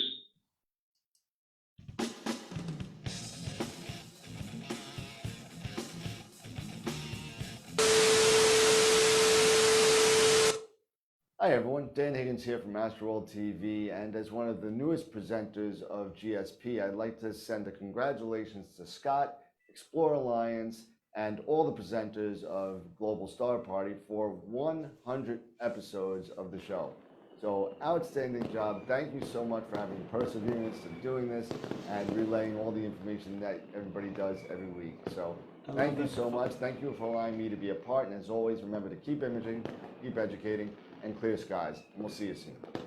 Love the fireworks. Thanks.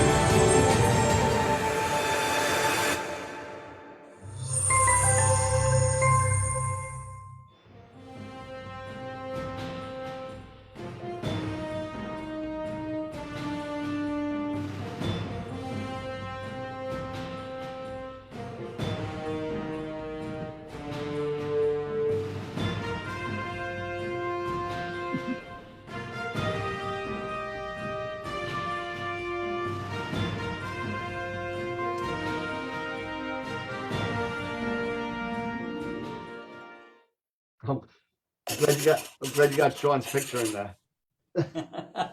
I was wondering if Simon was going to pop up.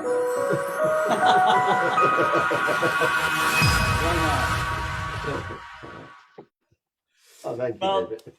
hey everybody, Scott Roberts is back with part 2 of the Global Star Party, our 100th episode. I really want to thank all of you who have been watching. We've been burning up the wires here since about 3 o'clock Central in the afternoon. So we're now 4 hours into broadcasting, and we have a whole second show for you. And like all of our programs, we have David Levy, who starts our programs with inspiring commentary, beautiful poetry, and but I want to take a couple of minutes to thank all the people that were on the part 1 program, including David. So he's in here twice, which is great.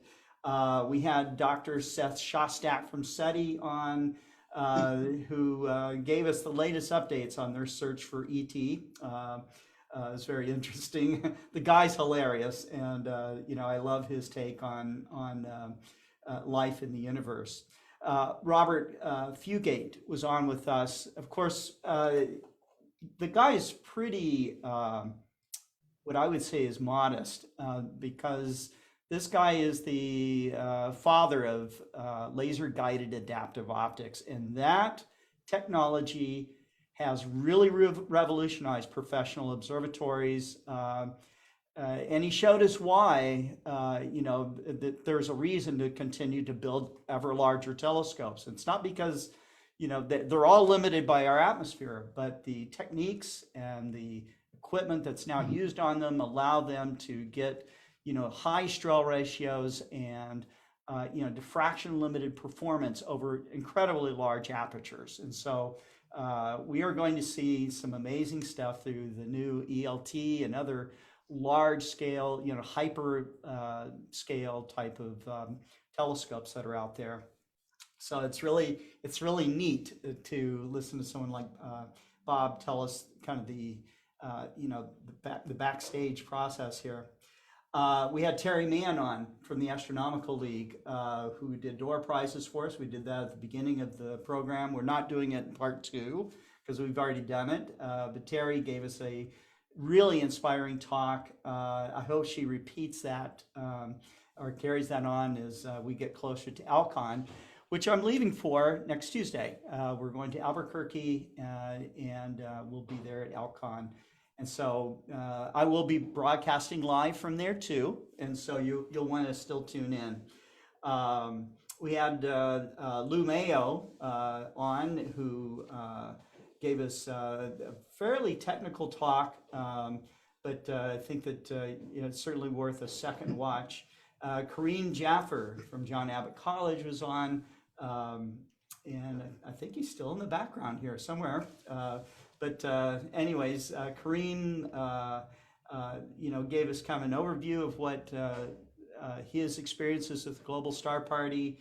He's been on, I think, almost 40 times, something like that. So Charles Ennis, who is the new president of the Royal Astronomical Society of Canada, joined us tonight. He's a incredible astronomy author in his own right, has devoted much of his life to educational outreach in astronomy, and is a force in the Royal Astronomical Society of Canada. Dr. Marcelo Souza was on. He doesn't like me to tell people that he's a doctor, but he has a doctorate in cosmology. And Marcello's mission in life is to inspire youth through astronomical education and space exploration education. The things he has done in Brazil and throughout South America is really remarkable. And he's just a wonderful friend. So Nico the Hammer, Nicolas Arias was on earlier as well, showing us the things that JWES is doing for us, and talking about how he has been inspired from the James Webb Space Telescope, as we all are. We finished the first part with Norman Fulham, who shared a couple of songs with us, shared his some aspects of his life and why he is so inspired to build the telescopes that he does.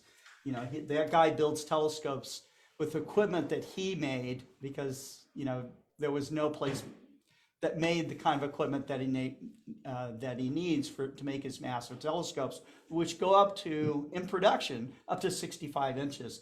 The guy can make 72-inch Newtonians. So if you're looking for a giant telescope, you know where to look. Come to Explore Scientific, will help you out for sure. In this program, we're going to have David, as I mentioned, David Levy joins us once again. David Eicher from Astronomy Magazine will be with us, talking about water soluble. That's a mouthful. I got like marbles in my mouth trying to say it. Water soluble minerals, okay, which is really cool. Molly Wakeling, Astronomy, will be joining us. We've got Dan Higgins on, Jason Gonzell, the Vast Reaches, Daniel Barth from How Do You Know. Young Conal Richards will be with us. John Briggs will be sharing an image, I think he did, of Stephen's Quintet. So everybody's like comparing that image that JWES did, So young Navin Senthil Kumar is joining us around 10 o'clock tonight. I'm not sure if he's coming in from India or not. I know that his family was vacationing there. Karina Letelier from Chile should be joining us. Deepti Gautam from Nepal. Adrian Bradley from Michigan. And I had Michael Carroll on there. He was backstage with us earlier, but had another commitment tonight. So let's go ahead and get started. David, thank you, my friend, for coming on. I think that you are officially at really 100 global star parties now. Yeah. Thank you so much. Thanks so much, Scott. It is an honor to be here. And as I look over my screen, I'm seeing friends that I've known for years. And I have interesting and maybe not so interesting stories from almost all of you. And I remember, for example, David, the night that I saw him that night in 1984, and we watched them blow up an expressway, which was something I will never, ever forget, David. And Karim, that I know from Montreal, and I'm going to be seeing a lot of my friends from Montreal in a couple of days. And there's Molly and there's Adrian. And Adrian, thanks, hi Molly. And Adrian when I look at his pictures, only one word comes to mind, and it keeps on coming to mind. That word is Mozart. They're that good, his photographs. They are special, they are unique. Adrian, thank you for enriching our lives with your beautiful images. I have here my telescope, Minerva, that is with me, and also a new thing that I introduced at the first part of the Star Party. This is my Jacob staff that I built just yesterday. And last night I took it outside, and you hold it, let's see, you hold it like this, and you put the, you hold it with the horizon, and you bring this back until you get to here. And right up here, last night was where Jupiter was, and then you use the meter markings on the side to give us an idea of how far above the horizon Jupiter was when I did that. That was very special. The Jacob staff was invented by Gersonides in the 14th century. And I think most of you are asking, is he still living, and could we get him to come to the Global Star Party? Well, we could try, but if we try. get him, then we'd have to get Galileo. Galileo is definitely here. That's right. Shakespeare is here, and Gersonides is here in our hearts and in our minds, and we're looking at him. And now for the quotation. I've been agonizing for weeks as to what quotation I was going to use for the 100th Global Star Party. And the one that I chose is from none other than Alfred Noyes, that he wrote this poem specifically for the opening of the 100-inch on Mount Wilson.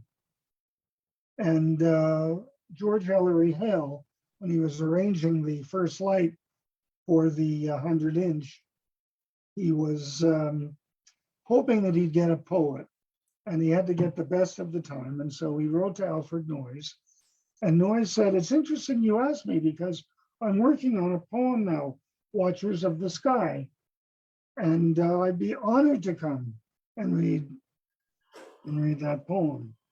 And here it is on the 100-inch telescope's opening night. "Tomorrow night," so wrote their chief, "we try our great new telescope, the 100-inch. Your Milton's optic tube has grown in power since Galileo, famous, blind, and old, talked with him in that prison of the sky. We creep to power by inches. Europe trusts her giant 40 still. Even tonight, our own old 60 has its work to do. And now our 100-inch. I hardly dare to think what this new muzzle of ours may find. And what that muzzle of ours has found is now a part of history." Thank you, Scott, and back to you. Oh, thank you so much, David. That was very, I don't know. I having just gone to the George Ellery Hale family reunion. Of course, George wasn't there, but he was in spirit, and it was wonderful to see so much of his extended family and to make friends with some of them and to hear some of the inspiring talks of their own. Sam Hale had really fired up the family through by taking them to Caltech, which was, of course, built by or helped founded by George Ellery Hale, and in the city of Pasadena, which was partially built by George Ellery Hale, and then he took them up to Mount Wilson, which was, of course, two of the amazing telescopes up there, and so by George Ellery Hale. So just the accomplishments of that guy in his short lifespan is just mind-blowing to me. But he always seemed to be able to find the most talented and driven people of his time to get things done. And so I'm not surprised that he got the world's best poet to be there during the first light of the 100-inch. I also think about how nervous the man must have been before they actually looked at a star. And from what I understand, at first it didn't seem to be going so well. Can you tell us that story, David? Yeah, it's they started in the early evening, and they got a dreadful picture of a bright star that really was all over the place. It was horrible. And Hale was thinking, well, how could this mirror be so awful? We put everything we had into it. George Ritchie is in a loony bin now because of this mirror. And you know, how could it be awful? But then he remembered that the telescope, the dome had been open during the day, and that sunlight had hit the mirror. And he thought, why don't we let it cool off for a few hours? So they went back to it around 3 o'clock in the morning. They turned the telescope towards Vega, and boy, was that image heavenly. It was wonderful, absolutely pristine. And then they knew that the 100-inch was going to have a long and illustrious career. One of the best parts of the 100-inch was during the Second World War, when Botta got to use it, and to help him get better sky, the city of Los Angeles turned off all their lights. Of course, You that just made a wasn't phone going to call help. and just said, could you shut it down? They shut down the city, all the lights in the city. And they actually didn't do that for the sake of the 100-inch. They did that so that the Japanese wouldn't know where to bomb if they tried to bomb it. But it sure helped the 100-inch. And the other thing is, if any of you go to Mount Wilson, you will see this beautiful site as Scotty has seen and that I have seen, and that I hope to see again, the site where Hale built his 60-inch, his 100-inch, and of course the solar telescopes. But go to Palomar, which is nearby, and take a look at the 200-inch. And as you go in the lobby of the 200-inch, you will see a magnificent, not that large, bas-relief sculpture. And it says underneath the 4 letters, Hale, underneath it, that they named the 200-inch after him. That is really such a wonderful thing and such a wonderful way to celebrate our 100th Global Star Party. Yes. Thank you so much, David. That's great. Okay. Well, coming up here in the not too distant future, I'll be heading around the world with one of my great friends, David Eicher. David is, I've every time that he comes on, I want to say something different about him, but he's absolutely extremely knowledgeable. He is absolutely inspiring. He is everything that you would hope that an editor of the leading astronomy magazine in the world would be. But, he doesn't make it a secret that he's extremely friendly, extremely down to earth, and has an incredible sense of humor. And so I love that. And, when you hear that and you get past all the amazing accomplishments of many of these people that are here, but you just learn about who they really are. You'll find them in their humor, in their insights, and the personal things that they share with you, that kind of stuff. And so I have, I'm really looking forward to the trip to Yerevan, where I'll go to my first Starmus event. David has been, I think, to all of them, and he will be in Yerevan, Armenia, and we are going to be at this first century AD pagan temple, where we will set up and do a star party with live music under the stars. It's going to be amazing, and the best part is that you can go too, and it's not so expensive. So. But I'm going to turn this over to David Eicher. He has been showing us amazing stuff that comes from our own planet Earth, with the minerals and crystals in his private collection. Here we go.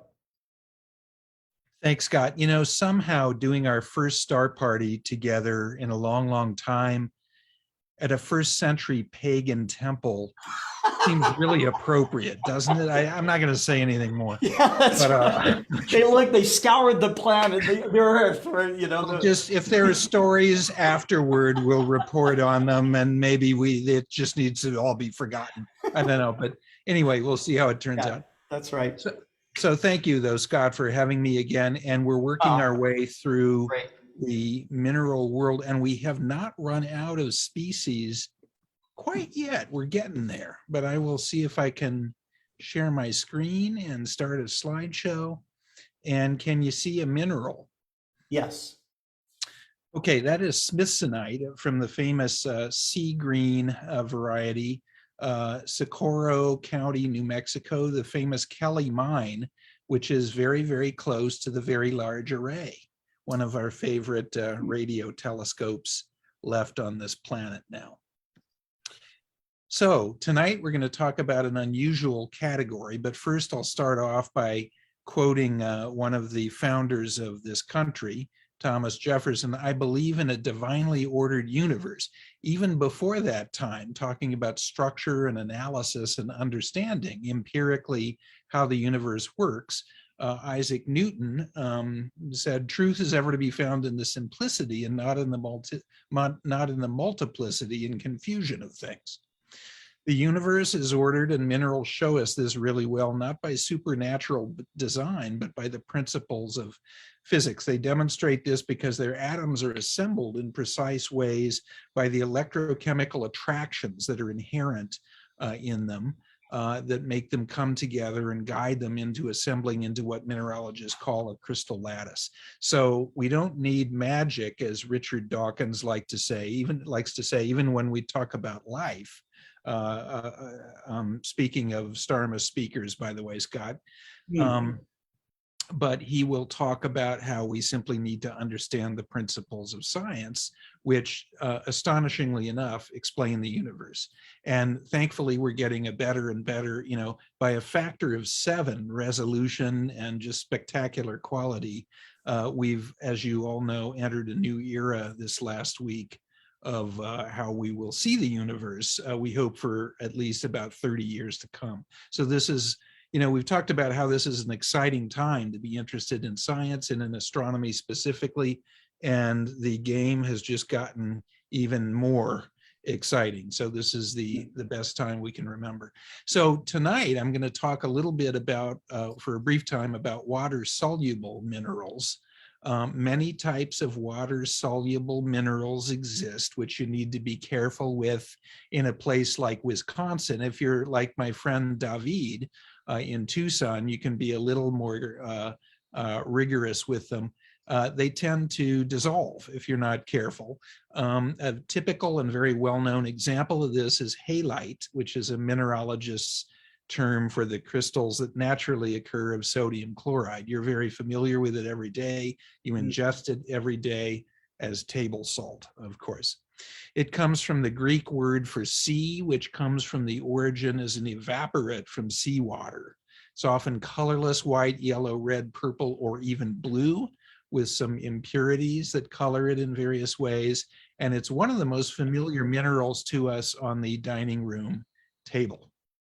So we'll look at a few examples of halite and some other water-soluble minerals tonight. And we still are a few rounds away from the end here, Scott, believe it or not, but we're getting there. Okay. So halite is an isometric, which is a fancy word for cubic crystal system, and it consists, of course, of sodium and chlorine atoms.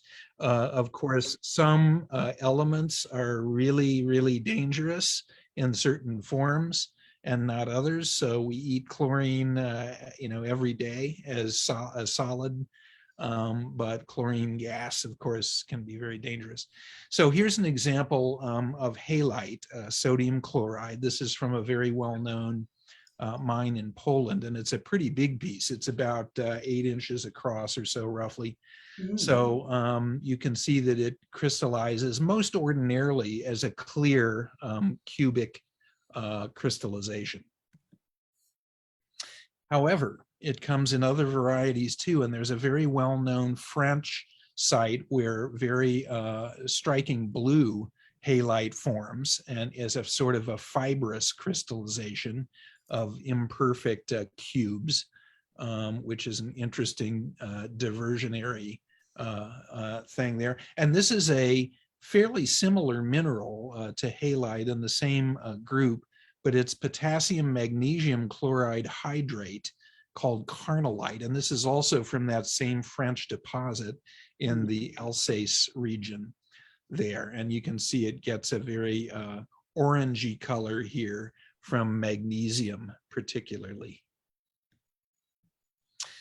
These are lots of similar, they're not the best looking minerals in the world, a lot of the water soluble evaporites, but they are what they are. A lot of them are sort of clear or whitish colored. This is sylvite, which is potassium chloride, and it's from a famous potash mine in New Mexico.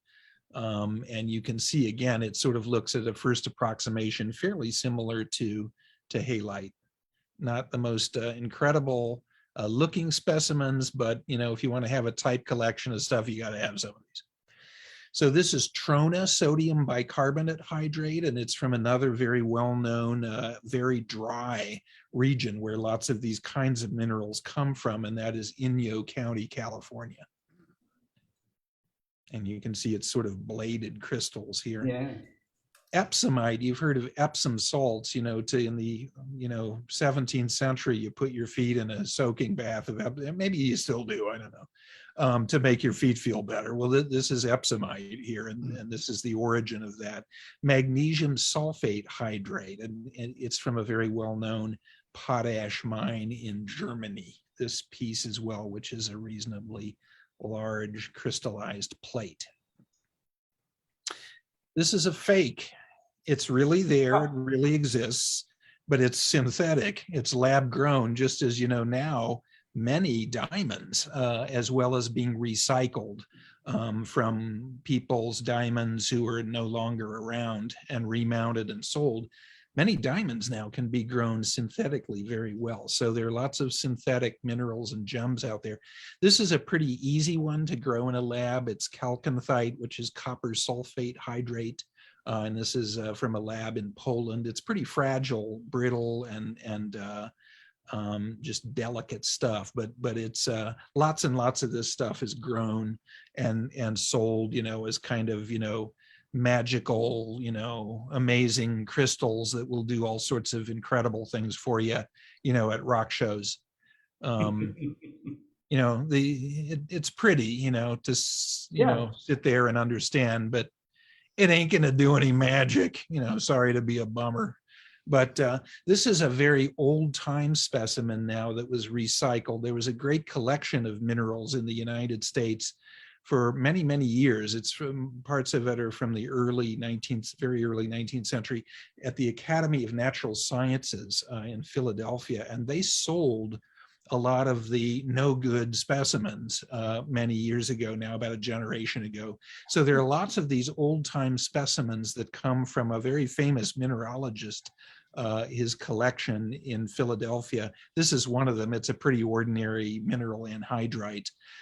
It's from a famous town, infamous town in Germany, Berchtesgaden. Does that ring a bell with anyone? See how many World War II historians are here.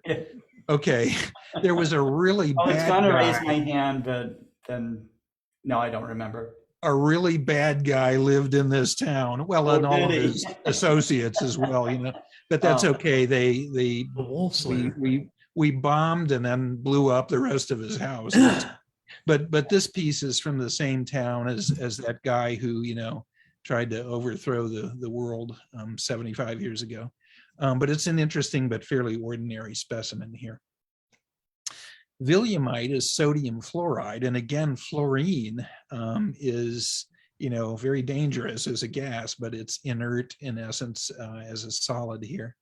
And this is from an interesting locality in Namibia. And this is kind of interesting because you can see it's a little bit gemmy here, which for a water soluble mineral is a little bit unusual here. This is sometimes called cuprian, although it's really just plain old melanterite. This is super, super fragile and almost crumbly, this piece, and it gets its peacock blue color from copper atoms. But it's iron copper sulfate hydrate, and it comes from a very well-known region for this stuff in Spain. So again, this is the kind of stuff that's very fragile. And ideally with these kinds of minerals, you're kind of renting them. Because, you know, about after a generation or so, unless it's really in an airtight compartment that is molecularly sealed, this stuff will essentially degenerate, you know, and decompose over some years. But David, I was yes. reminded when you mentioned fluorine in the specimen before, I'd read an article about that team of astronomers had observed that fluorine comes from the explosions from Wolf-Rayet stars, and it's actually kind of rare.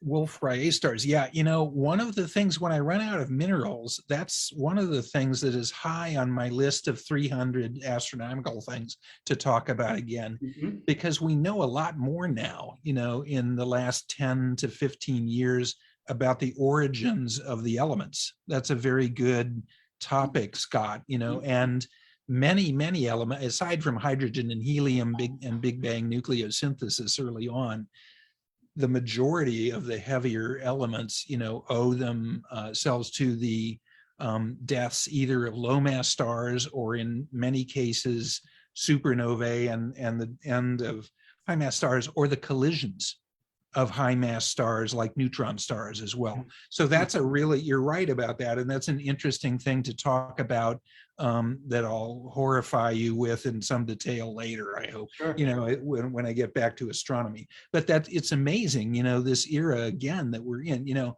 35 years ago, we really didn't understand the origins of the elements except in a very crude way. So we were sort of spoiled these days, you know, in being awash in knowledge that's relatively new.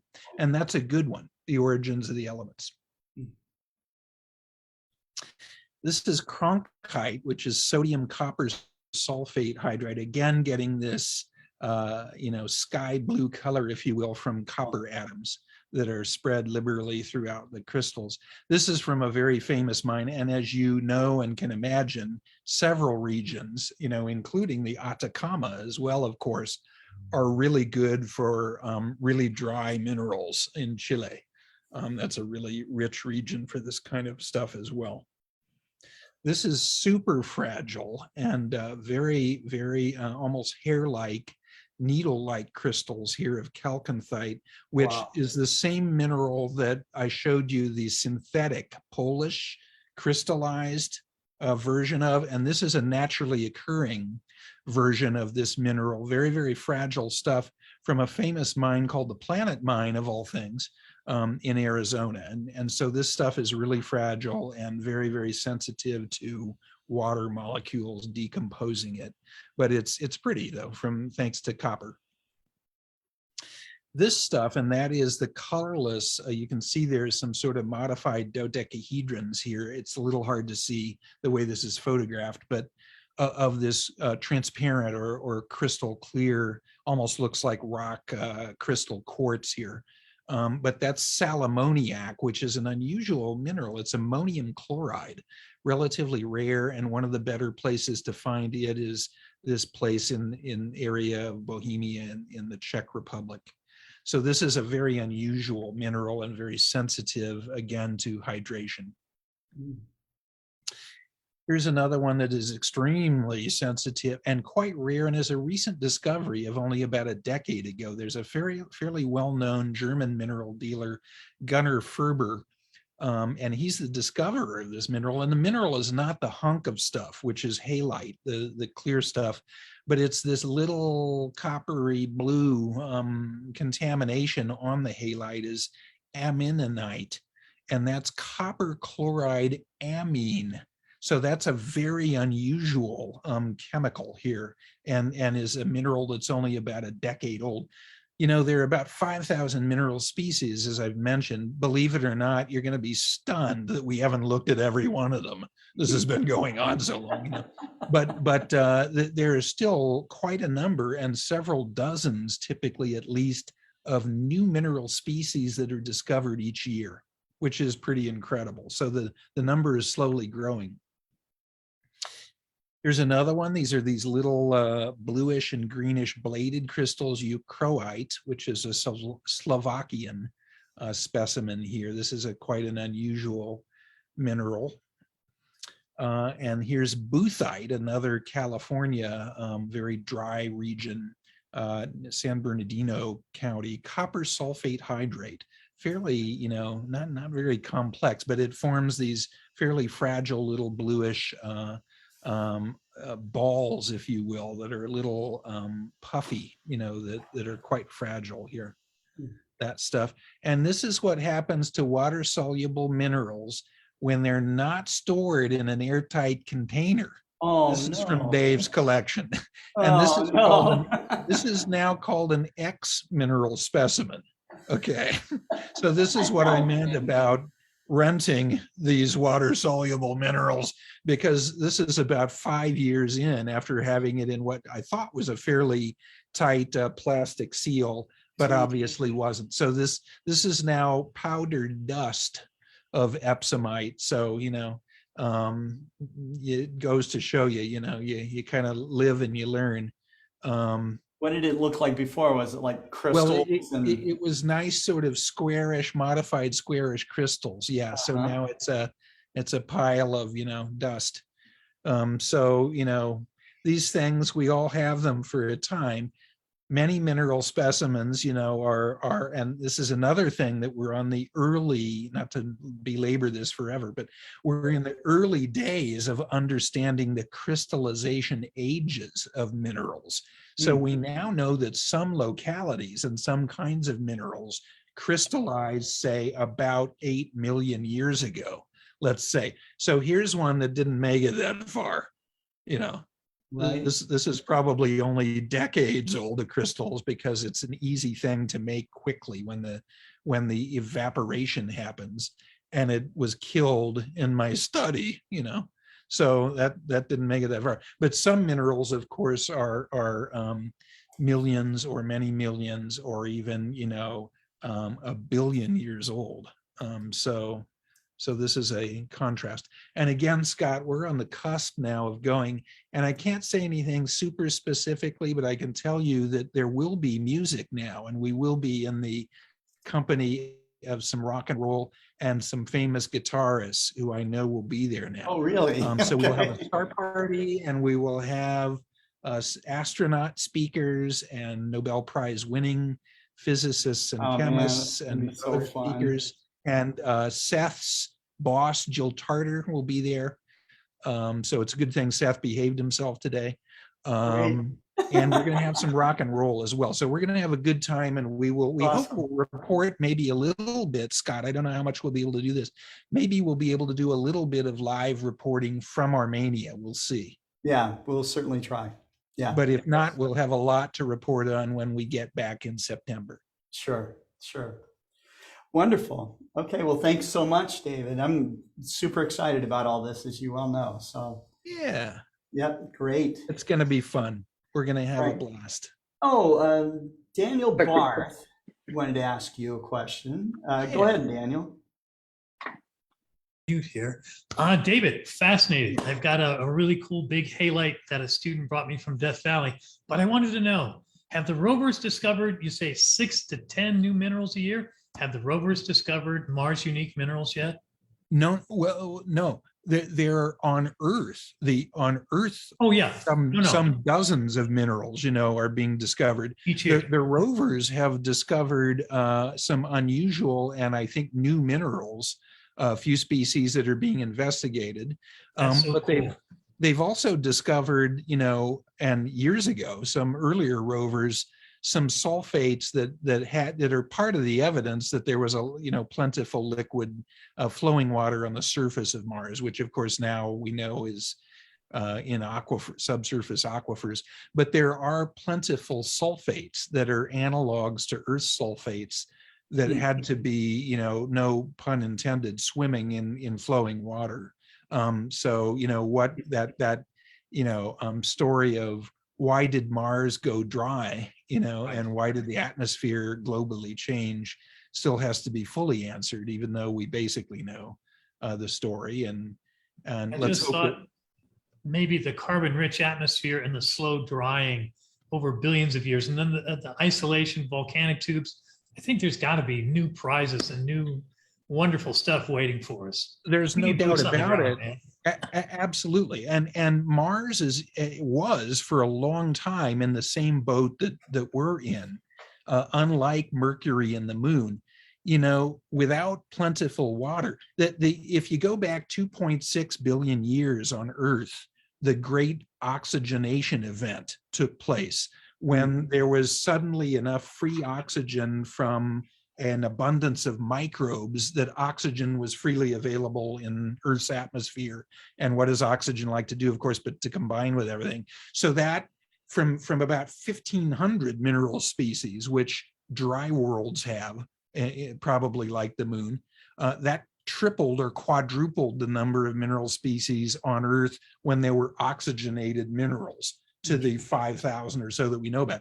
So for a long, long time, Mars had that same problem. So there must be many, many minerals we don't know about yet on Mars that are Earth analogs, and maybe others that we don't know of on Earth as well. So that's going to be exciting in the future as we also put our dipsticks down into the very, very, very clean dipsticks down into the aquifers to see if there are any microbes there.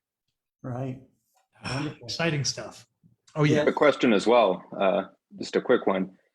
So I'm wondering, how is it that certain elements produced in supernovae go from being in what I assume to be this kind of uniform concentration to much larger concentrations on the Earth, where we can mine down and say, this is where you find gold or zinc or something like that? Well, abundance of atoms is the quick answer, and lots of time. If you have 13.8 billion years, that's a lot of supernova production and a lot of collisions of neutron stars. And it takes a long time, to successively see the lifespan of a new star dying and blowing stuff out into the interstellar medium, which then gets accreted onto a planet and ends up in Colorado and gets pushed up into the mountains where it's accessible. And somebody, finds it in the 1870s, by chance. So, a tremendous amount of material being produced by stars over an enormously long time produces that. And remember, some things we think of as rare are not really that rare. Diamonds, if we could find things, kimberlite pipes below ground, which we can't easily, would be plentiful. They were one of the first dozen species to exist in the solar system, elemental carbon. And if we could extract gold that's dissolved in seawater, it would be worthless. There's so much of it that is dissolved in the oceans, but we can't, so we have to find it by sheer dumb luck in mountains that, that get pushed up and make Western movies, after 100 years, Right. but a tremendous amount of material. Remember how many stars are in the universe now? We think at least 10,000 billion billion.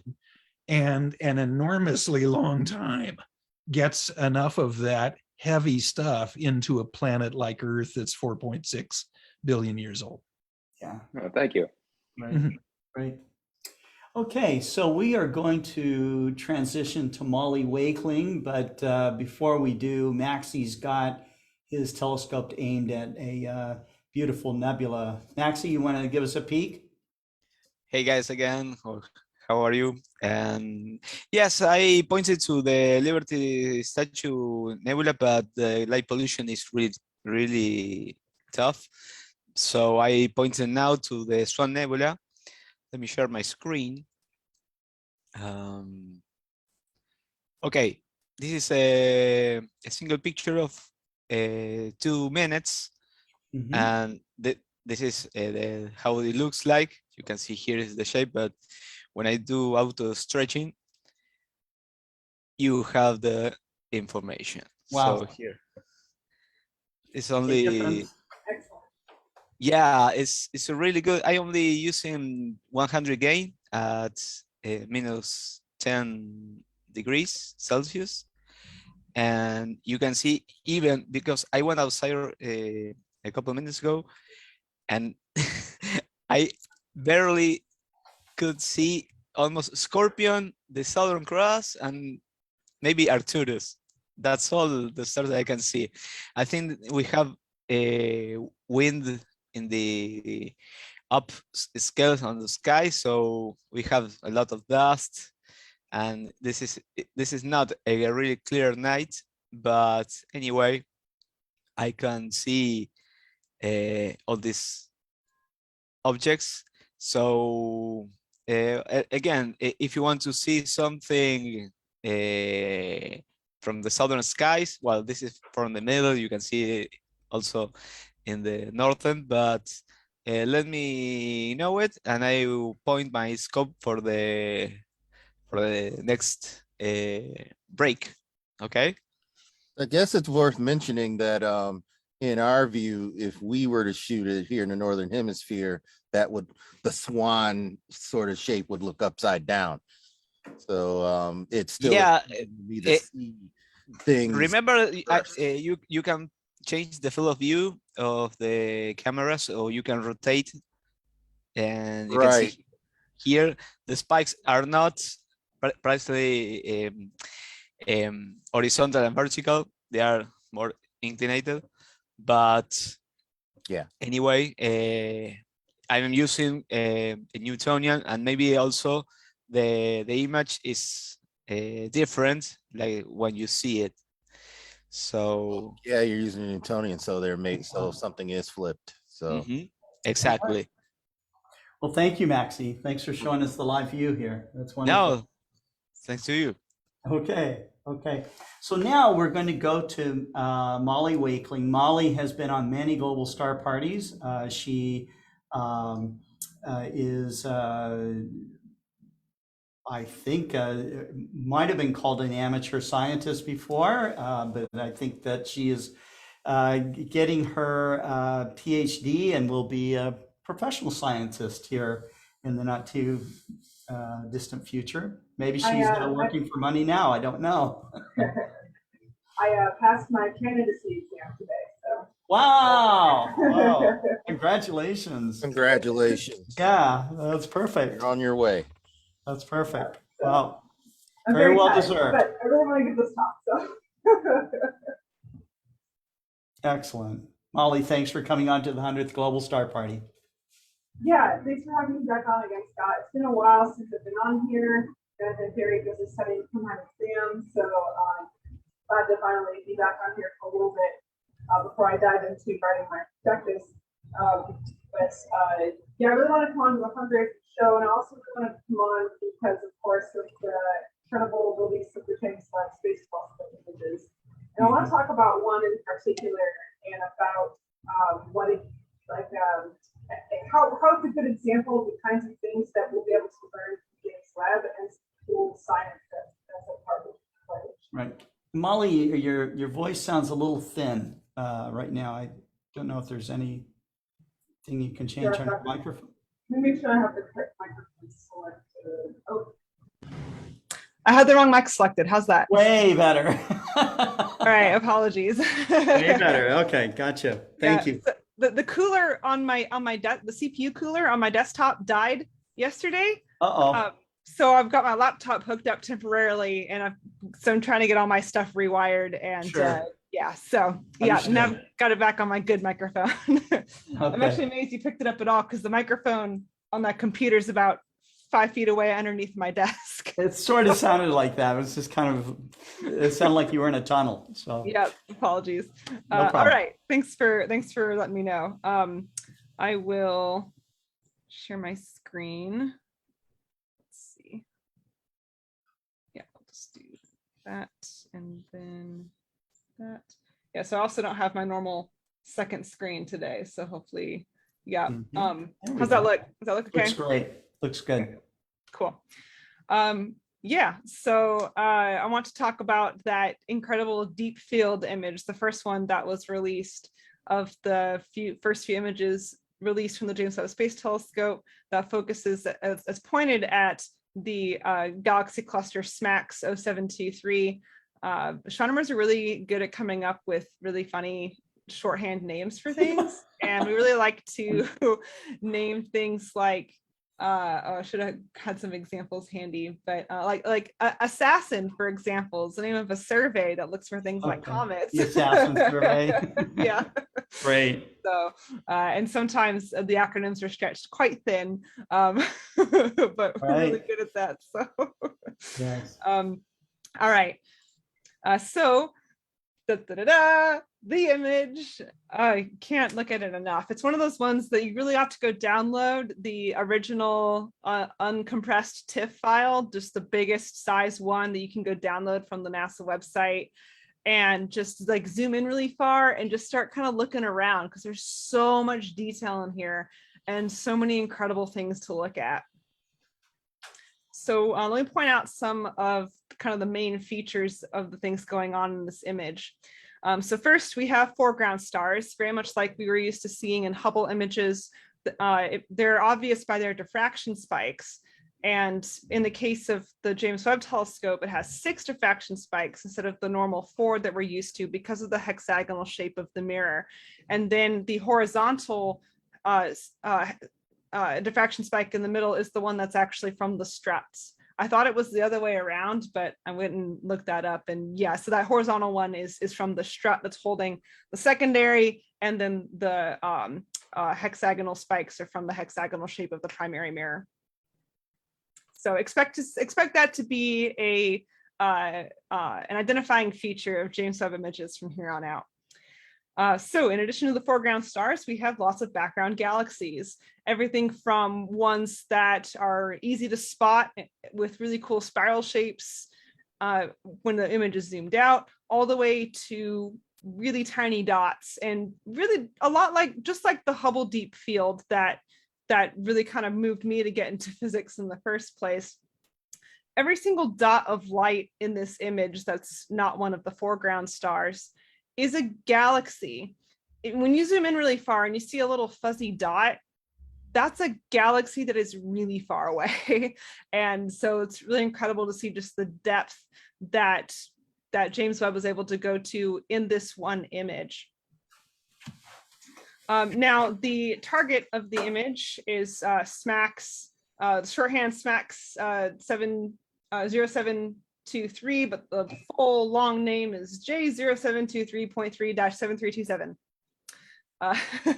Ways of cataloging all of these things that there's too many to name.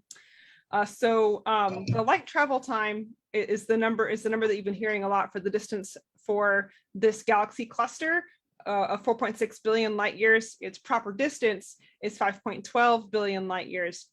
And that has to do with the way that space between us and that galaxy cluster has stretched since the light has left. So its proper distance is actually farther away than the light travel time. And I'm going to dig a little more into that when I talk about cosmological redshift later on.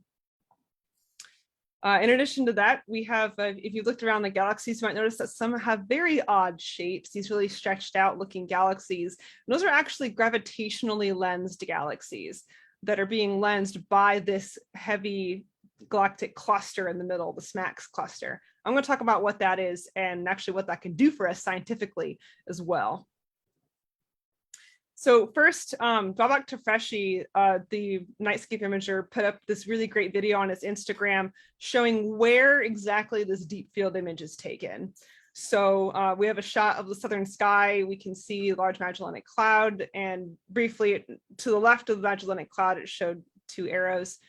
So look to the left and zoom in on that little box. That is the area of this deep field. It's the equivalent of holding a grain of sand out at arm's length. And that's the area on the sky that this deep field covers. And in that deep field, we can see thousands of galaxies in just that extremely tiny area of sky. So the really kind of chilling reminder of just how unimaginably enormous the universe is. Yeah. So let's talk about how it compares to the Hubble Space Telescope and how it's a successor to Hubble as opposed to a replacement. So first of all, as we all know, it has a much larger mirror than the Hubble, which has a 2.4 meter mirror, with James Webb having 6.5 meters. And this larger size allows it to be 270% sharper, because that larger size allows us to have higher spatial resolution, and 730% more light gathering power. And we actually end up being able to get even more light gathering power than that because of the instruments that are on it and the quality of those instruments. That's kind of the value from the mirror alone. In terms of that deep field, it would take Hubble weeks to capture that same deep field that James Webb was able to catch in 12.5 hours of exposure time. If y'all remember the Hubble deep fields that came out in the 90s and 2000s that got progressively longer exposure times, those were exposure times of weeks.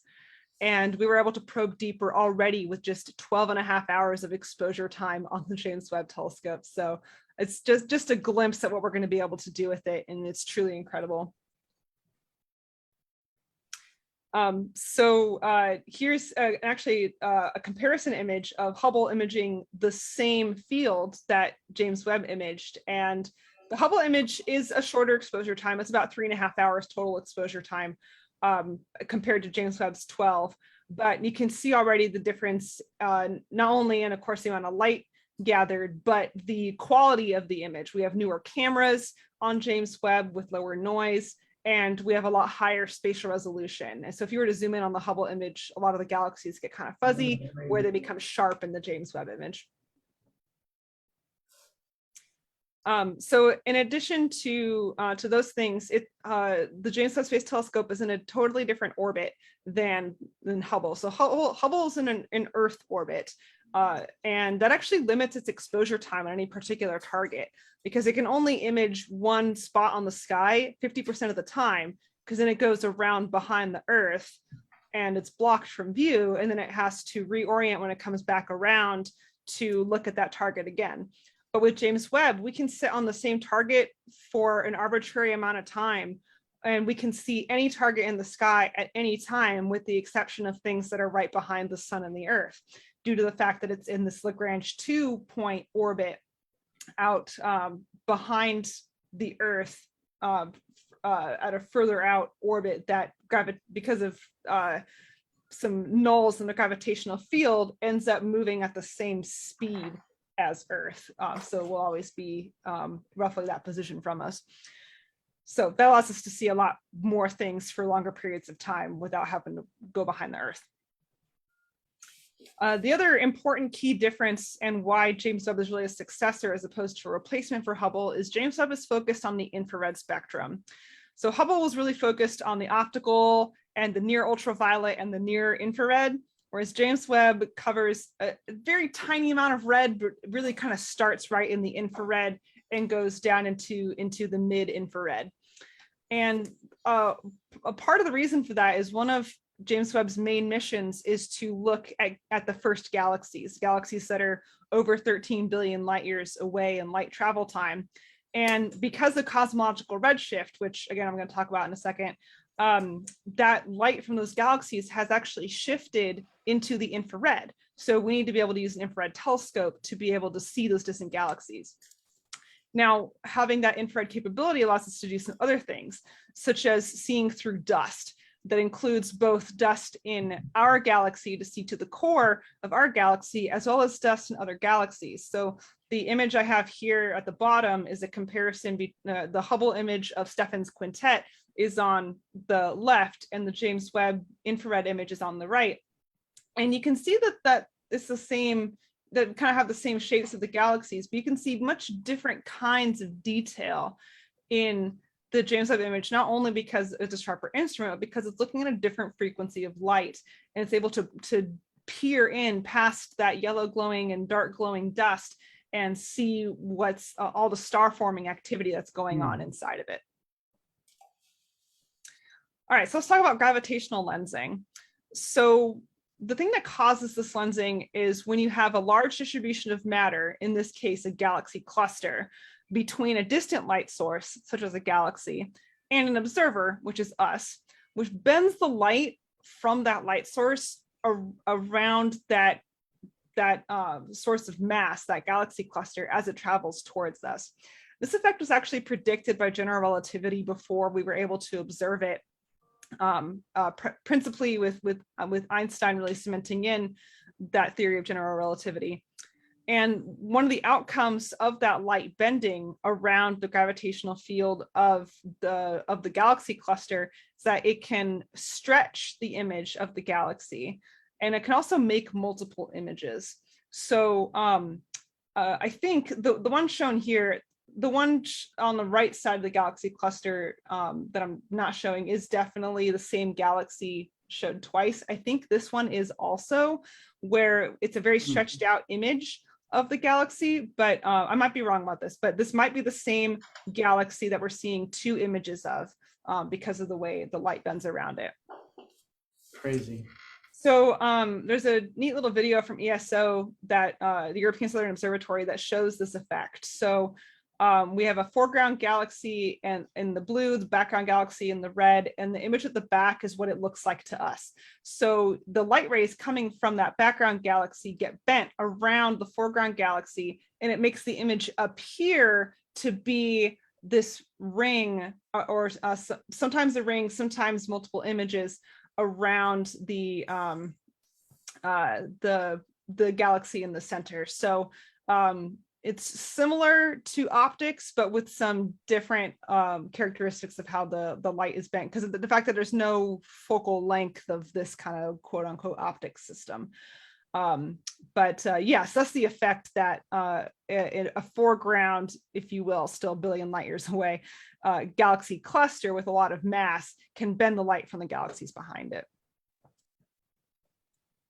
So so besides looking really cool, what can we learn from gravitational lensing from that effect?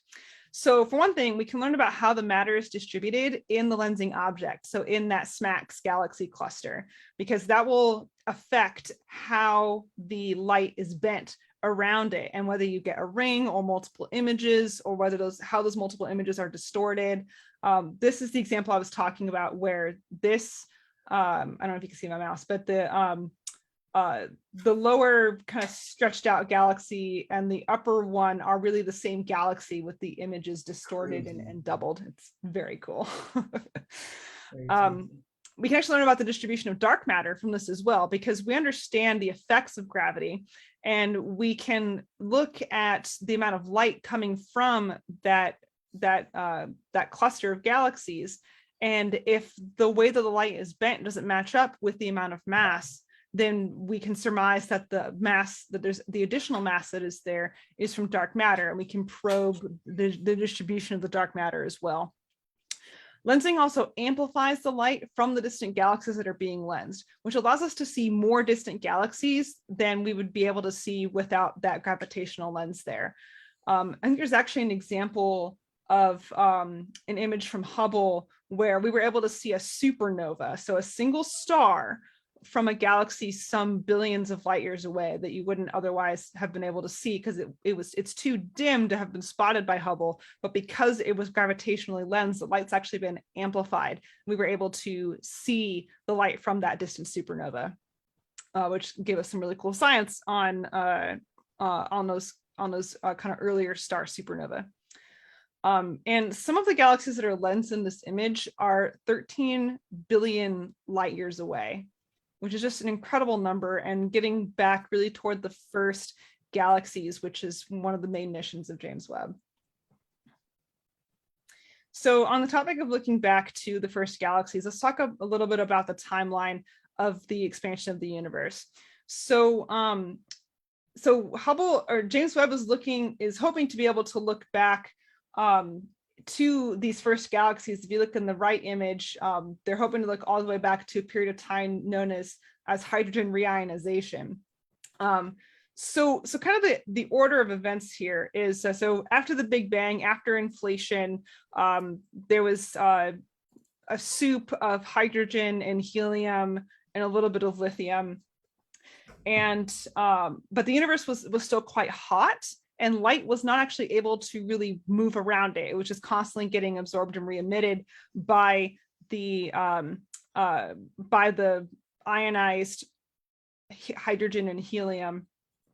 But as the universe expanded, it also cooled in the same way that expanding gas in the same volume of a bottle will make the bottle colder.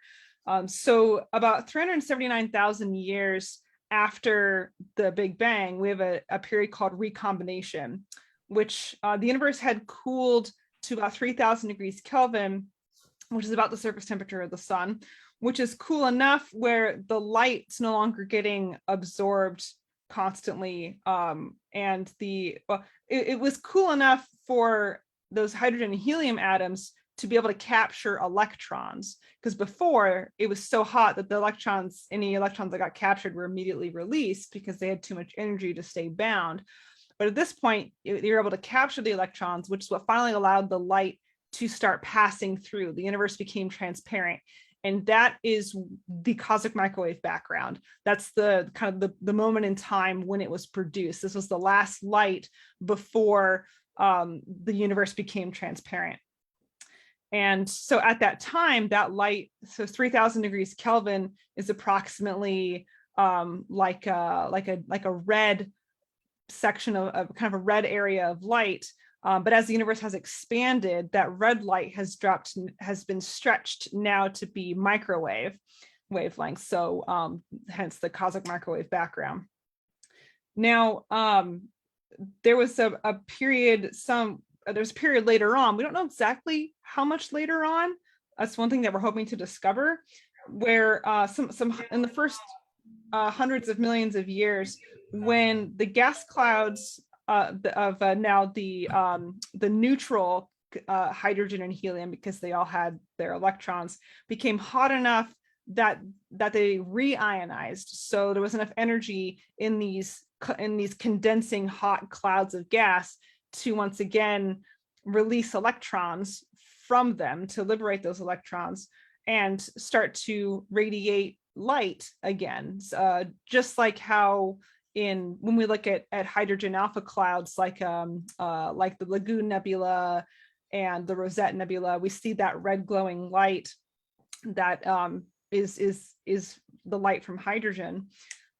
So that's the period of reionization that James Webb was hoping to be able to see back to, because that's the period of the formation of the first stars. The early stars were about 30 to 300 times more massive than the sun. There was only hydrogen and helium around. There weren't any of the anything that was heavier than that, like the oxygen and the carbon and the nitrogen that makes our red giants these days. And because of that, these stars only lasted a few million years, and they were also millions of times more luminous than the sun. And then they exploded in massive supernova, which became black holes. And then those black holes began to start merging with each other over time and accreting more material to eventually make supermassive black holes around which the first galaxies would have formed. So we're hoping to see some of that process with James Webb.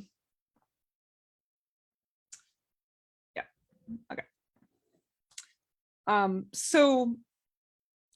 Looking at the most distant galaxies in this image, I've zoomed in on another portion of that deep field where, and again, I want to emphasize these little dots of light here and here and here. Those are a whole galaxy. Yeah. I mean, galaxies like the size of God has billions of stars and trillions of planets. Yeah, exactly. And they just appear as barely discernible dots of light because they're so far away, and they're as old as some 13 billion years when we were far enough in past the Big Bang for the stars and the black holes to start to form. Now, as I mentioned earlier, the light from those earliest, most distant galaxies has been redshifted by the expansion of the universe. moving it into the infrared. So what is that redshift? So there's two types of redshift that we talk about, and the two are often confused. There is a redshift due to the Doppler effect, and there's cosmological redshift.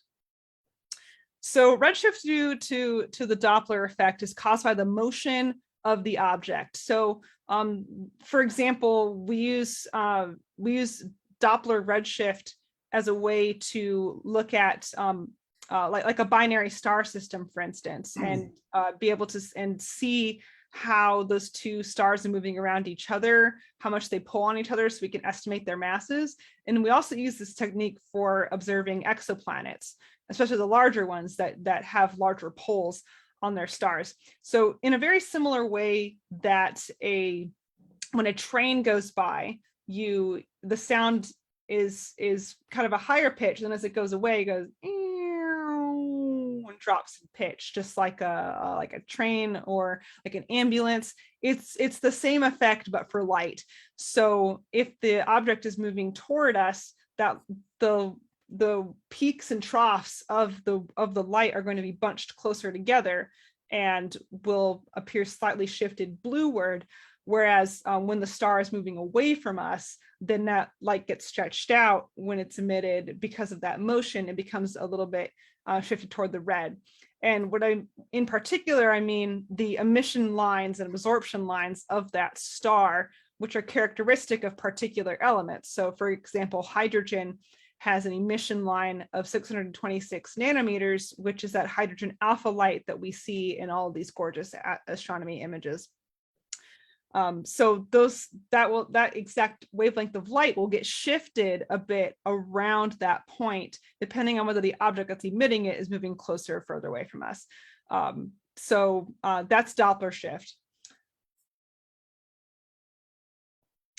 Now, cosmological redshift is due to the actual expansion of space-time, the expansion of the universe.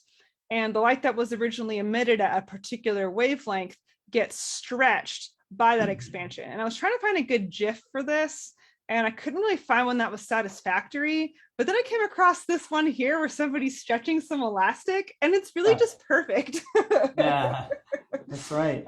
Because like as you when you're stretching the elastic, your the actual space that elastic is taking up lengthwise, in this case, gets stretched out, which causes the wavelength of the light to stretch out.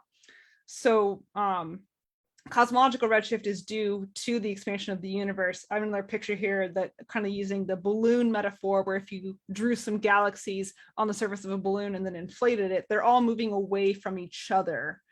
And there's no center that this expansion is happening from.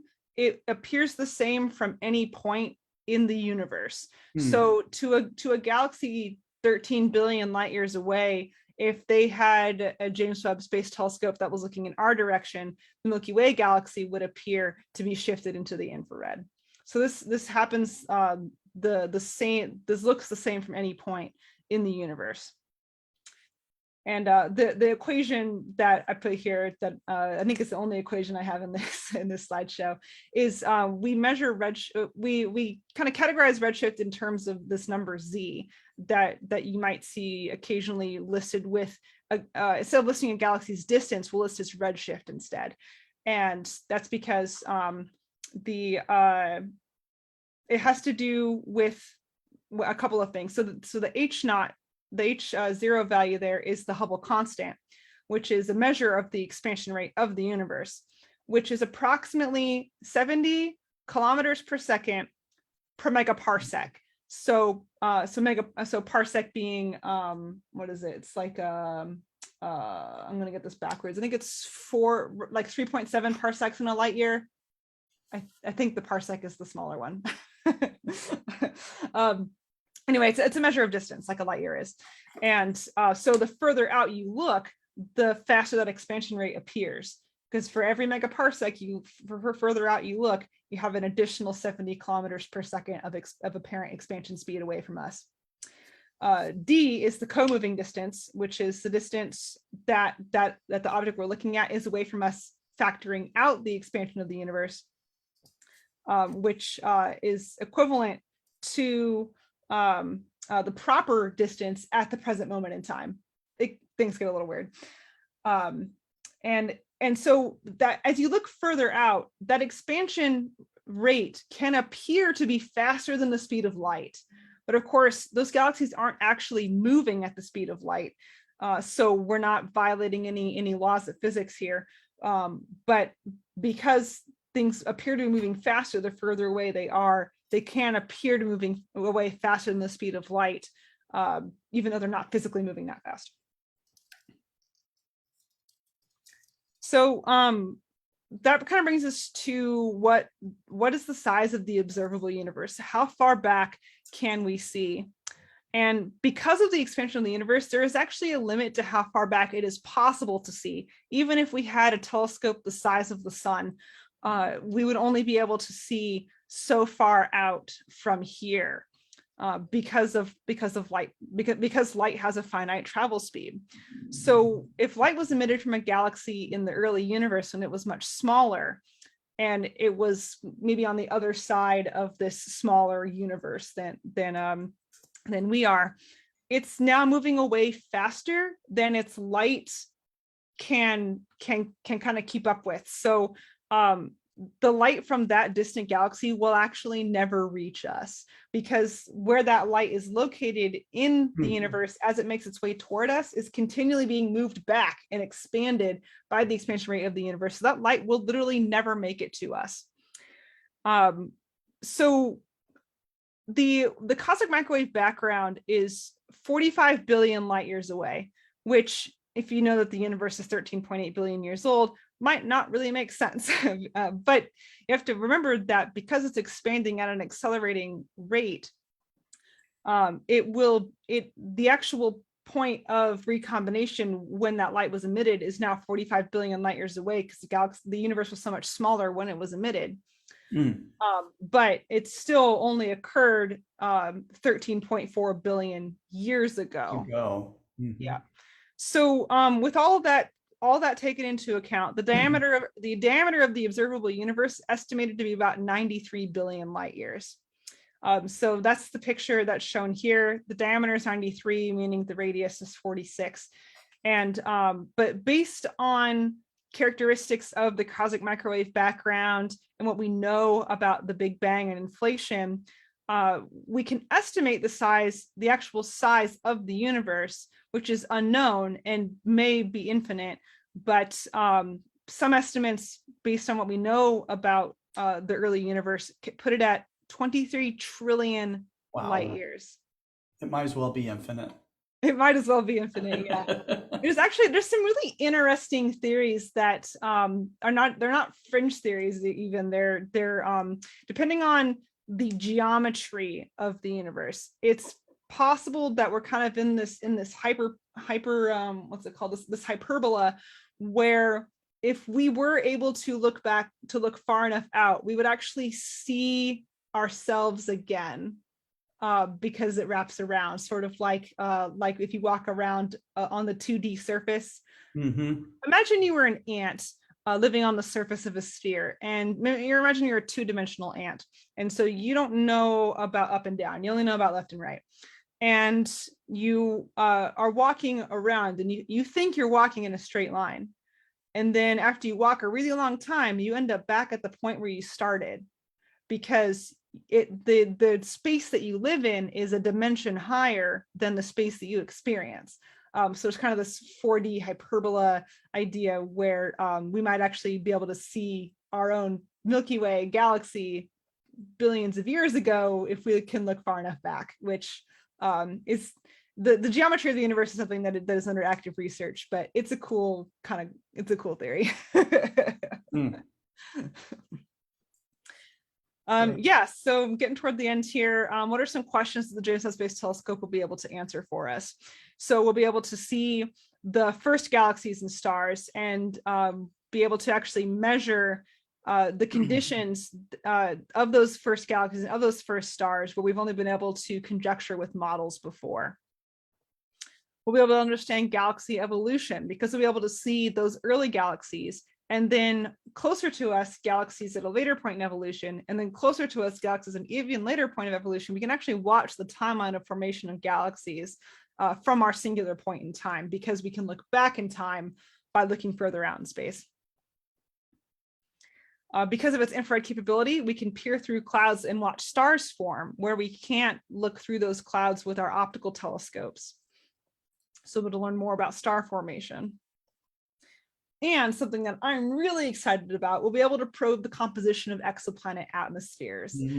So we can do infrared spectroscopy on these exoplanet atmospheres, where we can look at basically it's like taking a picture, but with every different wavelength of light being its own image. Instead of red, green, and blue, we have for every let's say every nanometer of wavelength of light, we get a different image. So you can see where the emission lines and the absorption lines are that are characteristic of elements and gases and compounds. So we can actually look and see what's in the atmospheres of these exoplanets. So one of the first images produced was actually this plot here of WASP, I should have written down the number, WASP 69b, I think, or something like that, where we were able to observe there's water in the atmosphere. So where there's water, there's chemistry of the biological type. And so there could be interesting things happening on that world, and lots of others that we'll be able to probe. So yeah, it's going to be an incredible capability. Scientists are already crying about how amazing it is and how it's exceeded every expectation that it was designed for, and giving us even better views than we could have hoped. And where we went wrong with Hubble in the optics the first time it was put up, everything just went right with James Webb. The launch was textbook, the orbital insertion was textbook, the unfolding had a few glitches, but we got those worked out, and everybody's just like crying happy tears of amazingness. So are there any questions? I've got one, but if there's someone from the stream, they read that one first. Let's see. And I'll go hop on the chat after this and go answer some questions in chat too, on the YouTube chat. I am not seeing it. You want to read it off, Adrian? Well, no, I just had my own question. I wasn't looking. Sure. I wasn't looking at the chat. Okay. No, I remember that James Webb did get hit with like a microscopic space rock. Do you recall how they corrected for that? Because I thought that was really interesting that they were able to account for the the very slight bombardment that it might get being out there in space and still be able to produce the beautiful images. I'm trying to remember what I read about it. I think instead of I think it's something that they kind of assessed and realized wasn't going to be a problem, as opposed to something that they corrected for, but I might be wrong.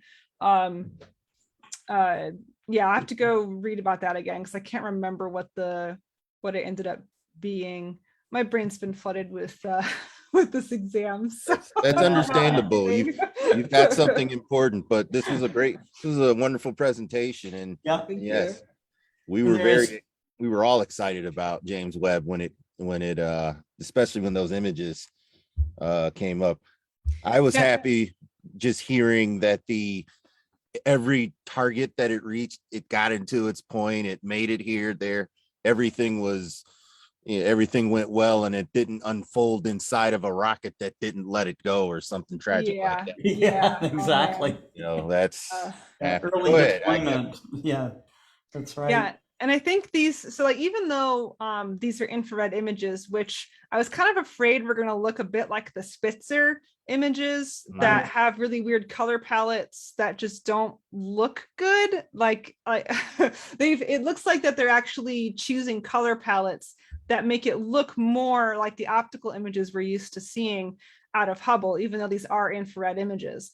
And I'm really glad that they're doing that, at least for the images that we all get to look at, because Hubble Hubble did for my generation what the Apollo 11 launch did for the generation before That's me. right. And James Webb is going to do for the current generation what Hubble did for me, which was inspire me to get into physics in the first place. So those images, like, I mean, there's a lot of science that's going on in the unprettified version of those images, but the release of those in a kind of a prettified, false colored format is so important. And for that public outreach bit, and for inspiring both people who might eventually become scientists and just the general public to think about what's out there outside of our little home universes. So yeah, we're at the beginning. It's all just getting started. Yeah, I think I agree. And I think what you just said helps me to realize kind of the outreach of what JWST is doing. You do have folks that are content producers who see the images and then sort of liken it to JWST, a big fat camera in the sky, as if someone shot out a Sony Alpha 1 on steroids and took pictures of space. But then again, the outreach far, I guess, exceeds maybe the thought that it's just a camera and it really isn't. It's a science instrument. But that's still reaching a group of people who otherwise may not care about the science that James Webb would do. So yeah, I think you're really right on about that. Yeah, NASA and ESA understand that really well. And in fact, the Juno mission to Jupiter, one of its cameras, one of its instruments is solely for public outreach. It has no scientific purpose, although science has been done with it, because the images that come from that are so incredible. But all of those images that you see from Juno of Jupiter with its highly detailed clouds and that's from a camera that was designed for public outreach explicitly. Yeah. And so NASA and ESA deeply understand how important having public facing pretty images is to having people stay interested in science to grow the next generation of scientists, but also to get money so they can keep making. Yeah, that's right. Our tax dollars fired at work. So that's right. Yeah. Yep. There was lots of controversy and arguments about the billions of dollars that it took to keep Hubble in good working order and to produce the kind of images that it did. But when you spread that out over the 300 million people that live in the United States, it ended up being something like the cost of a movie ticket or something. Oh, you couldn't even get popcorn and a Coke, Yeah, and highly worth it, even just for keeping the public inspired and inspiring future scientists. That's right. But we got so much science out of Hubble, and there's a lot of things that we want to learn for the sake of understanding them. There's also a lot of things that when we look out to these other galaxies and these exoplanets, and even within our own galaxy and our own solar system, then we can learn about the formation of our own planet. And I think that's really important for us to understand, and also to look at the evolution of planets that are like ours and kind of get a glimpse of what different possible futures are.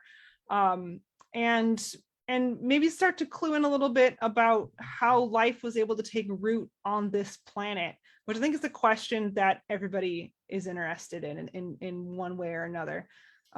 So it's not all just kind of pie in the sky, like we want to see that galaxy because it's there, which is part of it. But the things that we learn will teach us about ourselves. And in addition, the technology that is used not only for things like James Webb, but for the whole space program, percolate down to everyday life. Lots of NASA technology used in the Apollo program and all the subsequent programs are now everyday parts of our existence that we take for granted. NASA actually publishes a report every couple of years about how their technology has percolated out to the masses. So it really pays dividends. Even if it feels like a big expense for having a big camera in the sky sometimes. Right. Be on the lookout. I've heard or read from an astrophysicist from the UK Dr. Becky Smothers, she shared the next targets that JWST are coming out. Messier 74 will be one of those targets. So we're getting an open face galaxy as a part of our next science target. So looking forward to that. Excellent. Yeah. And we're just going to be seeing these images for the next 30 years. It's fantastic. Right. So yeah, you can't say enough about James Webb. Right. There is a question. You were talking about an expanding universe. Ansel Puri is watching on Facebook. He says, is the universe always expanding like cookie dough in the oven? That is an interesting analogy. Well, so the cookie dough in the oven, it expands, but it actually it gets faster, and then it starts to slow down as you get toward as it starts to solidify. And there are some models of the universe that kind of where it's a closed universe where we expand for a time, but then eventually we reach a size where gravity and dark energy start to be balanced, and then we start collapsing back in. This has actually been largely not discounted, but it's looking less and less likely the more we probe what dark energy is and look at how the universe has expanded over the past, how it's expanding now. So sort of, if it's a good model of a closed universe where like we would expand and then kind of sort of stop and start to come back a little bit. But as it stands, it looks like we're going to continue to expand. The prevailing idea is that we're kind of in a flat universe where we kind of expand, and at some point they continue to expand, but at a less increasing rate. But it's also possible that we live in an open universe where we continue to expand at an increasing rate of expansion. And eventually that expansion becomes so fast and so large that it starts to dissociate atoms and nuclei. And then we just have a big, dark, empty universe. I don't know if we can have that. Anyway, Molly, thank you so much. With that happy thought, I'll let you go. Yeah, that's right. That's right. For that. Okay. All right. So up next is Daniel Higgins. Thanks again, Molly. That was awesome. You're welcome. Yeah, Daniel Higgins, Astroworld TV. Let's find him here. Where are you, Daniel? There you are. Dan. Great. Hi, Here we Mom. go. Good to be on the same stream as you. Oh, we'll be on the same stream real soon again. Yep. Yeah, And, we're arch competitors here. We got the Astro Imaging channel, we got Astroworld TV, you know. We have Visible Dark too. There he is. How you doing, guys? Excellent. Hey, all I'm gonna say is we have 13,000 subscribers on the Astro Imaging channel, so just put that out there. Great. Hey, I'm the new guy on the block. I just broke 1,000. I mean, come on. You know. Oh man, what a day. Wonderful. Yeah, glad to have you guys on today. Thank you for joining the 100th Global Star Party. Thanks a lot. Thank you. Thank you. Congratulations on the 100th Global Star Party. That's fantastic. Thank you. Yeah, it's a milestone, but it seemed to actually happen so quickly. So when did the first Global Star Party happen? When did you actually get this idea? What's the background to it? Yeah, I think we're going back about 2 years. I think it was August 4th is when we did the first event, and it was called Virtual Star Party back then. I didn't really know quite what to call it at that point. People said, well, is it going to be a real star party or is it a virtual one? And I said, okay, virtual, because we can't get together because of COVID, right? So, right. And I kept hearing amateur astronomers lamenting about how they couldn't go out, they couldn't do anything, and I said, well, good Lord, we have all the technology right here, Amateur astronomers and astronomers in general have been the early adopters of, I think, all the, technologies. I mean, certainly in technical drawings, photography, innovators there, innovators of digital imaging, image processing, the refined precision in mechanics and electronics, so it all went through the crucible of astronomy and trying to, as Molly said, it's a way for us to know ourselves better, so, Absolutely. or as Carl Sagan said, we're a way to for the universe to know itself. So, being that we're all made out of star stuff, as David Eicher is pointing out with all of his minerals and everything, it's amazing just to have eyes and senses and the ability to make the equipment that we do so that we can go and look out through our amazing windows and experience the ride, Yeah, so, absolutely. yeah. Well, you're doing a fantastic job with this, and You everybody guys- involved with the Global Star Party is just fantastic. It's Thank you, amazing, Ben. and congratulations to you. Yeah, it's all about the presenters though, and all about our audience too that watches Global Star Party. Yeah. So, Absolutely. The support you have out there is amazing. So I mean, keep up the great work. And this is just you said before, you just put you put the spokes in the wheel kind yeah, of. I just assemble you put this all the and wires together, tighten up the nuts and as plugged it people all out in there- and bam, then it happens. So Yeah, but as there people was out some there learning that do curve this- for sure, but Sure. but I'm very thankful to the makers of all the software that I use, to make it happen. So Absolutely. and I'm very thankful to all of my audience that said, "Hey Scott, your audio's crap. Why don't you do this or do that?" And so I got a lot of tips and a lot of help along the way. So really appreciate it from all of you. Awesome. That's great. Yeah. Well, Dan and I don't really have much of a presentation following Molly, so we're just going to do our comedy bit. Going on after the Beatles, I guess, right? So Scott, I gotta say, when I said, hey, just remember we're on the East Coast and put us at a decent hour.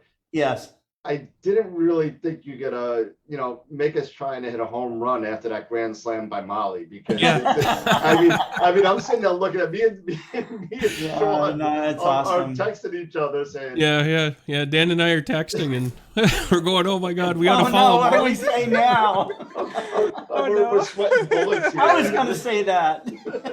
I started pounding back a couple I drinks. don't even know how to say that. So no, it's great. It's on, Molly. I don't know if you can feel the love, but we really do. Everyone's honored to be on programs with you, and absolutely. I think that Yeah, you very devote much a lot so. of your time to the community at large. Through all the programs that you do, I'm really impressed.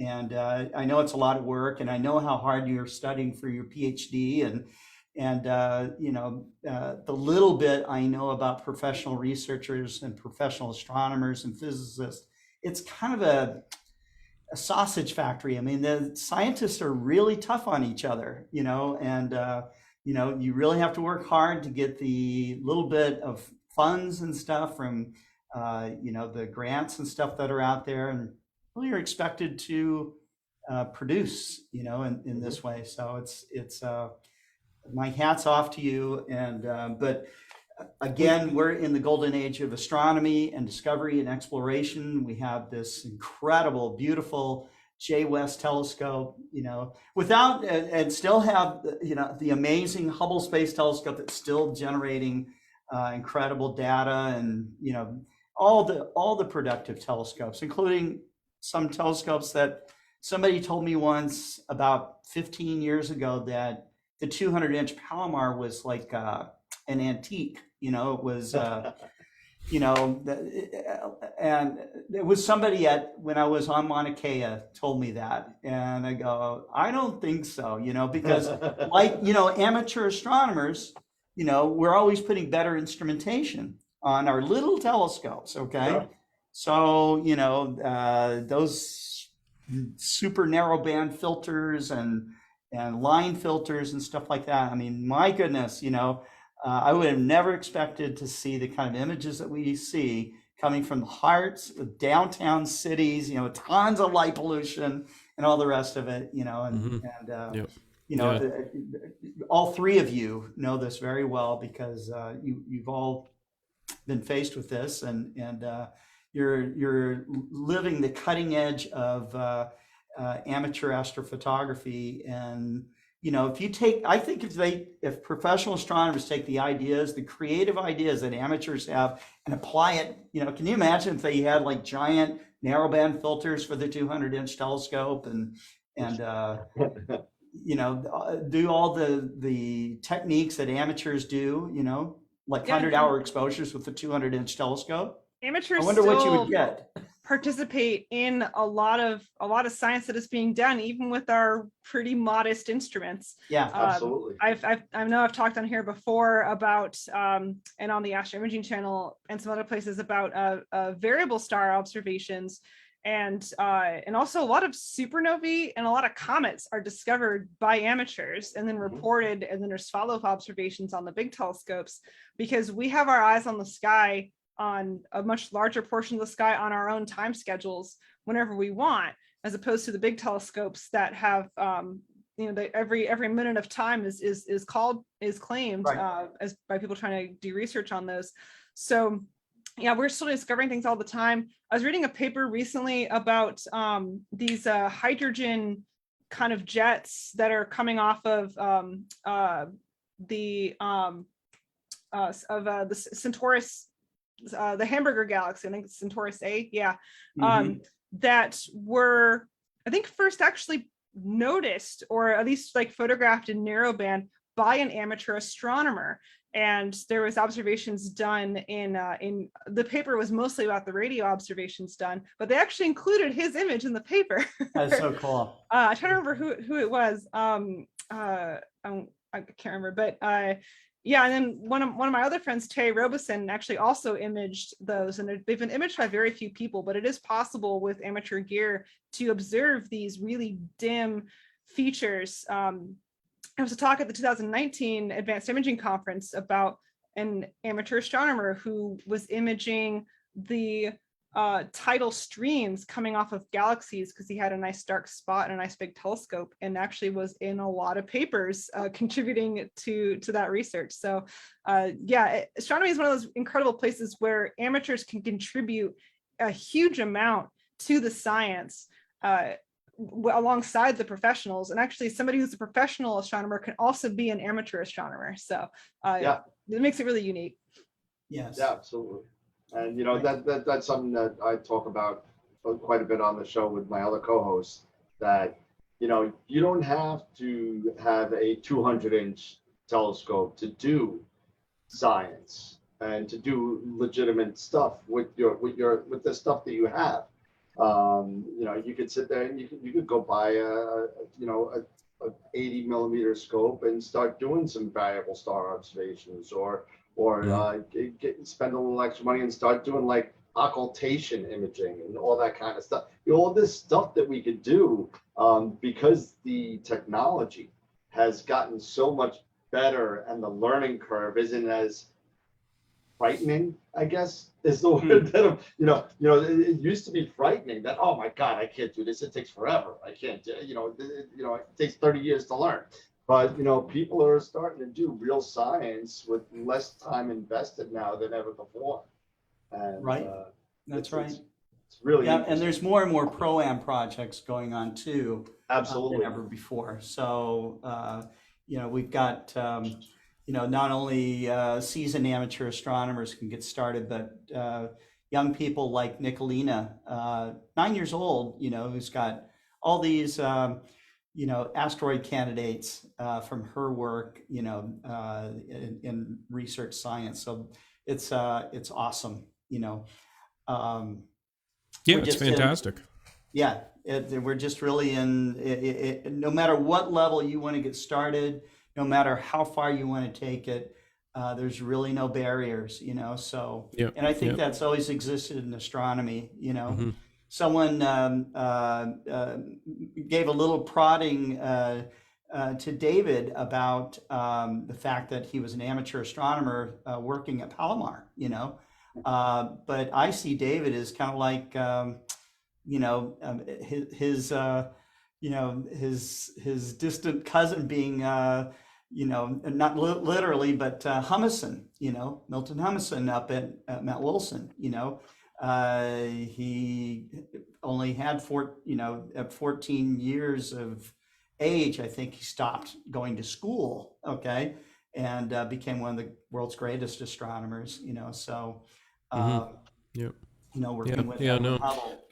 I remember, when I was young and how I got started in astronomy, and it's just fascinating to me how things have progressed. And like we were talking about the technology, I got started, my dad had a little pirate scope. It was, I think it was like a 30 millimeter Tasco or something like that. Yeah, it was, yeah. And I would actually look at the moon from the kitchen through the window. I would look at the moon, and it just fascinated me, and I started reading about the planets and the moon, and they bought me my first real telescope, which was a 4.5-inch reflector. Wow. And I started building my own telescopes at that point, an 8-inch and a 14-inch reflector.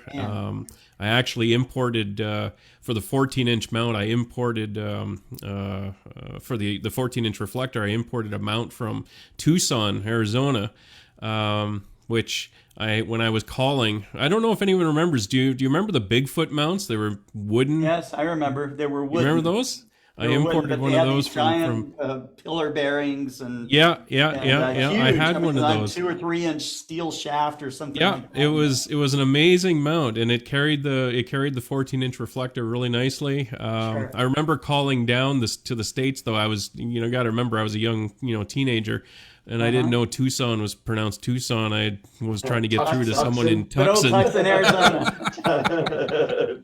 Going down to Tucson. But and they had books. I remember I still have a book actually from way back in the 80s that is about microcomputer control of telescopes, and it gave you little bits of code that you could, I can't remember what code it was using back then. There was a book about, there was a whole book on how to do it. There was a whole book about how to do it and stuff, and now Bell maybe published it, something like that. Yeah, I can't remember who published it. I'd have to pull it and have a look, but I'm just fascinated thinking back to where I started and where we are today and the technology I have. Now I've got a telescope in the backyard that I control through a computer inside the house, and I can pre-program the imaging run for all the targets I want to image for the night, go to bed, wake up, and there's a treasure trove of data there waiting for me, and it's fantastic. And I think amateur astronomer is almost becoming a thing of the past in terms of a phrase, because we're getting so advanced, we're rivaling You're just not paid some of for the it is all, so Yeah, that's the difference.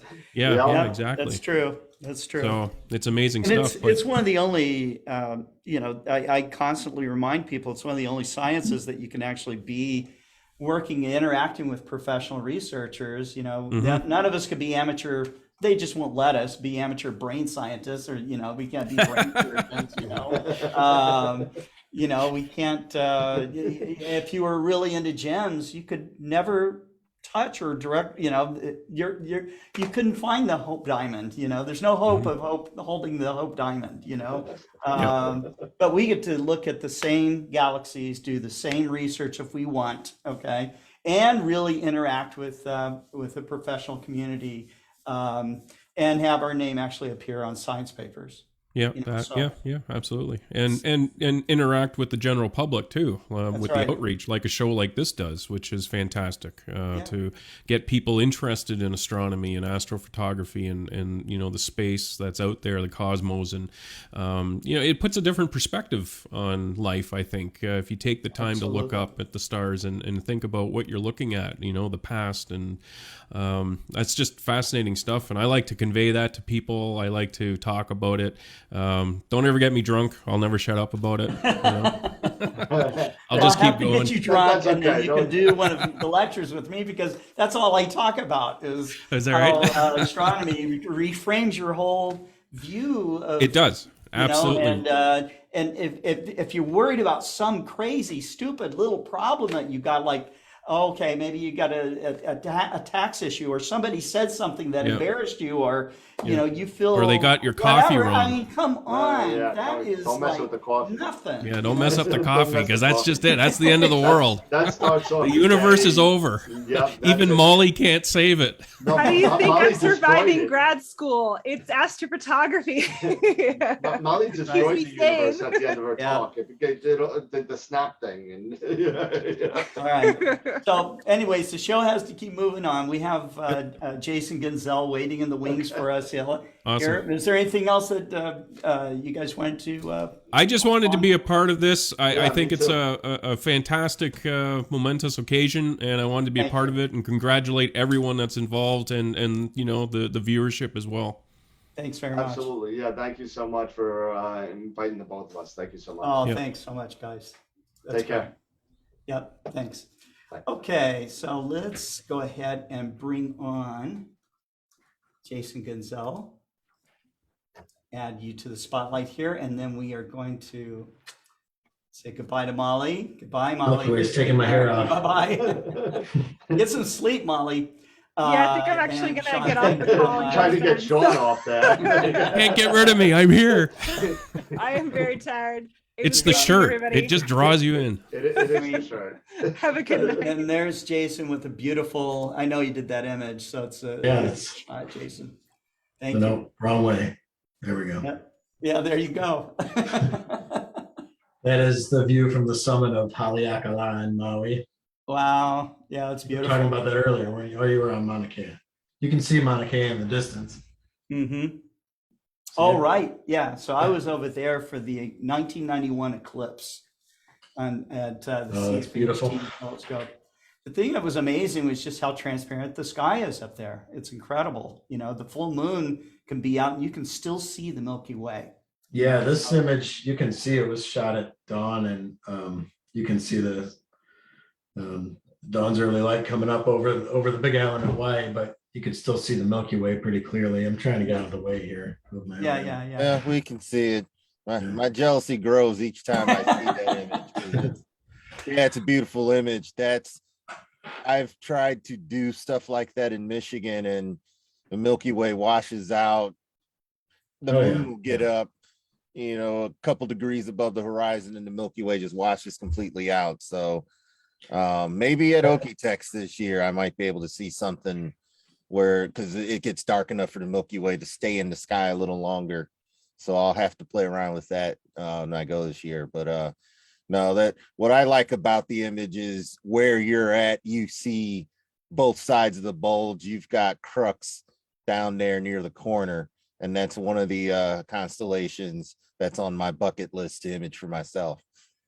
Sure. Yeah, unfortunately, every astrophotographer has embarrassing moments, and one of my crowning achievements was going up here in the middle of the night, and my first hour of images when it was really dark out were all out of focus because I bumped the camera at some point and didn't notice Oh, it. So finally recognized it by the time the Happens. sun was coming up, but happens to all of us. That's right. maybe next time. Well, the All right, view that well- you got, I'm sure, that's buried in your mind forever. The view that you got Oh, from yeah. up there. Yeah, I stayed up there for the sunrise. This was just past February, so not that long ago. But yeah, it's hard to follow. I thought Molly did an excellent presentation on the James Webb Space Telescope. I was going to talk a bit about it too. But I haven't been here in a while, so I was just going to show some my most recent images. And for those that don't know me, I'm deep sky astrophotographer mostly, but I do get into like nightscape and planetary stuff. So I have some of that stuff to show you here. And we'll flip through that stuff. And then I wanted to talk a little bit about James Webb Space Telescope also. So we'll hop into that. So let me share my screen. Screen 1. Share. Let me know if this comes through. Yes. Wow. Yes. All right. So this is I'm going to show some James Webb stuff later, but this is an homage to what you can do with the backyard telescope, and going on a decade of experience now with shooting deep sky objects from my back patio. This is the Cocoon Galaxy, which is just setting in the west these days, but it's a beautiful galaxy. And what really drew me to it is I had the moon up one night and I decided to shoot some hydrogen alpha subs on a galaxy. And this one kind of popped in my head because I'd seen it before, and it's got quite a bit, as you can see.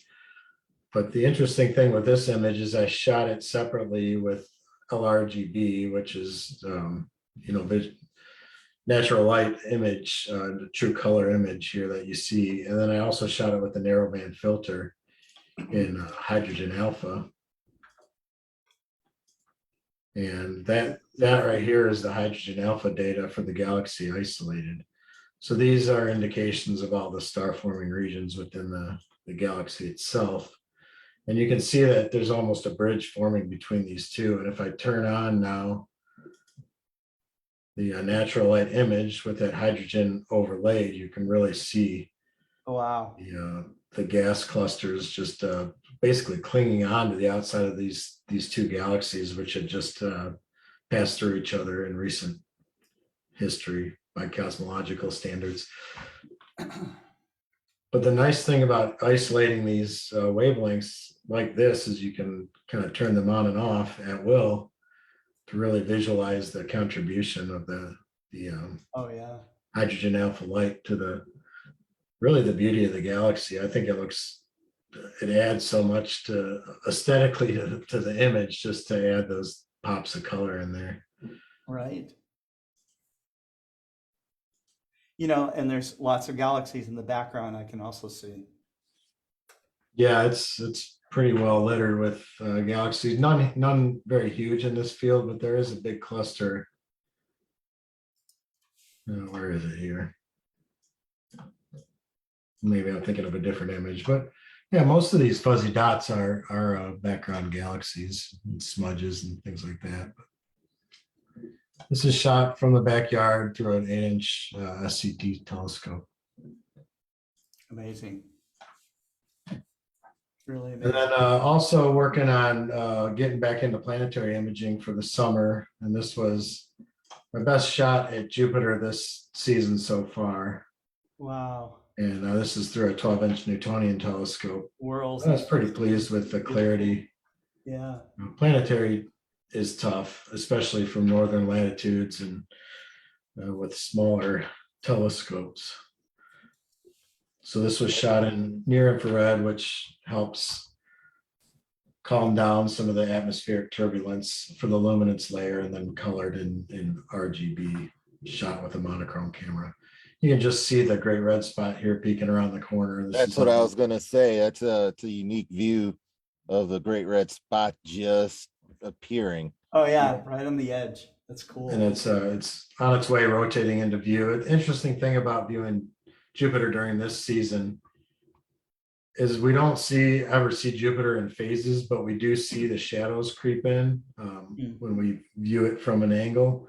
And so what we're seeing here on the right hand side, you get the darkening because of the sun is illuminating it from the left in this image. So I got a couple other views I shot on different nights, and these are animations.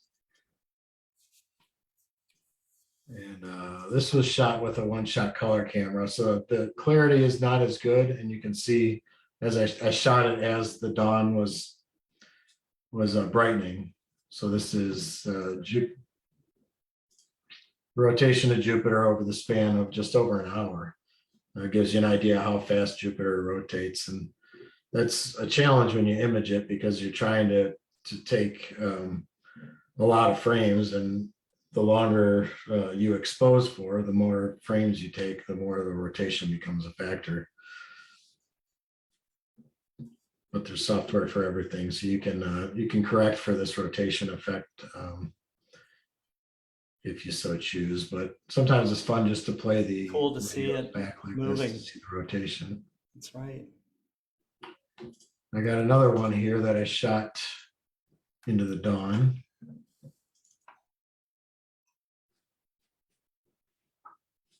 This one was set up as a social media post, so it's got some verbiage on it.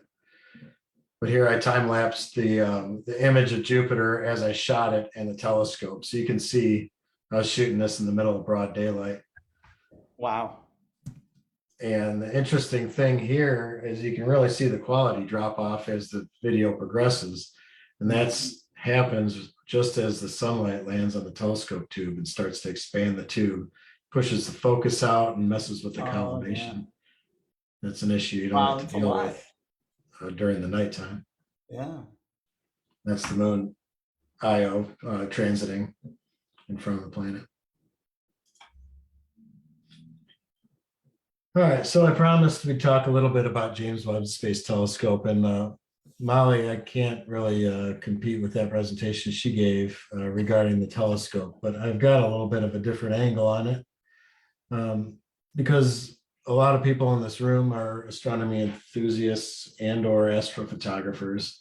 I wanted to talk a little bit about how to get a good look at this data outside of the mainstream releases that they make to the public, because this telescope data, as far as I can tell, is I had thought that there was going to be science embargoes on a lot of this data, but they've released 40 terabytes of raw data now to the general public, and anybody can go in and access this stuff. And I just poked around just a little bit, and there's some amazing targets and data out there, and it really hasn't seen the light of day. I know, Adrian, you mentioned M74. That data is out there right now for anybody to grab.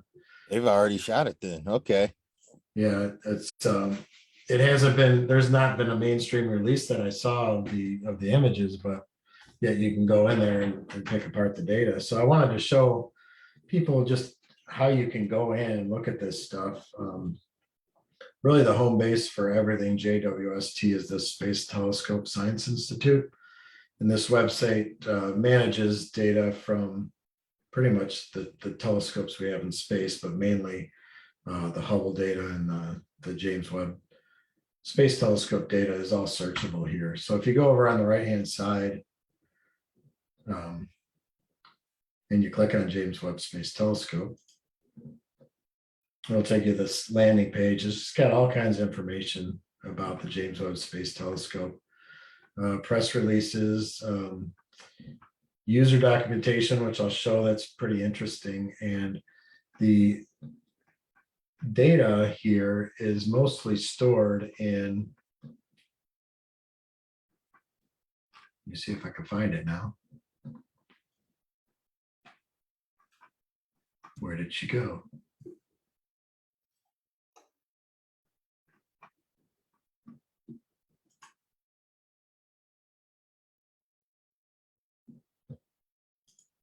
All right, well, that was a bust. I swear I just looked at it and it was here, but so the images are all stored on a platform called the MAST portal. And I know that there's a link in this here it is. Okay. It's short for the Mikulski Archive for Space Telescopes, MAST. So if you click on MAST, you can see here it's got submission highlights, and you can click on each one of these and see a little bit. It's got some high-level science projects, products which are more polished material you can look at. What I'm going to show here is the MAST portal. Okay, now if I click on this, if you don't have an account, it will ask you to, it won't show you all the information. So you got to go in and create an account. And if you don't already have an account, it'll be over here where my mouse is hovering to create an account. Mm-hmm. Well, there's a number of different ways to search through here. And significant cost for that? For what? The account, or is it a free? No, it's all free. It's all free. Well, I mean, you pay if you pay taxes. Actually, if you don't pay U.S. taxes, you can still get it. Yeah, it's less than free. Yeah. So there's a number of different ways to go in here and search, okay? And it can get pretty overwhelming because there's probably millions of database files in here. But one quick way to go in here and look is the JWST instrument keywords. That allows you to pick an instrument. The main imaging cameras on, at least for pretty pictures on JWST, are this near infrared cam, the near cam, and then the MIRI, which is the mid infrared instrument. Near cam though is what most of the published images come out of. So if you click on search there, you can you get this splash page that pulls up. And I don't want this to get too complicated, but down here in this target name thing, there's a bunch of ways to search for targets, but this just shows a list of 105 targets that JWST is imaged. So I'll just click on one of these, and I know from already searching through this, the NGC 7320 is part of Stephan's quintet. So if we go in there, we'll see the Stephan's quintet data. So if you click on search, it pulls up, these are basically all the files available for that target. It shows over here on the right, it shows a graphical overlay of each one of the frames that the JWST took and where it sits over top of Stephan's quintet. You can see the galaxy cluster in the background. So you can see they pretty much carpet bomb this entire area with pictures. But what you really want to see here are the fully calibrated images. And those are images you can take and open up in an image viewer, and they're already fully calibrated. They're already basically ready to go, ready to process. And those are product level 3. 2B is not a fully calibrated image. So you can sort this column here to see the level 3 images. So that took the list down from whatever I said, 105 down to just a handful of level 3 images. And all these images are shot through different filters. Okay, so the number here after F is the filter number. So you can look at each filter that these images were shot through. When I was on this other page and I pointed out that JWST user documentation, I'm going to go in here and show everybody a little bit about that camera so we can get an understanding of what files you may want to pull down.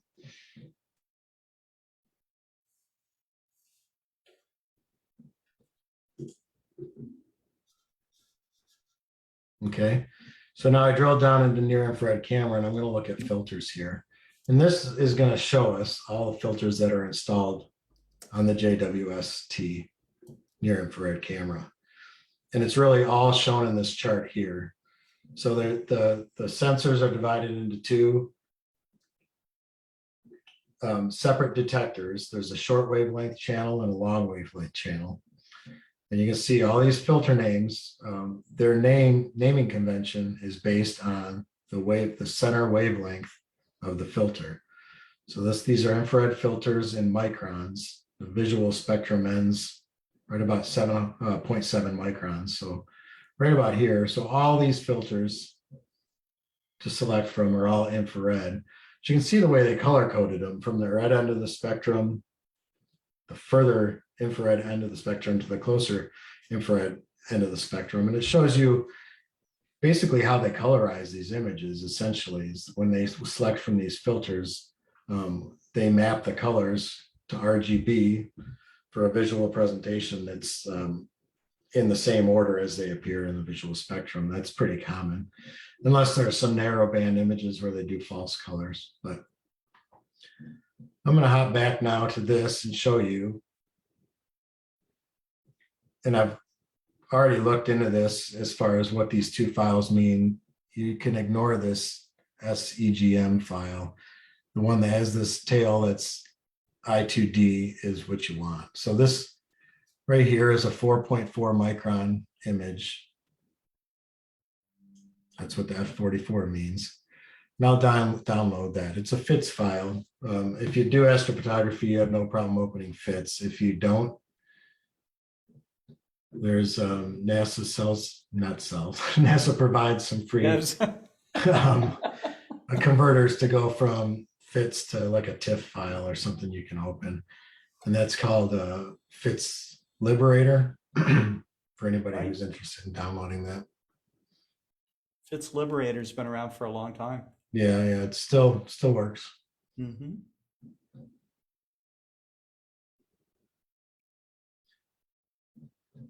All right, so for some reason my download's going real slow. I've got things open here in inside PixInsight that we can look at. Since I was just downloading that stuff. Question I have, is it better to use a PC running Windows to get at a bunch of this stuff and to use a lot of the I don't think it matters. I mean, it's all web-based, so I think Mm-hmm. as long as you've got a viewer capable of looking at FITS files, right, you should be good.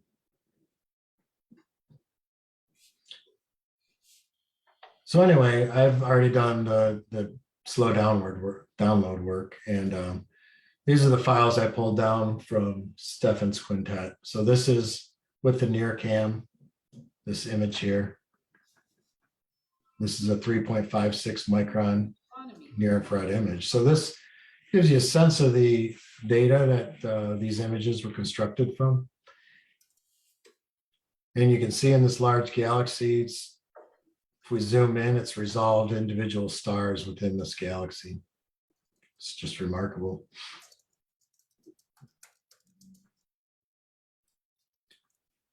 And this is a near infrared camera picture. You can also do the same type of searches for the mid infrared, and these are the mid infrared images. This is a smaller detector. So you can see that if you assemble these kind of images, you have to mosaic them together. But they kind of fit right here if I overlay them. So you can see that's Stefan's quintet, and this is 7.7 microns. So this is deep into the mid infrared now. And you can see all the dust within this galaxy. These are kind of oriented the same. I see. Wow. And you can just see all the Crazy. dust lanes that pop out in the mid infrared. So now the images were released, and I'm noticing, I think the whole thing was flipped around. Was that to was that so that the view that they presented to the public was matched a direct face-on view? If you were to use your Superman eyes and go look at it yourself, the galaxies would appear at a certain place and not where they appear in these in this data. Well, I mean, there's a couple of things that happen here. I mean, one aspect is the JWST, like a lot of reflective telescopes presents an image, or like a lot of telescopes with complicated optics presents an image that's not upright or image correct. So I think the JWST raw data needs to be flipped.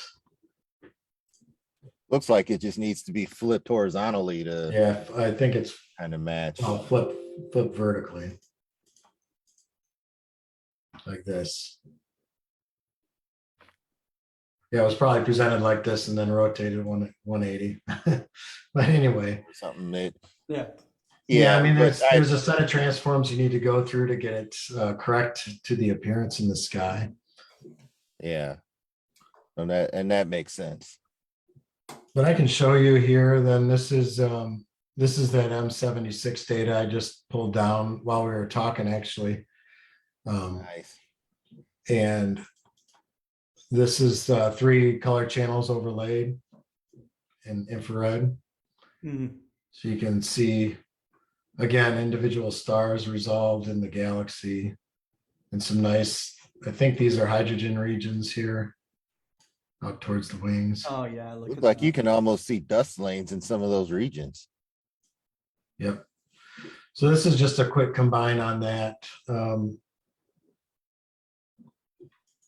Yeah, I recognize there was like one 6-pointed star somewhere in the middle, and the rest of that was what we're gonna. So we're getting a sneak preview of if they release this image to the public.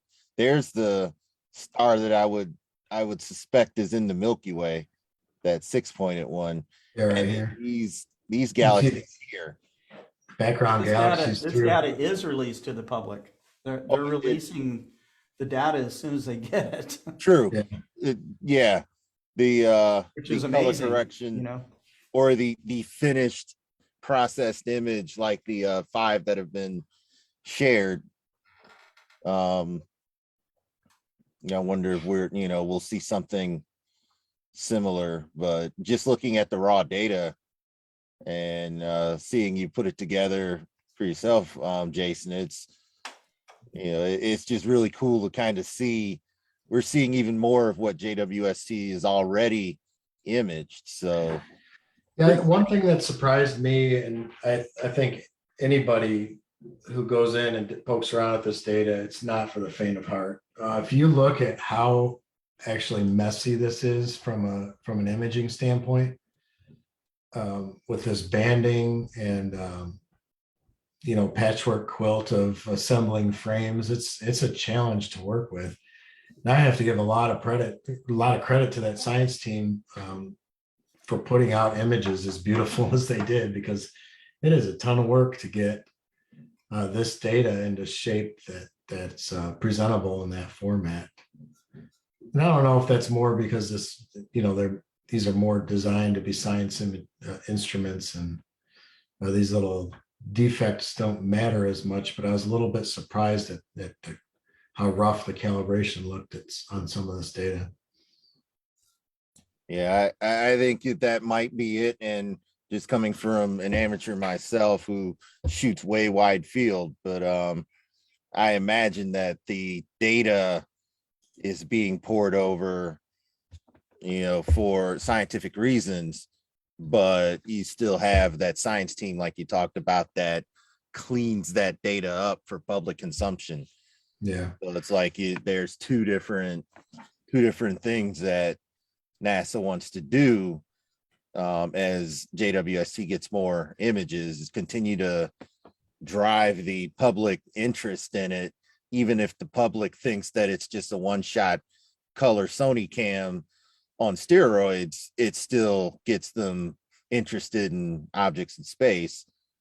And it's an exciting time. And I think someone mentioned it also drives up the willingness to spend money for even more missions like this, by seeing the beautiful pictures alone can sometimes do things like that.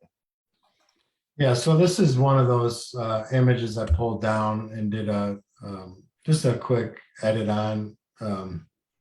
By edit, I mean take the files, combine the color bands, and present a full color image, kind of like the SMACS Galaxy cluster, the initial release. This one is Abel 2744. It's one that Hubble has imaged before also.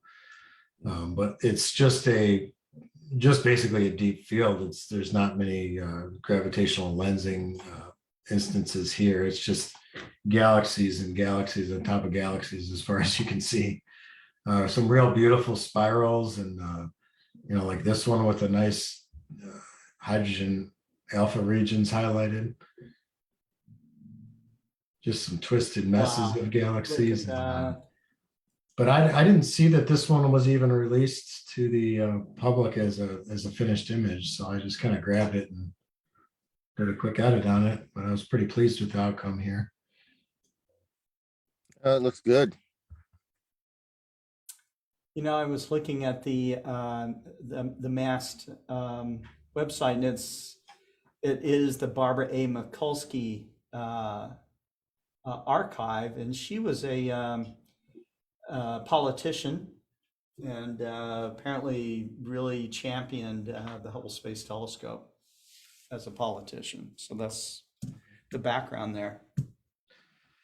So one more cool thing with James Webb Space Telescope is it can do planets too. And the image that they released of Jupiter, I thought was Stunning.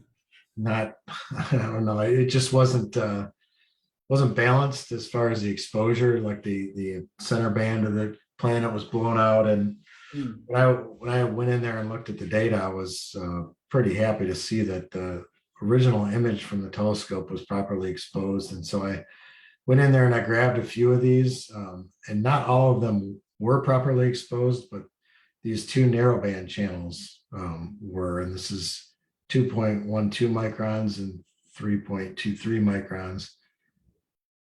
So I grabbed both of these. They look dramatically different, these two channels. Mm-hmm. The 212 is super sharp, and this other one is just kind of funny looking. But the cool thing about this is you can see the ring of Jupiter within these images. And I believe this is Ganymede here in front, and it's got a mask over it, so you can't see the face of it itself. But you can see its shadow here, which is landing next to the Great Red Spot. I think that other one showed aurora. Yeah, I don't know if is that showing aurora at the poles on Jupiter, or is that? I don't know. There's definitely a glow. I don't know if it's aurora or not. But I took these two color channels and combined them. You know, just using those two channels into color information. So here's kind of a colorized look at. You can see now both channels at once, and you get a better sense of how they interplay. And I pulled down this other channel, which was a wideband channel, and this. Oh, there are the rings. Yeah, this exposure really showed the rings nicely. Oh, it sure does. But it was taken at a different time, I think even on a different day. So this is a different moon in a different orientation. So I kind of hacked my way through this, and I lifted the ring out of that picture and inserted it on this one. So now it's kind of a composite, but now you can see that the color mix and then the ring. The ring also. So I haven't seen the public release of the Jupiter data, but I imagine if the image of Jupiter with those channels is released, they will probably do something similar. Showing Jupiter with its ring would have a pretty big impact on seeing Jupiter kind of in a different light. Yeah. And I wouldn't be surprised if what you've already done with the data isn't something that's going to be publicly released if NASA scientists get on it and kind of do their version of what you're doing and then colorize it. It's the image very well will look something like this. Yeah, I mean, it's completely false color image, but the point of doing this is to kind of get that color contrast so your eyes can see those different features. Yeah. Honestly, I mean, whether you look at it like this or you look at it like this, I mean, the black and white is a really nice view of it. Yeah. Yeah. Beautiful. I really like I like seeing it with the rings. I do too. Has the rings, but I think it's been a while since we've looked at it and, with its little thin ring around it. Yeah. Yeah, I thought it's cool. The exposure is such with this.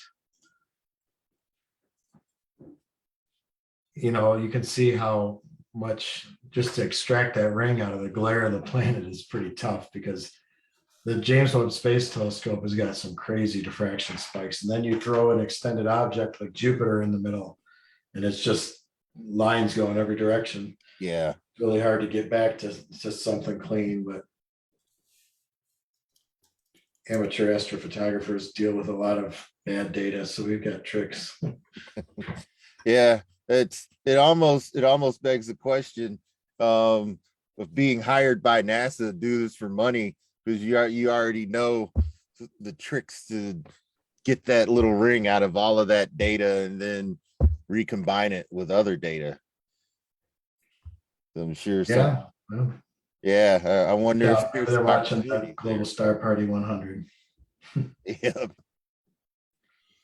Well, Scott, thanks for having me on. I really you, appreciate it. Jason. Congratulations Thank on you. making it to 100. And Yeah, honored to thank be you so in the much. group. Thanks for opening the door for a lot of for our audience who did not know that you could get at this data and showing them that. Yeah, I mean, I hope it wasn't a mind-numbing, look at the the bowels of the archive, but really, my main point is anybody who makes an account right now has access to this, and it's really phenomenal to look at and to have such immediate access on it. I mean, the dates on that M74 data, I think observations were very recent. So they're pretty much handing it right off to the public, which is pretty cool. That is very cool. Yeah, there's going to be Jason, discoveries Jason, made I have a question for Jason. Yeah, go ahead. Hi, this is Bob Fugate. Hi. How dark is your backyard? You showed that first picture from your backyard. So I'm just wondering how bright your sky is there. Yeah, mine's Bordeaux 5, 6. Depends on the season, really. but yeah, I generally pack a ton of exposure on images like that. Okay. All right. Thanks. Yeah, that Cocoon Galaxy is probably got more than 20 hours of exposure on it. Okay. That's how I deal with the noise. Excellent. Thank you, Jason. That's great. Yep. That's great. Okay, so we are going to bring on Daniel Barth. Daniel is a science educator, has been for decades. Daniel and I met each other decades ago at Scope City, which was a retailer. I had several shops in California, one of them in Nevada, but Daniel lived in California at that time. And then he went off to become an educator, teacher. And lo and behold, he moved out here to Arkansas and walked into our shop here at Explore Scientific, and we meet again. So it was so cool. But Daniel has been doing a great program called How Do You Know? And his programs teach science to anyone that wants to learn it, and I think that the premise of the show, we conceptually know a lot of things, like the Earth is round instead of flat, and that the moon is round instead of flat. But he gives us kind of the tools and the steps to actually prove it. Okay, so which is really cool. He's written some books. One of them is called Star Mentor, which is a Springer book that you can get right now. It's brand new and has many of the hands-on projects, which really just cost a few dollars to an expense to demonstrate many of the concepts of science and astronomy. So I think that's a wonderful thing, and it's great that you're here, Daniel, to celebrate our 100th Global Star Party. Thanks. Thanks, Scott. So your 100th Star Party, our 30 years or so as astronomy pals, which is really astonishing. I just want to say, as an educator, I love seeing the glee on everyone's face tonight. Everyone showing images from the web, from their backyard, from their own telescopes, and everyone else, just the smiles light up. This is what we do as people who reach out. It's part of the nature of discovery. We all want to participate in it. People who weren't there kind of wonder, how in the world did they get 1 billion people to watch Neil Armstrong and Buzz Aldrin step out of the capsule on the LEM and walk on the moon? How did they do that? Everybody wants to participate in the discovery. we think of discovery, scientific discovery, as one person somewhere in a laboratory out in the jungle or out in the dark with a telescope going, aha, eureka. But it's a much more social process than that.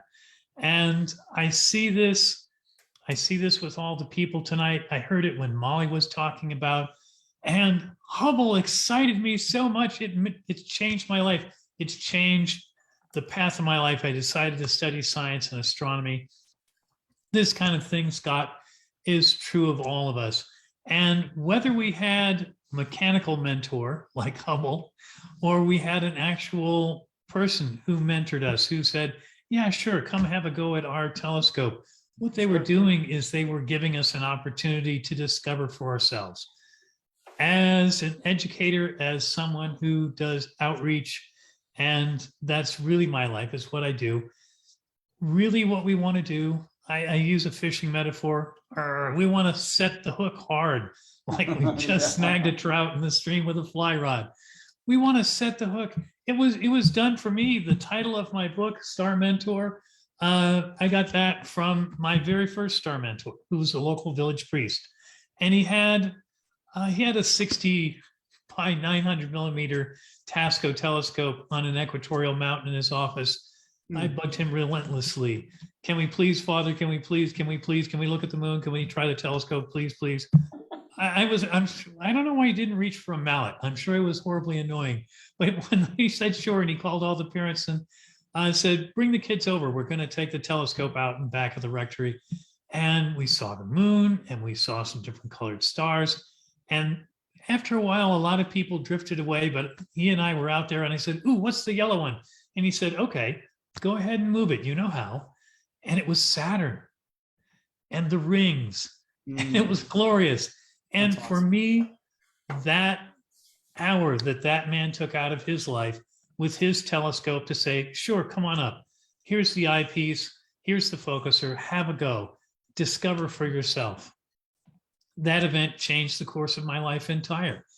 Webb is doing that right now for millions of people. That's right. And I have to disagree slightly with one of the things Molly said. She said, oh, there's an instrument on the Juno spacecraft that has no scientific value. It's just there for outreach. God bless you, ma'am, but you're wrong. That camera that's only for outreach, that is maybe not discovering anything new about Jupiter, but that's not what it's for. It's discovering new scientists and astronomers here on Earth from 1 billion miles away. That's pretty awesome.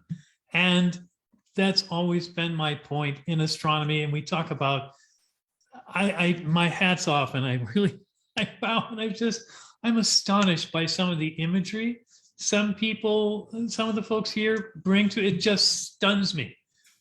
Some of you may remember the movie 2010. The Year We Made Contact with Roy Scheider was released in 1984 or 5, and it was about going to Jupiter. And they had images of Jupiter. If you go look at the movie and you look at these images of Jupiter and you go, geez, why did they use such crappy imagery? I could do better than that with my telescope in my backyard and my Sony Alpha camera. And yes, we can. The technology, you have to realize, Scott, that the methodology for gathering and focusing light really hasn't changed since Galileo and Newton's day. Well, we've gotten bigger. Newton's reflector was, about a 2.5 or 3 inch mirror. Galileo's first refractor, the first astronomical telescope, had a diameter of less than 30 millimeters. It was tiny compared to even the basic toy stuff we have today for kids. Right. But the fact is, tremendous discoveries have been made with people at the eyepiece, pen and pencil, no camera, modest telescope. Tremendous number of discoveries have been made. And for me as an educator, I see my job, take students out in the dark, introduce them to a telescope, and start anew in them. Set their hearts afire for astronomy, for the process of discovery. There's nothing like the feeling that you get the first time you look through the telescope. And for me, it was Saturn. For many people, it's the moon. I've had students out, oh, have you ever used a telescope before? No, this is my first time. Okay, we're looking at the first quarter moon tonight. And there we go, it's focused for you. Just have a look. I've had students burst into tears. It's just like you see some of these videos on the web where some little kid gets a puppy and just bursts into tears with happiness. I've seen the same thing at the eyepiece of a telescope. Yes, that's right. As marvelous as the discovery process is with Webb, for me, I'm not out in the dark with a magnificent instrument looking for new things out in space. I'm here out in the dark with modest instruments, setting hearts afire, searching for new astronomers, making new enthusiasts, and, casting the fly, setting the hook. That's what we're doing here. And some of the most marvelous things, and we're starting to see it come out. Somebody talked about, I'm looking for my share button now. Here we go. Somebody was talking about, there we go. Somebody was talking about M74, and here's the web image. Here's the web image of M74. Oh my God! I know. It's unrecognizable. Wow. It is. It is. And we take a look and we go, oh, well, that's M74. Well, I'm kind of used to this Hubble image of M74, and it's going to be up for us late September and through October and early November. We'll be able to see Pisces and look up with our small telescopes, and we'll be able to see, as Messier did, M74. We're not going to get this view, but it's going to be photons from that galaxy into my eye, and it's going to be setting me just alight with giggles and smiles. And people look in, and we've talked about this, Scott. They come up to the eyepiece. It's a party in a box. You set up your telescope, unless you're somewhere really remote. People will find you. They come up and they go, ooh, is that a telescope? Yes. Wow, what are you looking at? It's M74. What's that? It's a galaxy. And this guy discovered it. And it's not a comet, but it kind of looks like one. Can I have a go? Sure. They step up to the eyepiece, and the first question is, now, what am I looking at? Explain this to me. And now they have their eye on the eyepiece. You can't see what they're seeing, but they're asking you, the experienced astronomer, what am I seeing? Help me interpret this. Help me understand. The knowledge we give them makes the experience richer, deeper, more delightful, more intriguing. And if we do our job right, they're not happy. They're not happy because they want more.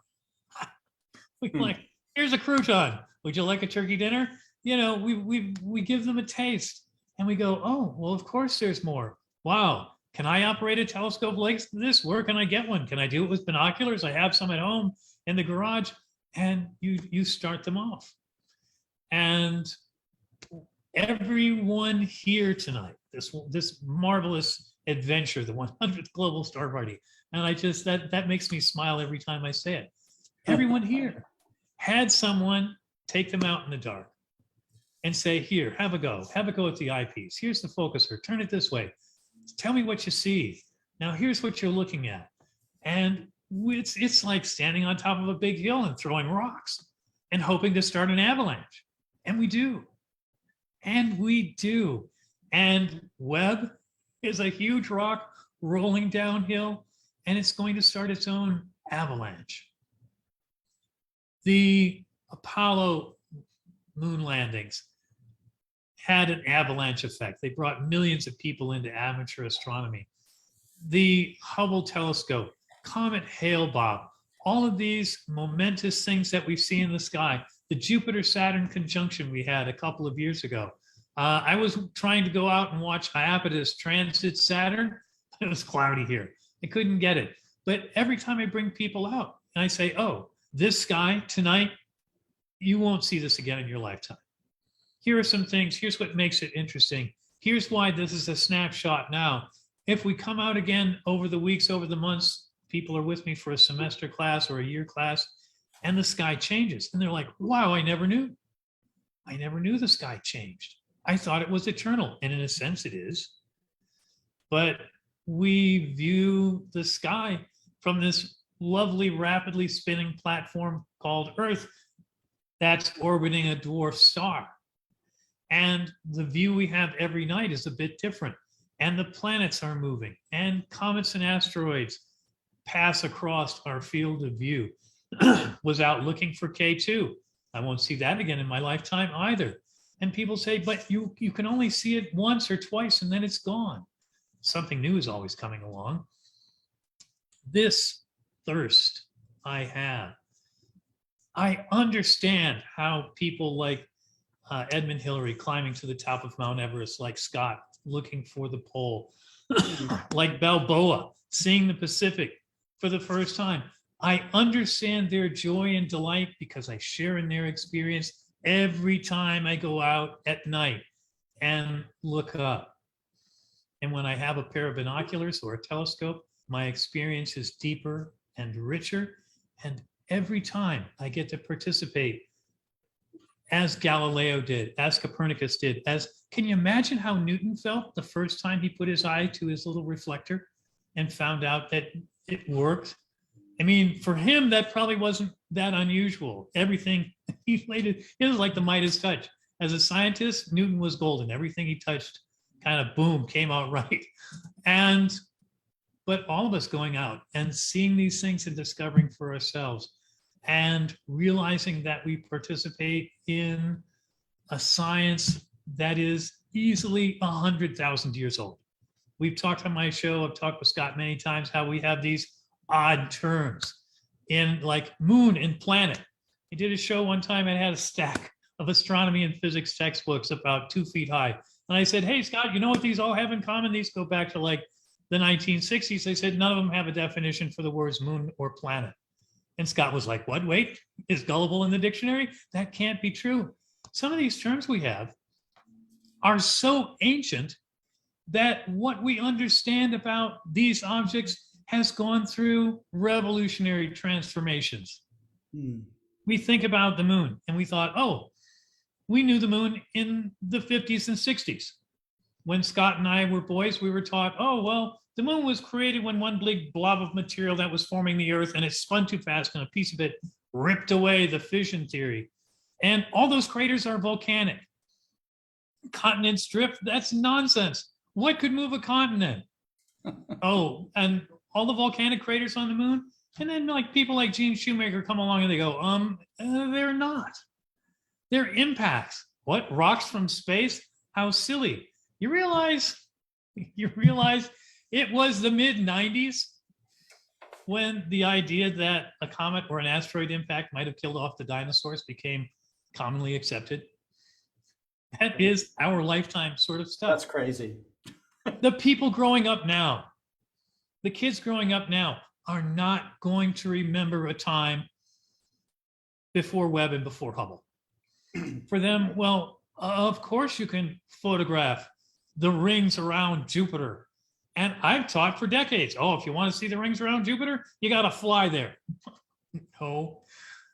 The process of collecting, focusing, refracting, reflecting light, gathering it, bringing it to a point, that hasn't changed.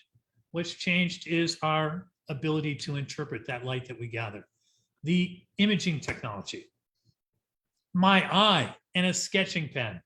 Oh, my eye and a cheap camera just held at the eyepiece.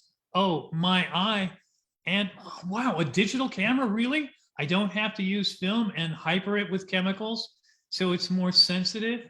No, I can, well, yeah, sure, I can turn my digital camera up to 16,000 ISO. Why not? These things that we take for granted. The camera technology that I have in my new Galaxy smartphone.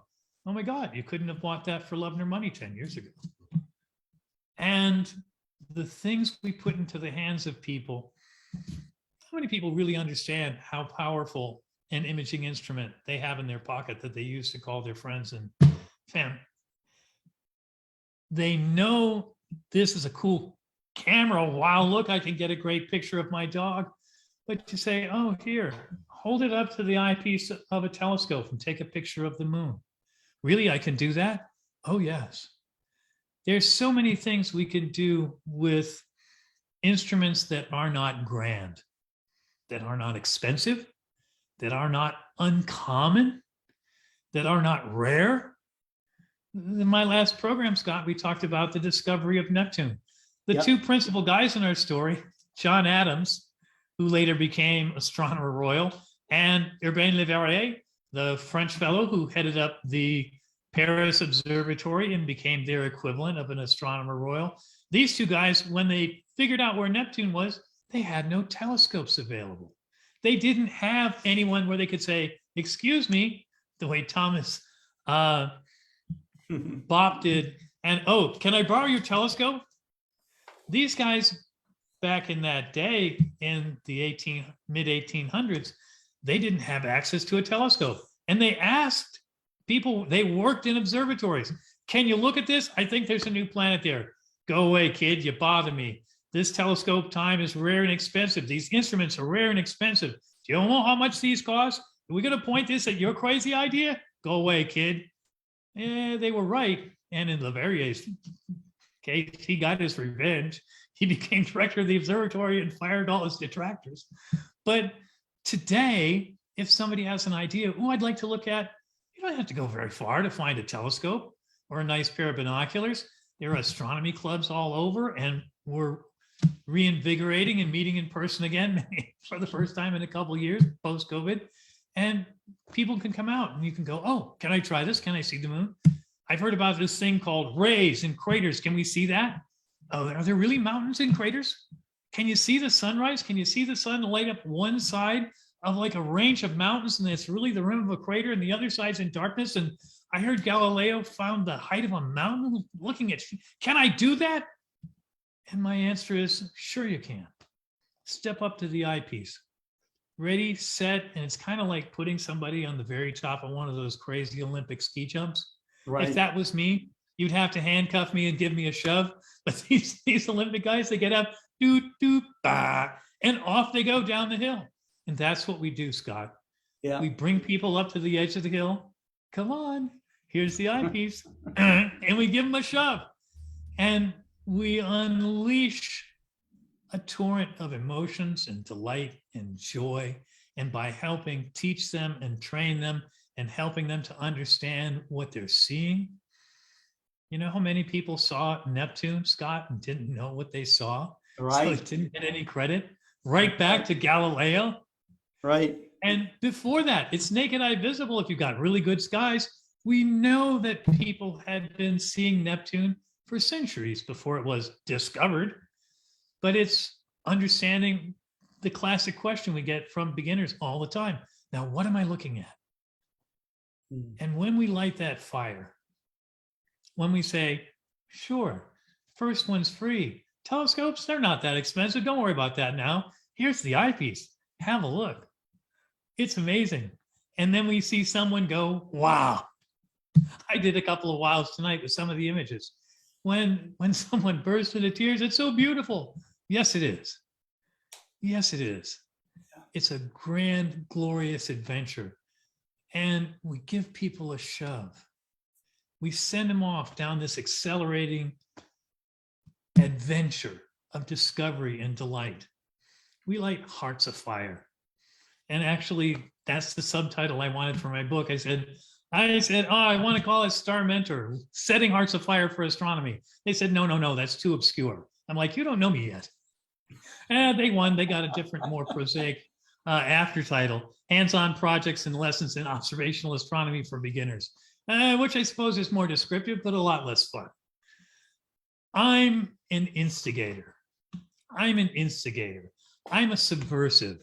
I'm somebody who says, oh, you don't know what excites you. You don't know what delights you. You're not sure what you want to do with your life. Have I got a show for you? No, it's right in there. Go ahead and look. Tell me what you see. And this is what we do.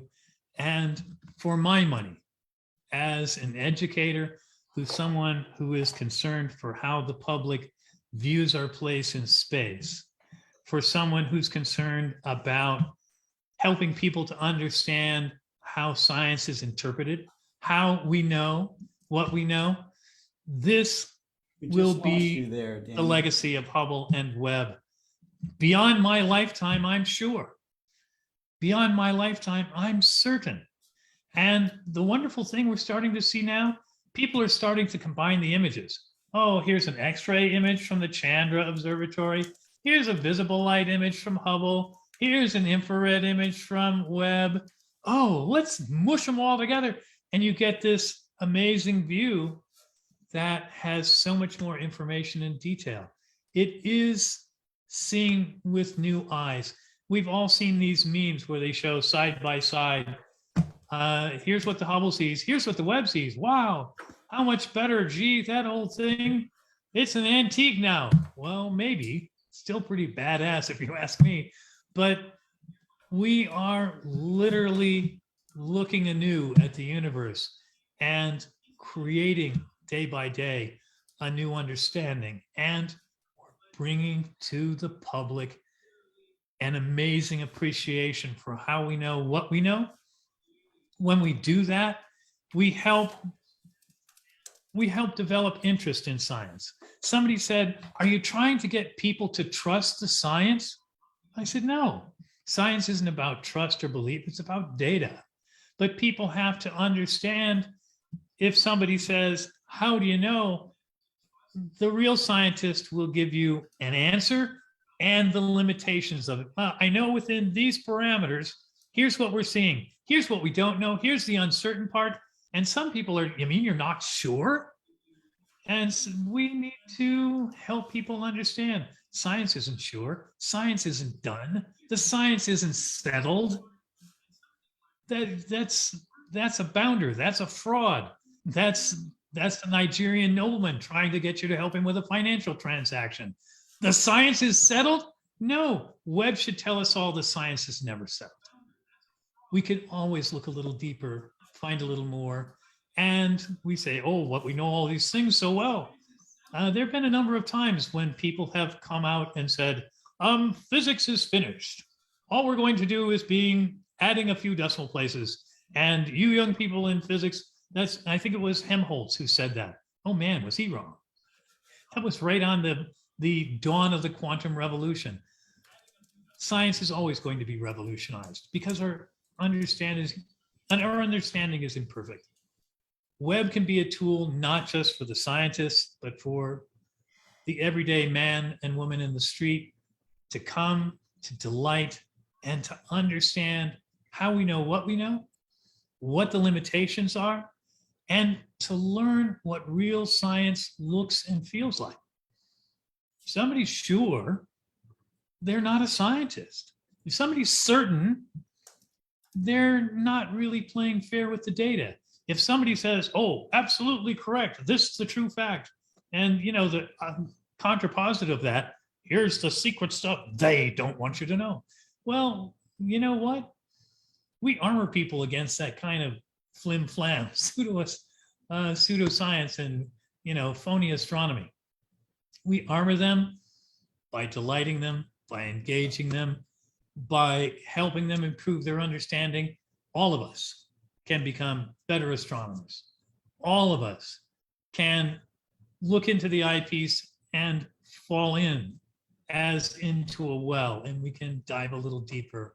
And I'm sorry if I'm mixing my metaphors here. Excuse my joy, glee, and delight, but I am so excited. And you know what? This fall, I start my 46th year in the classroom. I still love my job. And events like this with people like these remind me every time of what kind of experience and delight and joy I'm trying to bring to my students. And I think it's just as much a special talent to be able to take stuff from Webb and Hubble and take it to a brand new astronomer, a brand new citizen scientist, and say, here's the essentials, to be able to give them an honest and fair introduction without watering down, without distorting, without phonying up what we're absolutely sure of, to help whet the appetite. this is what I do as an educator, and it's my joy and delight, and I'm not done yet. 46 years in, I'm not done yet. So I just, my hat's off to everyone here. And by golly, I love coming to these things because for me, it's a chance for me to be a student again. And wow, y'all rev me up.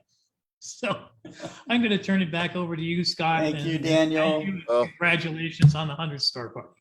Thank you so much. Well, Daniel, I want to rev you up even further because you're going to love to know.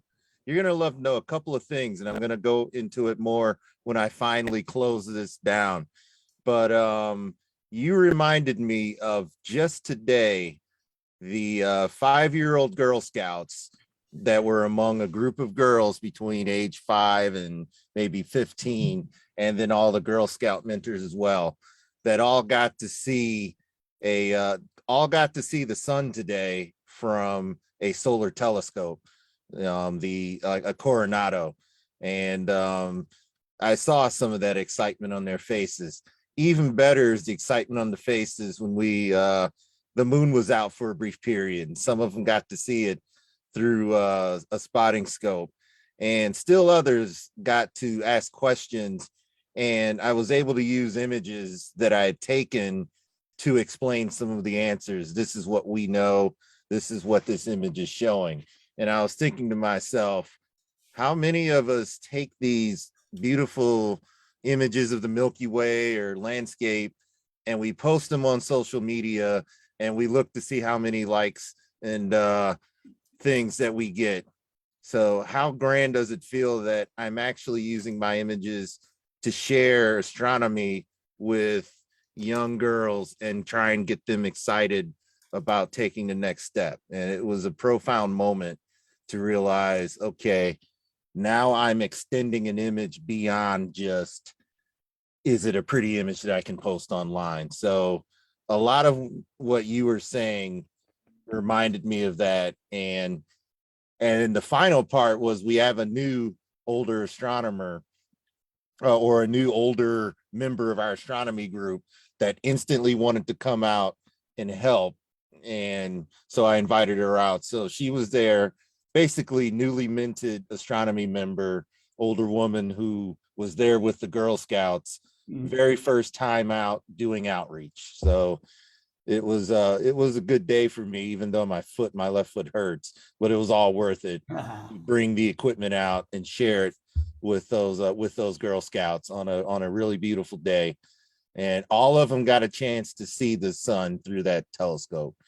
So your words resonate with what I was able to do today, and then jump right on Global Star. That's where I was, Scott. I jumped on Global Star Party on the way home from that event. Yeah. So Great. So thank you for reinforcing in me and perhaps all of us the real reason for our enjoyment of astronomy, passing it forward.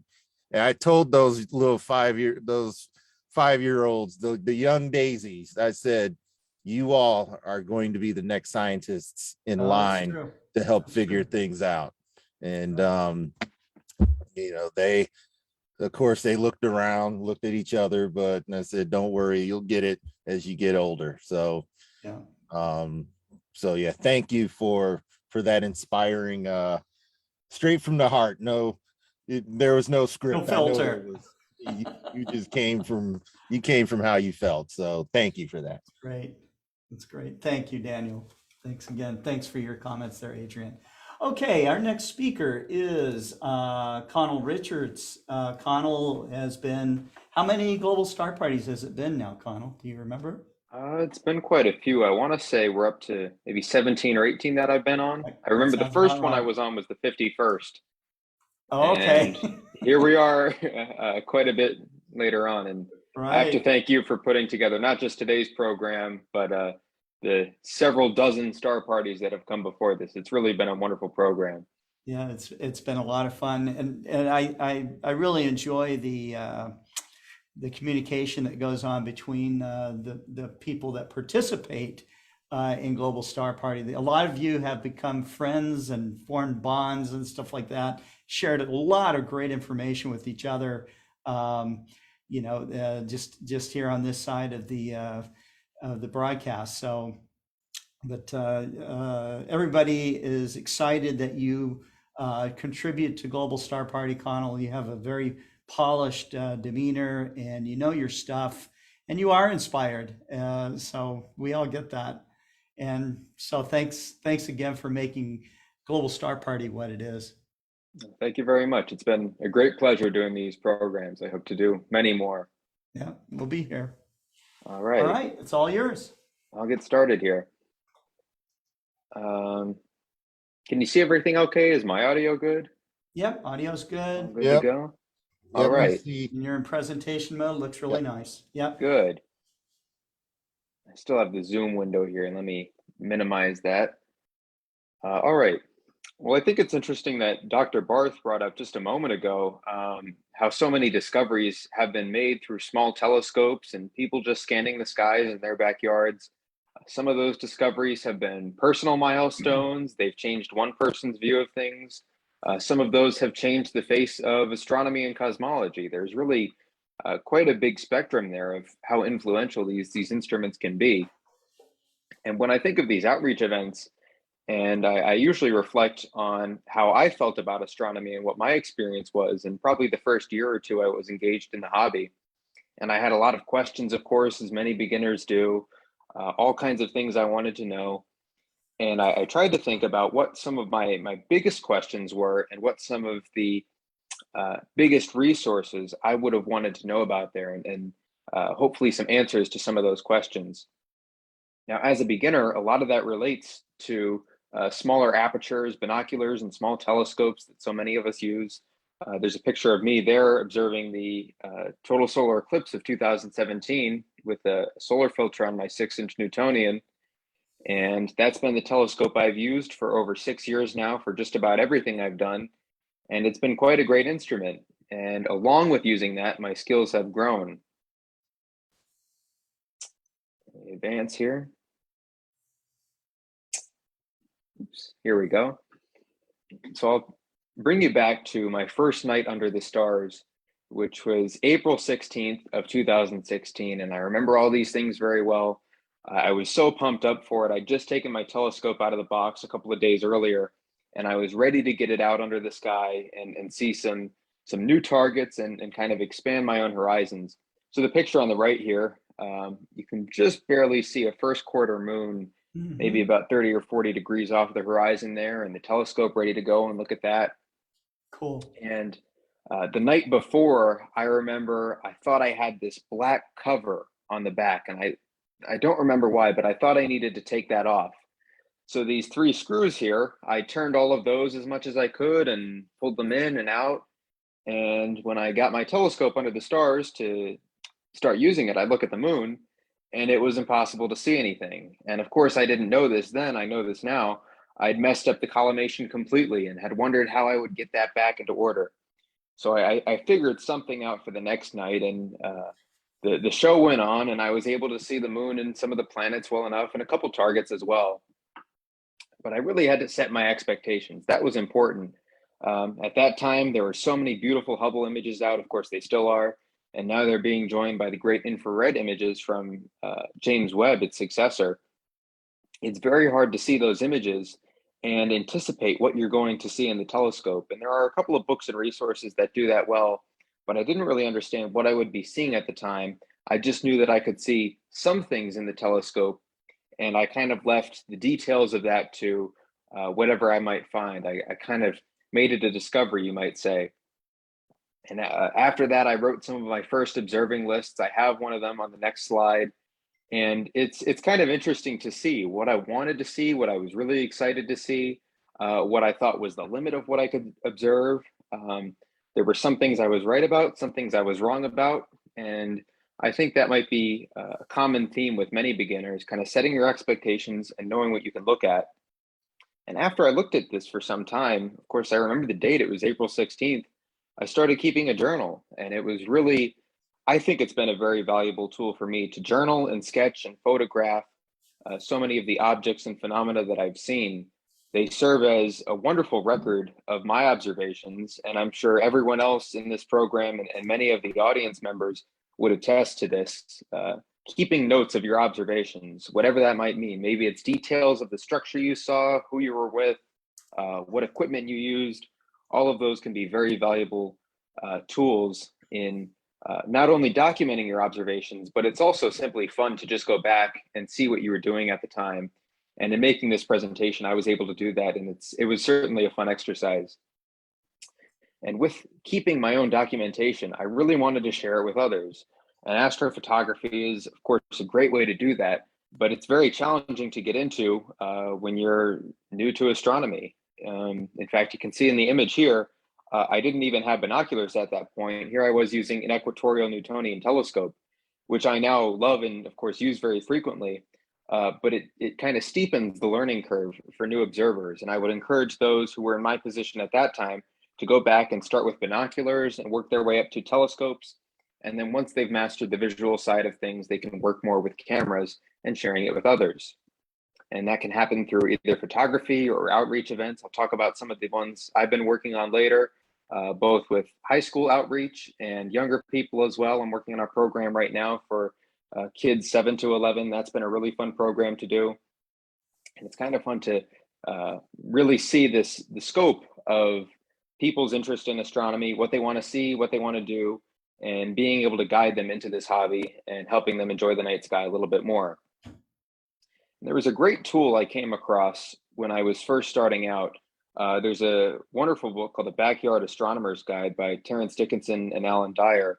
I think they just came out with a new edition, but for so many years, that's been a great introductory book for this hobby.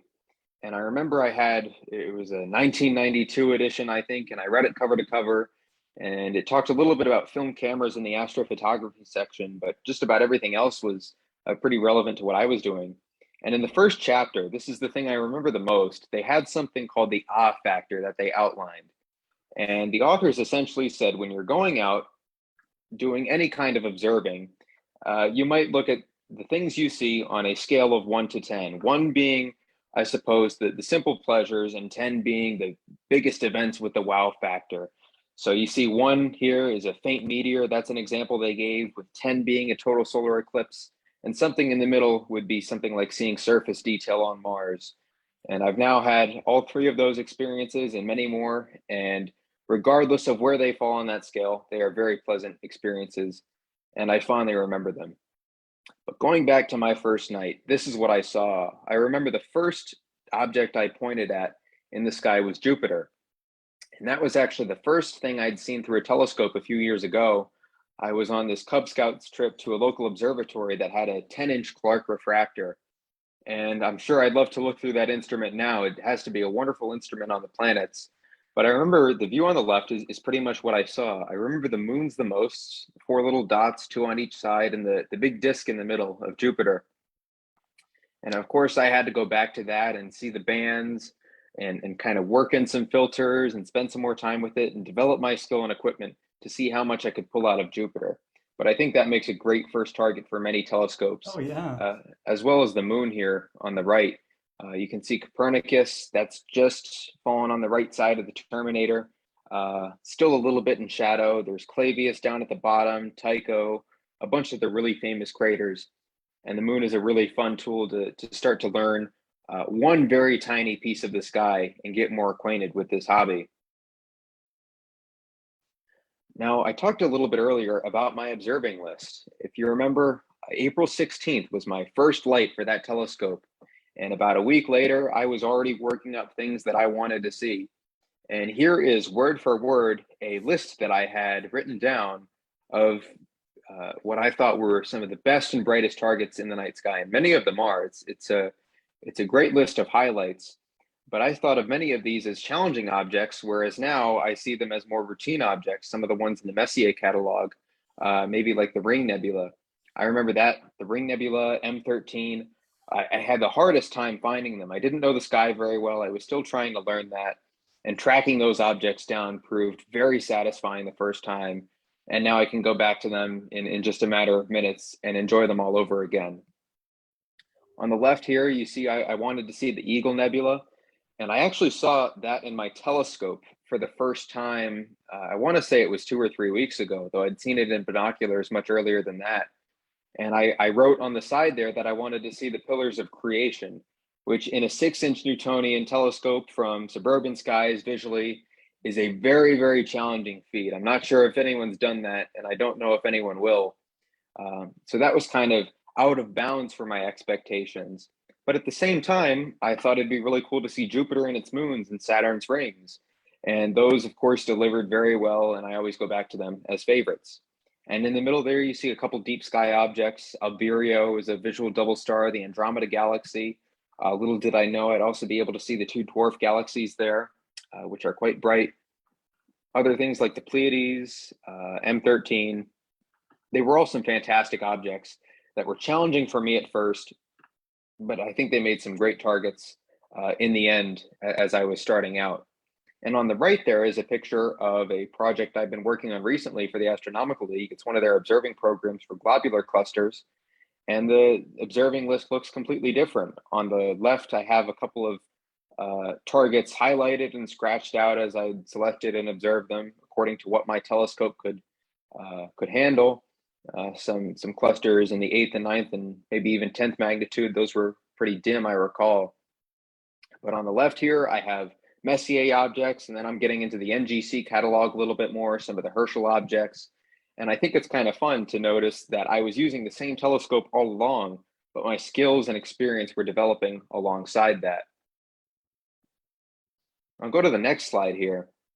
And like I said, it's really important to keep a record of your observations, not just for very practical aspects of seeing what you observed and looking at times and dates and what equipment you used for future reference, but it is really fun to go back and just read documents about what you saw.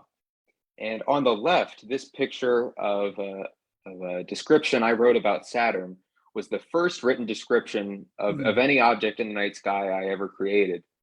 And on the right in that picture, there's a little sketch of Saturn, no Cassini division in there at all, just the rings and the ball of Saturn. I had a couple reference stars nearby that I must have seen on some astronomy program, and Titan as well. That was quite exciting and unexpected. And just a brief note that I saw things were getting a little bit dimmer in the night sky as the moon was rising at that time.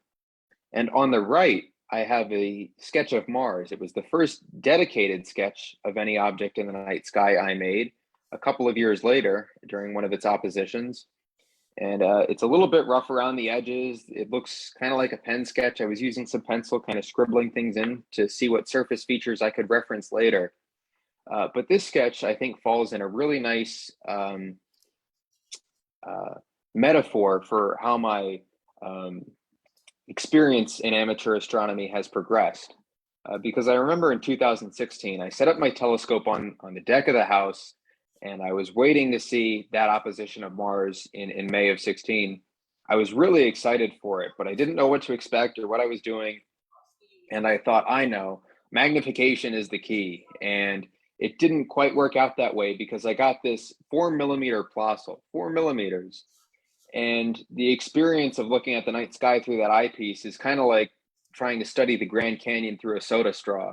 It really didn't work out too well. I remember straining my eye, and all I could see was this red ball that was floating back and forth in the atmosphere. It wasn't steady. It wasn't very crisp. And later on, I upgraded a couple of eyepieces. I was also a much more skilled observer, and I saw the sketch you see on the right.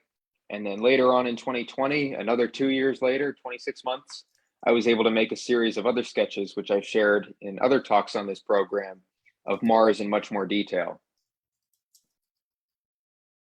And here is one of my favorite highlights. I finally hit 10 on that scale that I referenced from the book earlier. Yeah. There you go. Here was a really nice side-by-side of the 2017 eclipse.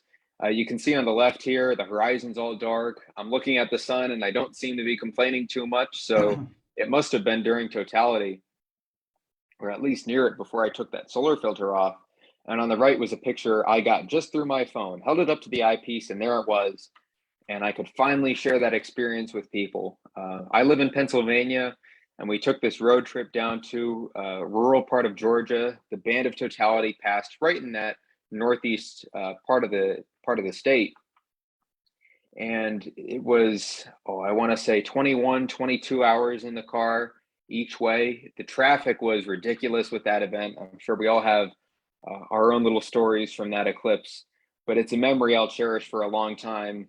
Certainly one of my favorite moments in my developing experience in astronomy.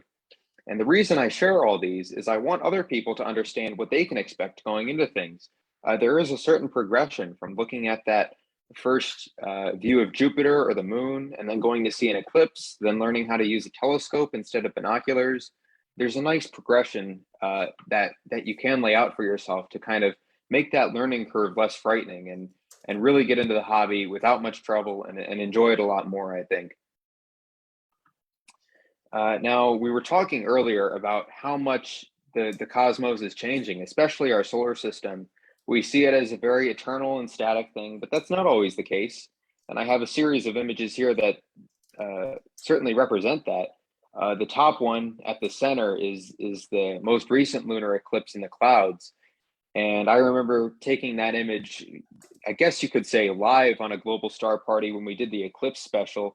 I was running in and out of the house and sticking my card in and out of the computer and pulling those images off. And that was the final processed image of the shadow starting to leave the moon as some clouds were coming in. And it adds a lot of drama to that image, I think. And there it is, framed by some images of sunspots, a partial solar eclipse, comet neowise. On the bottom here is the conjunction of Saturn and Jupiter, and then a meteor I was fortunate enough to catch on the right.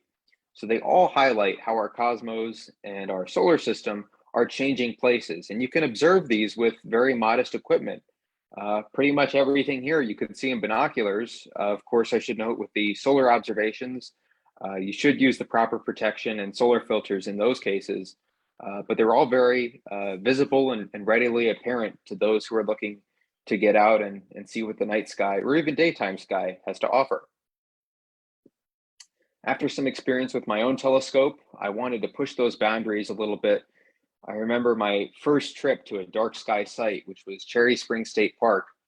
And it's in north central PA, which is one of the darkest parts of the country for sure.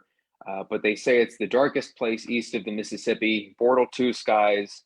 It's about 2,000 feet of elevation. And that night we had some clouds rolling away just in time for a night sky to clear up. It was during the Pearson meteor shower in 2018. And that was a very memorable night. And it's a long story, but I wasn't able to bring my telescope that night. So I had some binoculars with me.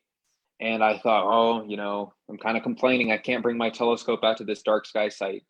And it turned out to be one of the best things to ever happen to me, because it was one of the best nights of observing I ever had.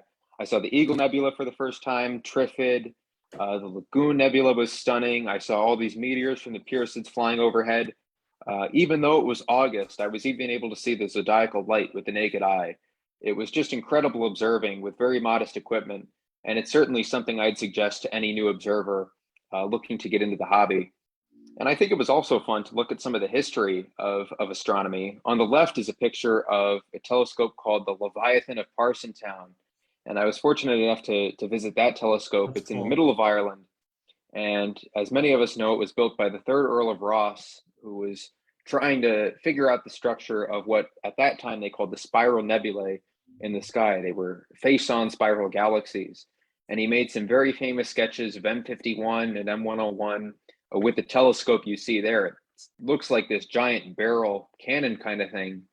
And he was able to move it in terms of azimuth about 10 degrees. And then of course he had the full span of altitude and all these works and scaffolding on the sides of those stone walls to get up to it. So it kind of shows how far people are willing to go to extend their own experiences of discovery. But all you need, like the picture on the right suggests, is some good dark skies and your naked eye, or maybe even a pair of binoculars. You can see quite a lot with that and have a wonderful night of observing. And what would observing be without sharing it with others? A couple of years ago, I started this high school astronomy club at my school, and it was one of the only junior societies within the Astronomical League as an astronomy club. So I think high school students are a really important group to reach right now as they're going off to college. They're looking at their futures, they're learning new hobbies, they have this time. It's a great opportunity to share astronomy with people and get them involved. And you can see there's a sky chart in the middle of the projector there, and some of the students who were with me who were interested in it. We really had a great time doing that program. And on the right here is a program for a much younger audience. This is one I started recently at the local library. And there's a chart of what the phases of the moon look like. And you can see it looks a little unconventional for what those charts look like. You might just see a half-lit moon orbiting around the Earth in different positions. But the reason I made the chart like this is I first instructed the kids, okay, here's where the new moon happens, here's where first quarter happens, here's where waxing gibbous happens, and so on. And when I shut off the lights, I held up a flashlight next to that orange cutout for the sun. And I had this rubber model of the moon, and I moved it around the Earth while shining the flashlight on it. And they were able to see that the moon remained half lit no matter where it was, but it matched the paper cutouts you see on the poster. And that really helped them to understand what the lunar phases look like. And after that program, this girl came up to me and she had a shoebox that she made, this little craft. And inside was a hanging styrofoam ball of the moon. And there were holes cut into the side of this shoebox. And you could look in and shine a light in one end and see what the phases looked like, depending on where in the shoebox you were looking. And she was like, I made this moon box, and she had all these decorations and stars on it. And she was really excited to share that. So I think kids really find an interest in this stuff. They like the solar system, the moon, they want to know everything about it. And there's a lot of joy in bringing it, not just to adults and high school students, but also younger audiences as well. And there are a number of ways you can do this. On the left here is an article I wrote for the League's Reflector. And that was meant for a lot of people in the amateur astronomy community who were kind of wondering how they could reach high school students and use the new technologies that we have now and use that to their advantage for outreach. And on the right is an Instagram page. It's one of many social media platforms I utilized, especially throughout the pandemic, for sharing my outreach in astronomy. I talked about the images from Pluto that came back from New Horizons, anniversaries of certain events like Yuri Gagarin becoming the first person in space. And it also worked out as a good avenue for communicating club information. And finally, I come to a project I'm very excited to share right now, which is a star party at the local library. They recently acquired a telescope that you see on the left, and I'll be using that for some lunar observing, showing kids craters and rays on the moon and mountains for the first time. And I've actually never been to a star party. I'm looking forward to getting around to some very soon. But I'm looking forward even more to running this and seeing the looks on people's faces, especially the kids, as they see the moon through the telescope for the first time. I think that'll be a really special experience that they'll remember. And I certainly hope to inspire more of that younger audience and people new to the hobby to continue and keep pushing the boundaries and discovering even more. And as much as I want to encourage the new people in the hobby, I would suggest to the more experienced amateur astronomers that they take these lessons of sharing outreach and sharing that passion for discovery with new people and being able to create a lot of communication in the hobby and a lot of openness that hopefully brings even more of the public into some scientific interest and that really we're able to capture their curiosity for what the world has to offer.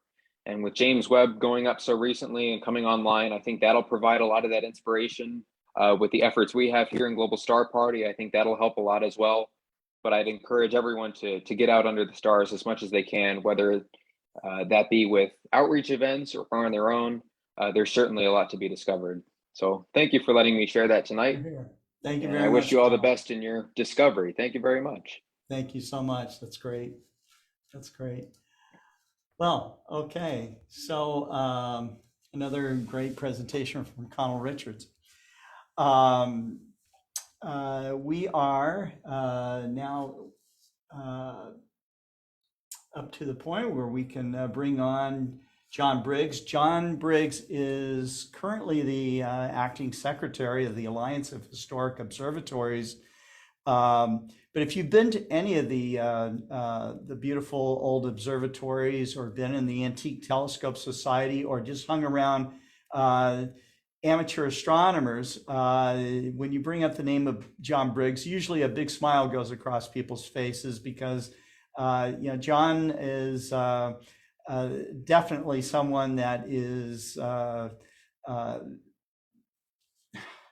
his passion for astronomy and instrumentation and what it does and the people behind it and the history of all that just comes across so forceful and but in a way that just really inspires you and wants you to learn more. Anybody that's hung around John Briggs could easily occupy hours of his time just asking him question after question and of how and why it happened, and virtually the story of the unfolding of the universe itself to humanity. So, John, it's great to have you on Global Star Party. My Thanks pleasure, for joining Scott. us. I hope can you hear me okay? I can hear you just fine. Great. Yeah, well, what you're saying is another way of, whoops, that's not what I want. Cancel. That I'm getting long in the tooth in this interest, and that is true, and I'm proud of it. I'm not the only one, and I have a lot of fun like everybody else. And it's a great pleasure to be part of your 100th, and thank you so much. It's a lot of fun. Now, I just have something very quick to share here, and because let's see, the theme was Seeing Beyond, yes, sir. And that combined with the fact that we are all celebrating the Webb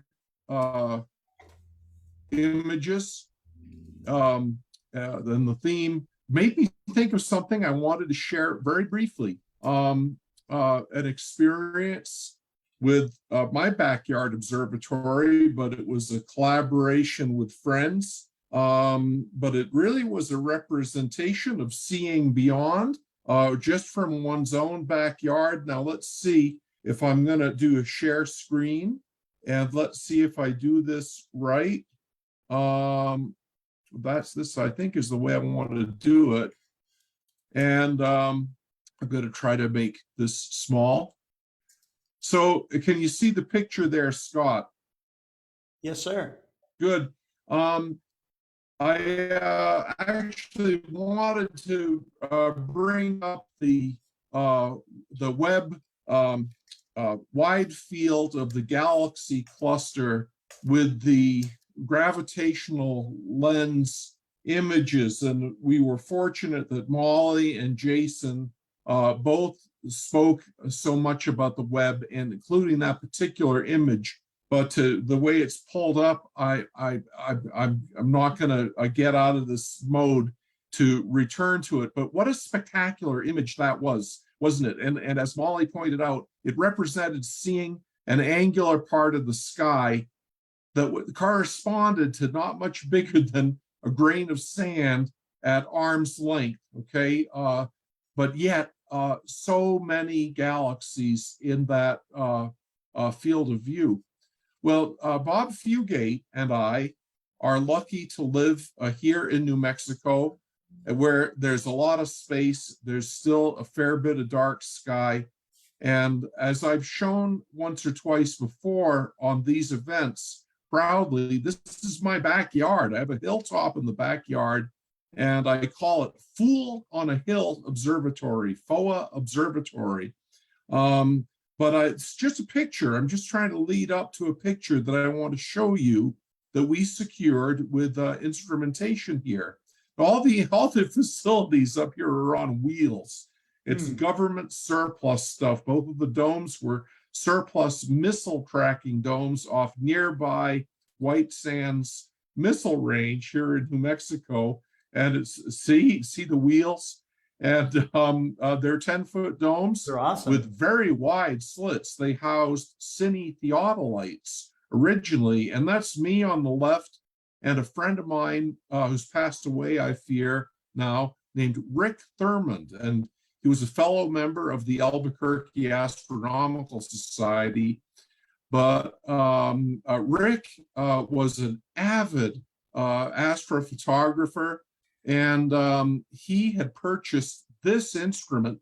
It's an Italian wide field astrograph, and he had more or less exhausted his evident possibilities for using this portable astrograph on a tripod up around Albuquerque in the brighter skies, and his health was fading. He didn't have the strength to move it around. But when I heard about this, I said, Rick, I've got a spare dome that even has this white pillar built into it. If you want, move it down here to Magdalena. We could do some stuff together. And the people in the background are mainly of mutual friends from Albuquerque Astronomical Society who helped Rick move this equipment down to this dome in my backyard. And it's as I said, it's about an F3, very wide field astrograph and on an astrophysics mounting. This was Rick's equipment. But it's still here in Magdalena, New Mexico. And it's very good for taking beautiful pictures of the Milky Way. And this is the sort of thing I want to be able to show off, because showing the pictures live, I can zoom in on them. And it's great because you can see how sharp the stars are. That's and super. As I'm lucky to be so closely acquainted with Bob Fugate, and one of the things he says, John, I like photo with a lot of stars, and that's what he gets with many of his lenses. But this astrograph is capable of that too. And this is M46 and M47, by the way, and then the M46, the open star clusters in the winter sky. There's this beautiful little planetary nebula lined up with that cluster. But isn't that cool? The field corresponds to about 3.5 degrees. In other words, let's see, 7 times the diameter of the full moon in width and height. But anyway, I should keep moving on now, because this is not really even the picture I want to share. Now, let's see. Where's my arrows? There should be an arrow to make me, oh, there it is, yeah. And so this here is the picture that Rick really wanted to get with this equipment in dark skies. And so it was the first thing that we worked on together, the Spaghetti Nebula. And I think there were maybe 5 nights of exposure time with different filters, but many exposures spread out over at least 4 and possibly 5 nights. And Rick, who was expert with the processing, assembled this image, and he was operating the telescope remotely. And I was basically the technician on site, because I'm an instrument guy. And come on, let's see, how do you advance? How do you advance? There should be an arrow. Oh, there it is. But in any case, the picture that I really wanted to show you with that setup was one like this. The first one I got of this particular field, I took all by myself. And it looks just like a star cluster, doesn't it? Sort of a boring star cluster. This particular view of it, though, was recorded by Bob Fugate using the equipment over the internet with my assistants here in Magdalena. But it matches one that I had done myself. But when I was telling Bob what I wanted to do tonight, he said, John, don't you remember? We worked on that same field together. And maybe the shots I've got in the can here are better to illustrate what you want to show. And so everybody in the audience maybe is thinking, well, gee, what is it? Just another star cluster. But if you really go in closely, you could see, wait, there's a galaxy there. And that's a little too fuzzy to be a star. That's too fuzzy to be a star. These are not stars. Oh, those may be. It's a galaxy cluster. It's the Coma cluster, okay?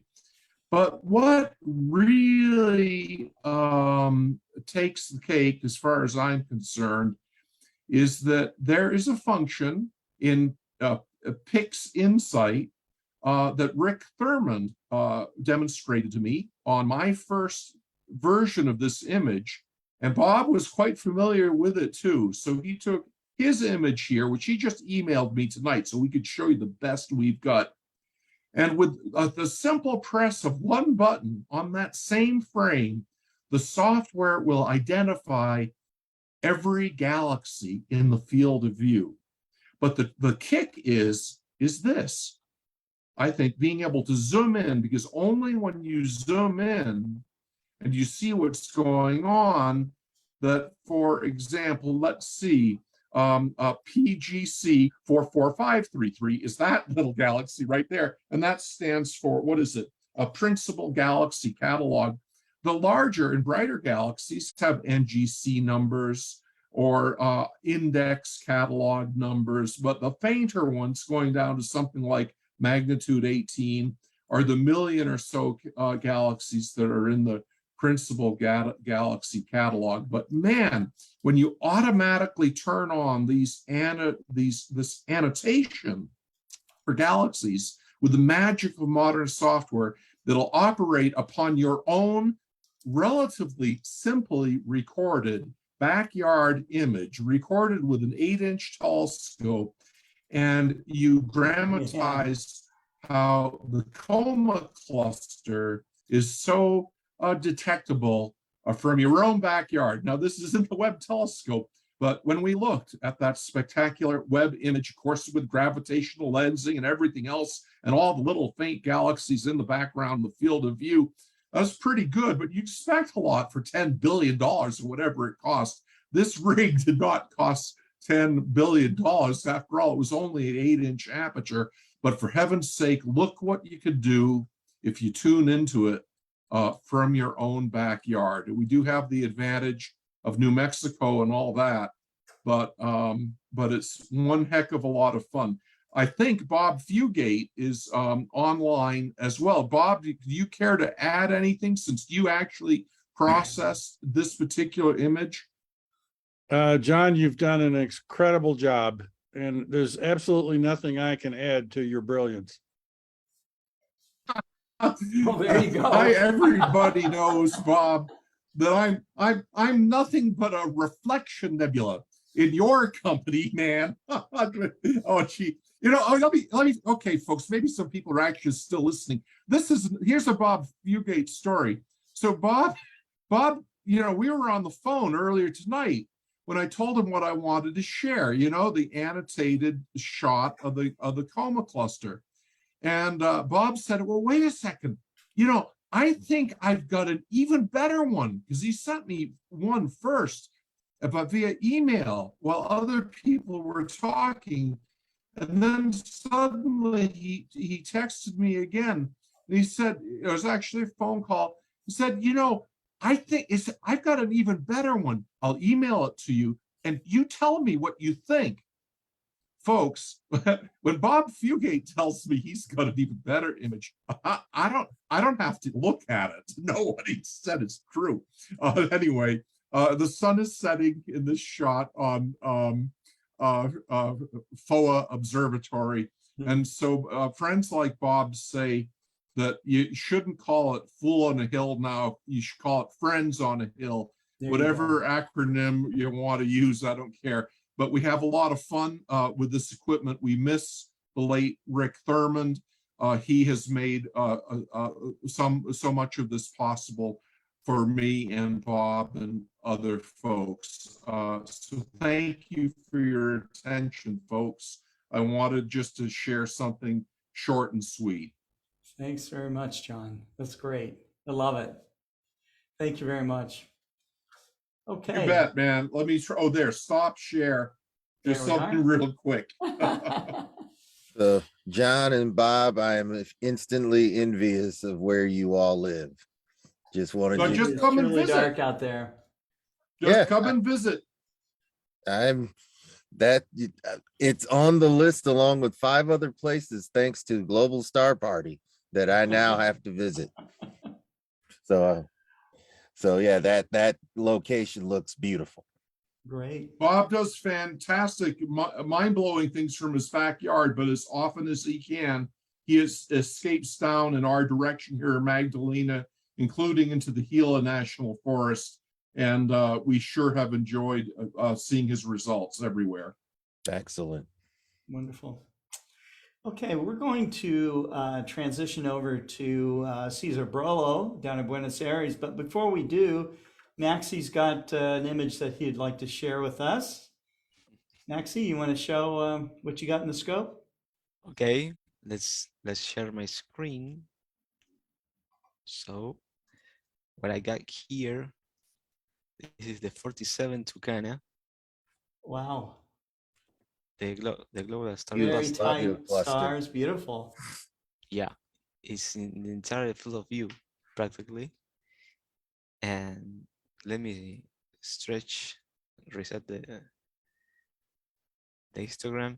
You can see only those stars, but when you auto stretch, there's a lot of one. Wow. So this is Explosion only a single of stars. A single shot of 60 seconds. And well, I want to point to this place because Adrian asked me more earlier, because now do you see the stellarium? Yeah, I see it, and it's finally risen high enough for you to be able to image at it. Yeah, Definitely a beautiful globular cluster. It's a really good one. And now I think I'm going to some galaxies. They are here in sculpture to find out, but I think that's will be all for tonight because it's a rough night. I have some kind of wind and some pictures there struggling with the stars. So, well, thank you for watching. Thank you. And Yeah. I will be online, but You're calling it a night. Okay. no, I think I will be safe. But Okay. let's see. Okay. Maybe more later. I will, if I find something, some another place, I will show That's it. But beautiful. I So think this is 47 Tucanae is a globular star cluster for those of you who don't, who are just watching and don't know what this kind of object is. This is one of the most massive globular star clusters in the sky. You have to be in the southern hemisphere to see it, where Maxi is. And it has millions of stars. Again, about 15,000 light years away. So thanks very much, Maxi, for showing that. no, you're welcome, and thank you to all of you. Okay, so Cesar Brollo, you are up next. Thank you for coming on to Global Star Party. It's cold down in Argentina, right? Yes, actually, not so cold, not so horrible. Not too cold. Okay. It's 12 degrees centigrade. Okay. 12 degrees is for this night is okay, but all time that we talk about astronomers, we are sometimes quiet or stay without movement, and when we remember that we can remember that it's late. Is it? Yeah. I froze. Yes, it is. Yes. This is a typical thing. Yes. Tonight I have in my balcony an entry-level optical tube assembly. Very, very entry-level optical tube assembly. Is the National Geographic Explorer Scientific National Geographic 114 millimeters telescope. The focal razor, yes, the focal razor is only 500 millimeters. Oh, sorry, the focal length. The focal razor is 4.38. The number of focal razor. It's very light. It's really very light, very fast, and actually I using with a planetary camera with a big size pixel. It's an excellent and it's over the 100 EXOS 100 mount. This is working really nice, and it's a telescope that a kid can afford and use, and the camera is cheap, the telescope is cheap, the mount is of the cheapest in the market, because it's a mount that actually, well, you know, I'm talking about the mount that you create, but yes, and yeah, one of the mounts that we're giving away in the door prize for this global star party. So yeah. Yes. Well, maybe you can see the mount with the telescope. The telescope normally is over you know, over a very amount that is only for hand panel and use in right, left, and up and down, and it's very easy to use.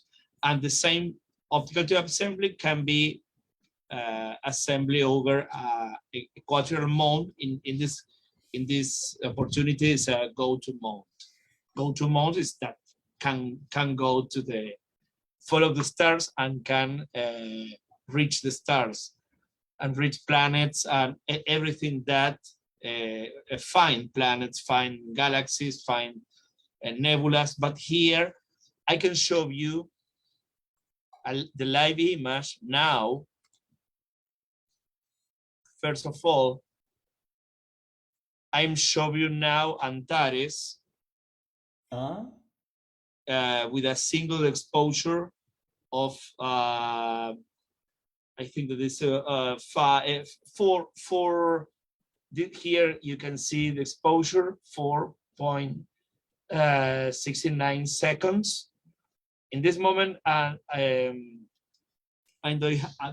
don't have any cluster. I have a M4, but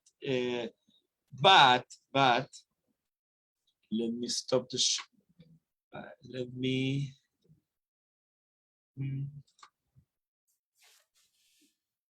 Hold stop share here. Well, here was Antares now, pointing with the telescope, but I can show you the picture that I took just a minute ago. While Maxi pointed to 47 Tucana cluster, I'm point to the Omega Centauri cluster. Let me show you. You just had the one up him, man, Cesar. To get the biggest one.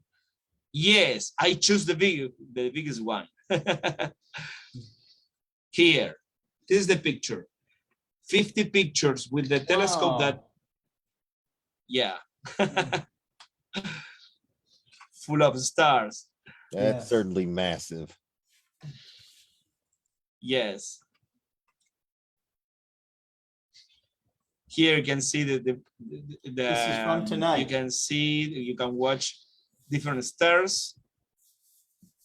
Yes, was really magical with this telescope. Make this. I used 50 takes of 5 seconds each and the 20 darks, and all with this telescope and the planetarium camera. Nothing more. That's it. Nothing more. Yes, nothing more. Yes, it's something that is a very starting 11 equipment, and I have a really a lot of fun this night. I can show you maybe I can show you the individual takes. Sorry that I can't show you now the live image of Omega Centauri because it's behind the buildings. But in the entire night I had the you had it the live one. Yes, I had it, but I took the pictures. Let me show you another one. Okay.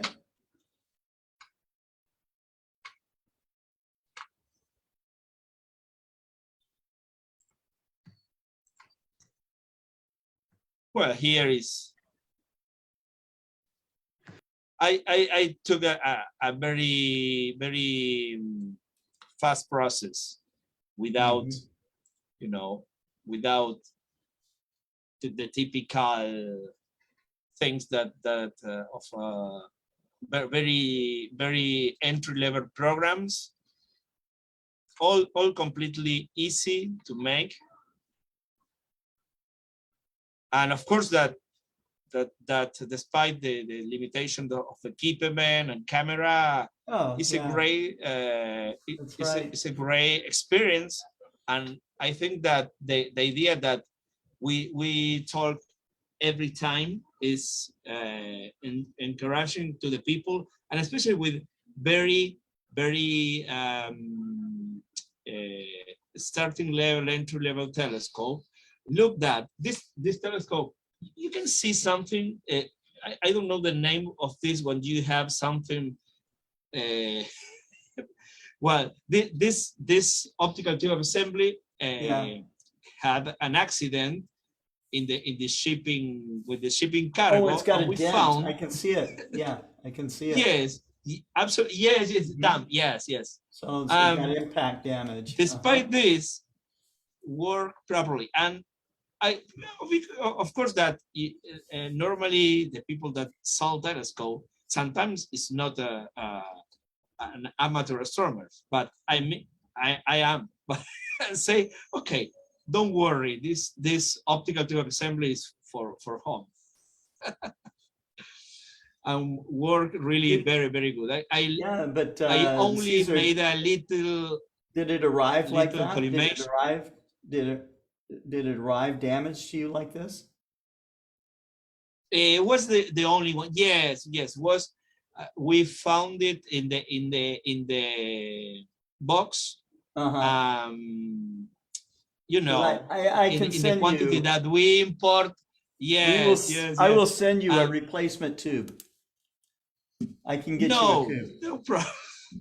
No, I can repair this, but sometimes it's yeah. So, no, the problem is sometimes when with the customer say why they send you one free. No, it's no more. It's more problem that say okay, I can repair. No problem. Don't worry, Scott. Now, yes, it's for use, and maybe later we donate this for a school. No problem. I can repair this. It's very easy.